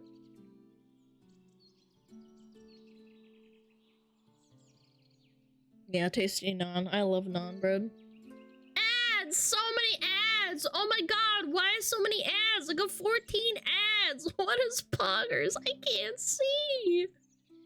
Hold on, let me read, my TTS's. That ass is mine! 69! Thank you, the Prime. Avalon! thank you for the prime as well. 2 Black Dynamite, thank you for the prime as well. I appreciate it. 3 Chat says fan service is really up to the individual viewer. Like you said, if you don't want to, turn it off. Some anime is pure garbage because of the fan service, but some people like garbage. I mean, take a look at Fairy Tail. It's a great example of fan service of a garbage series, but I grew up on it and watched it, but it's not for everybody. Not everybody likes the garbage that other people watch. So true, King! That's why I hate when people are like, oh my god, I fucking hate Demon Slayer. It's like, I like garbage, and you're allowed to think it's garbage. You're allowed to watch garbage. If you enjoy garbage. Bitch Slayer. Anyway, we're almost done with the video. Almost done, chat. Poggers in the chat. Poggers in the chat. Yeah, why do you eat McDonald's? Because it tastes good. I don't know. Tastes like garbage. I love garbage. Naruto started out pretty lewd. Yeah, where he starts cloning himself into like girls and shit. Yeah. I like Bleach, which is arguably garbage. Yeah, me too. I love Bleach. Yeah.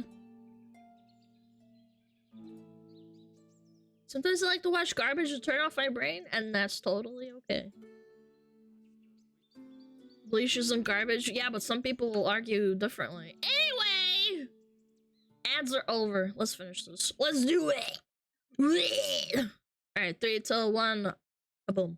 Can exist entirely separate from one another. I think the anime community really needs to look into fan service if we want shows to improve, because the main thing I see holding it back right now is the collective immaturity that we have towards it. People on both the creators and the viewer side still treat nudity and sexual content with way less thought than it deserves, which leads to these elements never being able to be explored or expanded on fully more than the childish ways they're used in shows like Fire Force. All fan service and sexuality and nudity are, at the end of the day, are elements to a story. And like every other element, you can use them better and make them more enjoyable. You can fit them in and give them importance, and you can make them a positive part of the experience, not an inherently negative one. Yeah, you know, that's the part where, what's it called? Where Peter Dinklage's character falls in love with a sex worker prostitute, and then she ends up betraying him and fucking his dad. That was basically like fan service because they had her boobies out throughout the show. Yeah, and then she ends up dying and stuff, and it's just like, you know, who cares? Yeah, Shay, that was it. Thank you. Yeah, it doesn't matter because it was part of the story and it was relevant to it, and it wasn't like completely out of context. Just have to put some thought into it. So instead of turning away shows just because they have fan service, think of how easily we could be recommending them because they have— You sure it's not because she was a porn star in real life? No, you dipshit, because other fucking characters were also fucking nude. They weren't porn stars. Causation does not mean correlation. Have good fan service. Don't try to be smart and be like, ah, gotcha. It's like, no, it's not. That's not how you're gonna get me. I mean, who doesn't like anime boobs? I love anime boobs. I love boobies.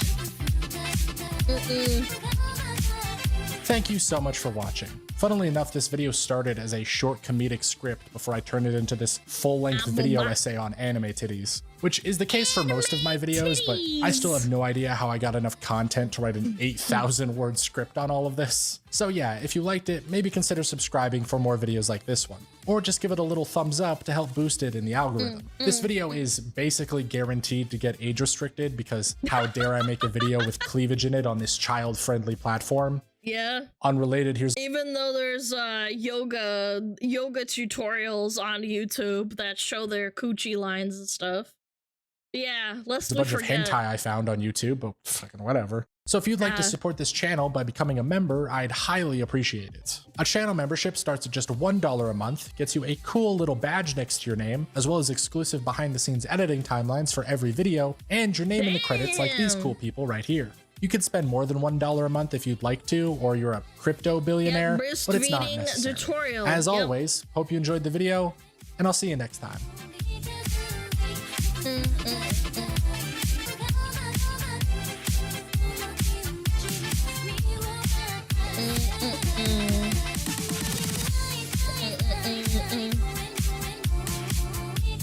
That was a great video, chat. I really enjoyed that. That was awesome. I love videos. I love other people's videos. Oh my god. Woo! Shoe on head next? No. I'm good. We'll watch it some other time. Yeah. Gotta drop a clappy for the booba. That's right. Get a Shiba. What? You wanna forget boobies? For Shiba? Fine. You can have one Shiba. One Shiba butt. Studio Trigger is basically yes. Look at that shabut. Shabooty chat, shabooty. Wow, wow, wow, wow, wow, wow.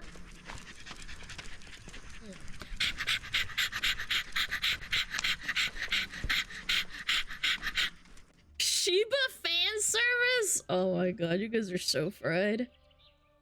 Shiba fan service. Best Shiba ever. This is a disaster. Logan Paul's empire's collapsing. Oh boy, I actually kind of want to see this. I'm not gonna lie. That dog is caked up. Motorboat them cheeks. Wow! Wow! That's strong! We'll watch Shoe on Head tomorrow. How about that? We'll watch it tomorrow. Yeah. We'll watch it tomorrow. All the police! All the police! Yeah. Let's watch this. We like Atos. We haven't seen one in a while. Alright, 3, 2, 1, boom! Oh boy, it seems like things are getting really bad for Prime as they just keep getting hit with massive lawsuit after massive lawsuit, all while it seems like the sales are tanking. You now have stores in Norway which are practically— I have seen entire shelves full of Prime, and I feel like nobody buys them, man.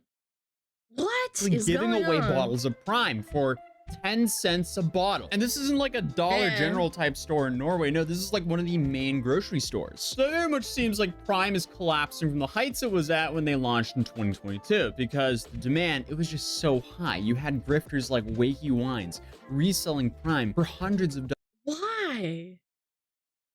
Why is this even a thing? Does it even taste good? I heard it tastes like ass. Dollars a pack. How you doing, buddy? Are you right? Not bad, mate. Where have you come from? Bev. What made you come to Wakey Wines? I've seen it on TikTok.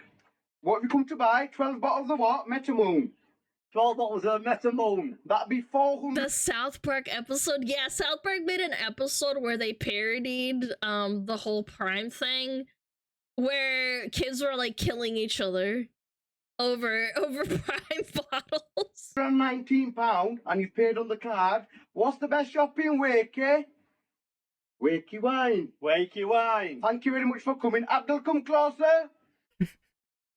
There's just so much wrong with that video. 450 pounds for 12 bottles of Prime. And then 450 pounds into USD. What? $600? Are you shitting me? Oh my god, I'm having an aneurysm.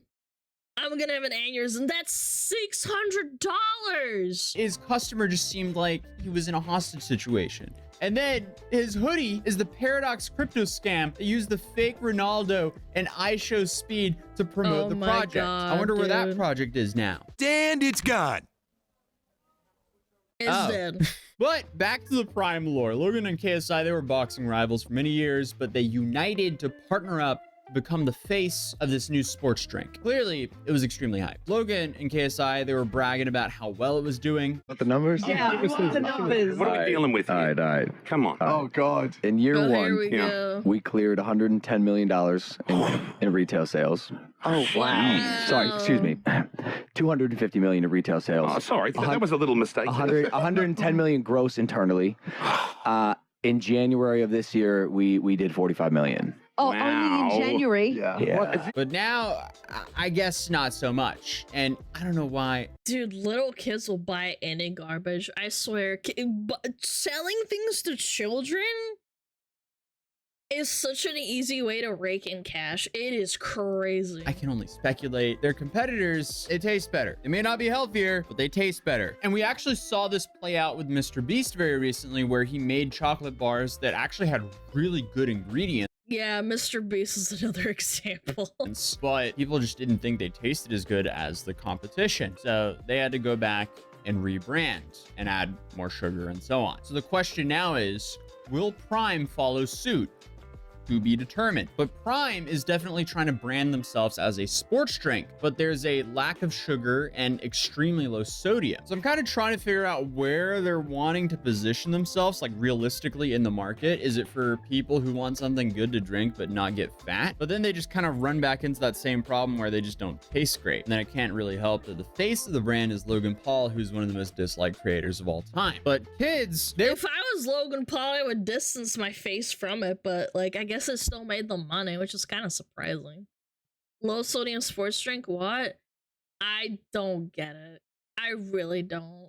We're eating this stuff up, so I feel like the value prop I see here is parents probably don't want to give their children the worst of the worst, so they're probably looking at the sports drink version of the Prime, not the energy drink one, because they're two separate things. And they go, oh, look, there's pretty much no sugar in this. Maybe this is a better alternative. In Norway, I guess that wasn't that strong of a value prop because it seems like they're on their way out. I did end up going to a couple different stores to try to find Prime, and every time I found Prime, it was for sale. Here in the US, it's definitely not on the crazy sales like they're doing in Norway. I mean, no, I see Prime like on the shelves and so I have to walk through the store, right? And they have them like in containers, like the wooden boards that are like raised up. And there's just like Prime everywhere. And it's like $1 a bottle or like $2 a bottle. And I'm like, what the hell?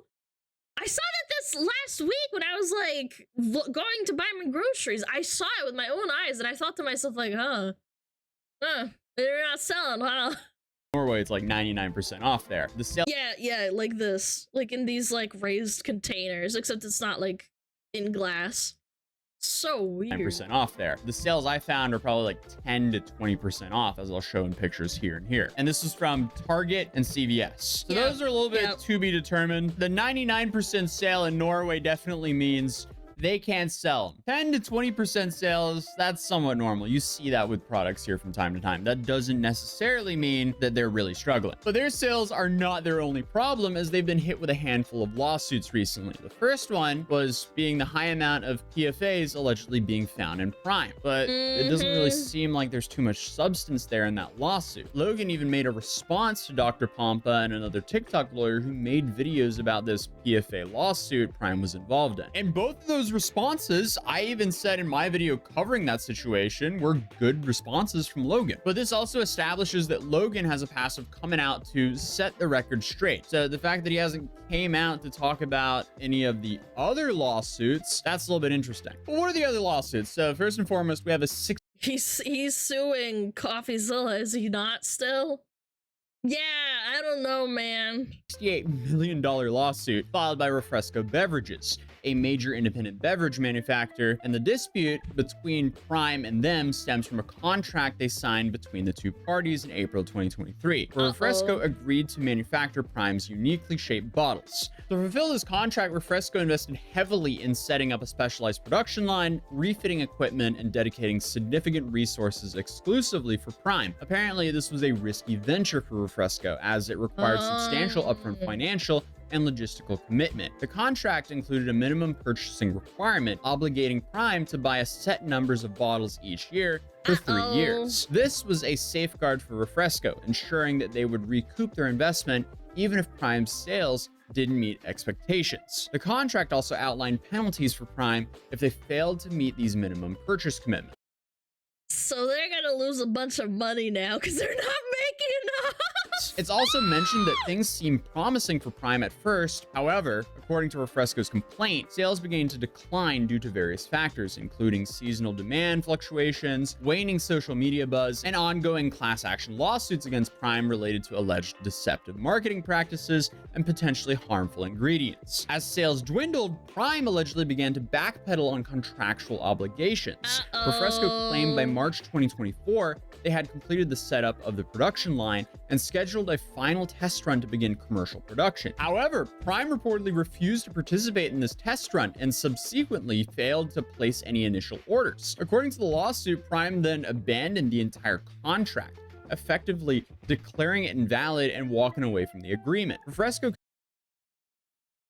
Man, you do not want to fuck with Big Corpa. They are gonna kick his teeth in, chat. Contends that Prime's actions represent a blatant breach of contract, especially after they had already invested significant resources into fulfilling their end of the deal. The lawsuit seeks $68 million in damages to compensate for the costs incurred by Refresco in preparing for production of Prime bottles. Okay, so Refresco is essentially alleging they got rug pulled here. They invested. I mean, they kind of did, yeah.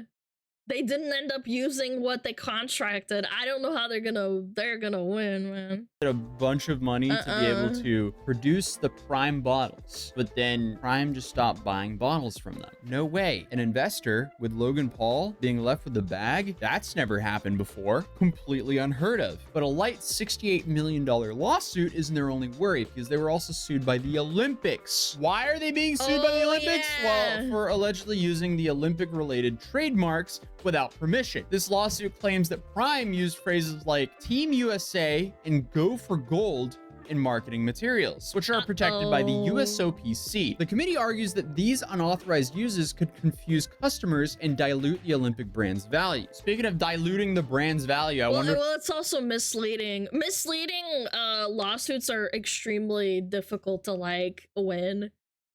It is definitely... Him saying Team USA and Olympian and Olympic going for gold, yeah, as if the Olympic brand is worth anything. No, I know, but like stupid people buy into that shit. That's the problem. You guys are smart, you don't care about that shit, but stupid people clearly do.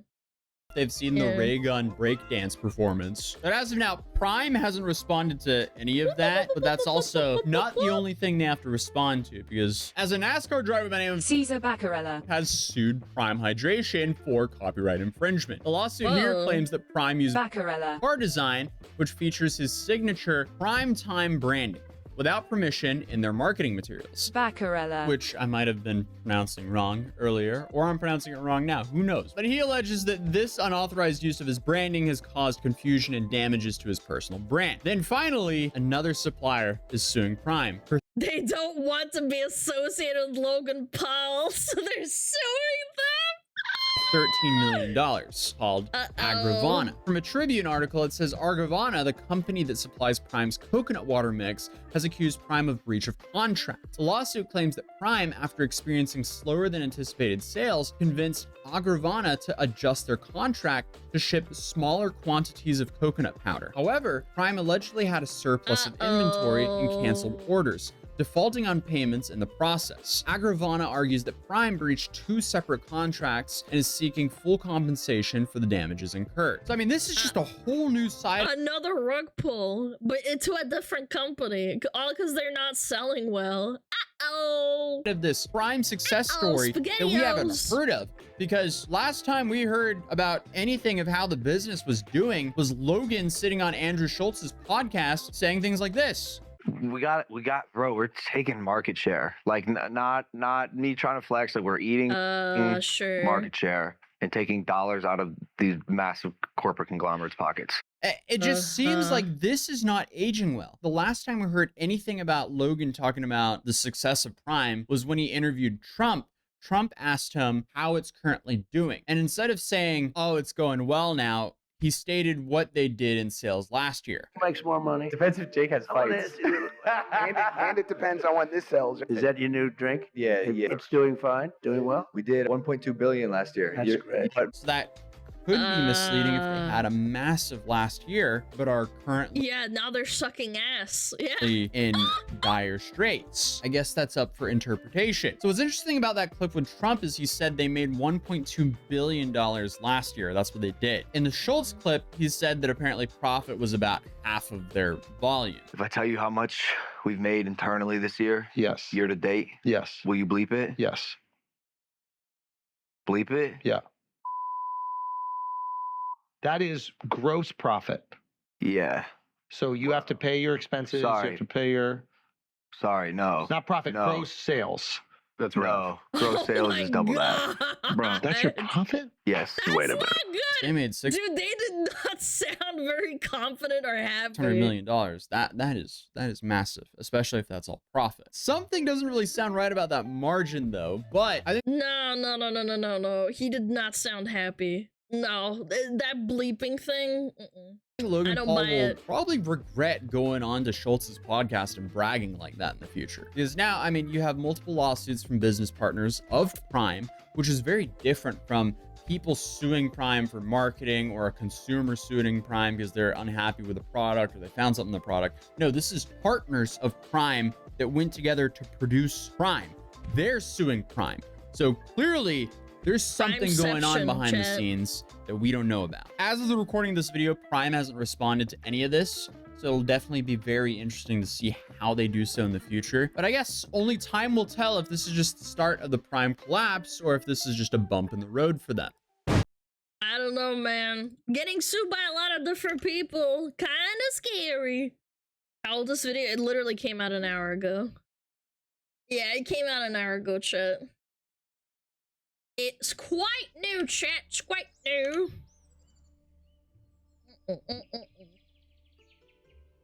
Very powerful, very strong. Yeah, I don't know.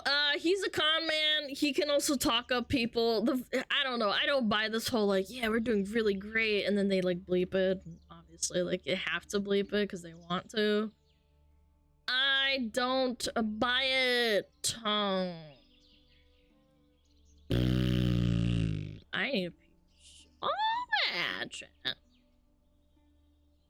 Beep, beep, beep, beep, beep.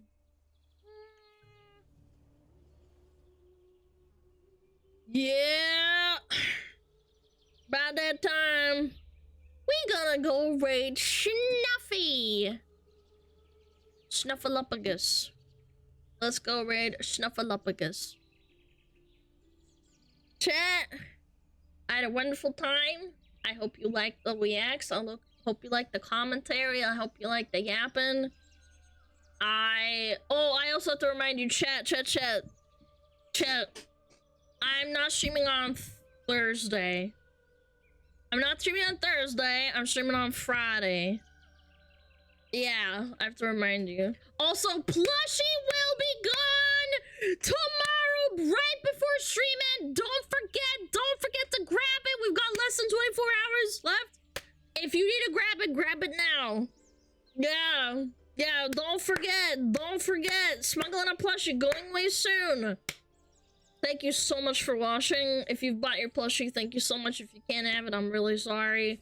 I wish everyone could have it. You guys are awesome. Check out the Clips channel. I love you guys. Love girls. Bye.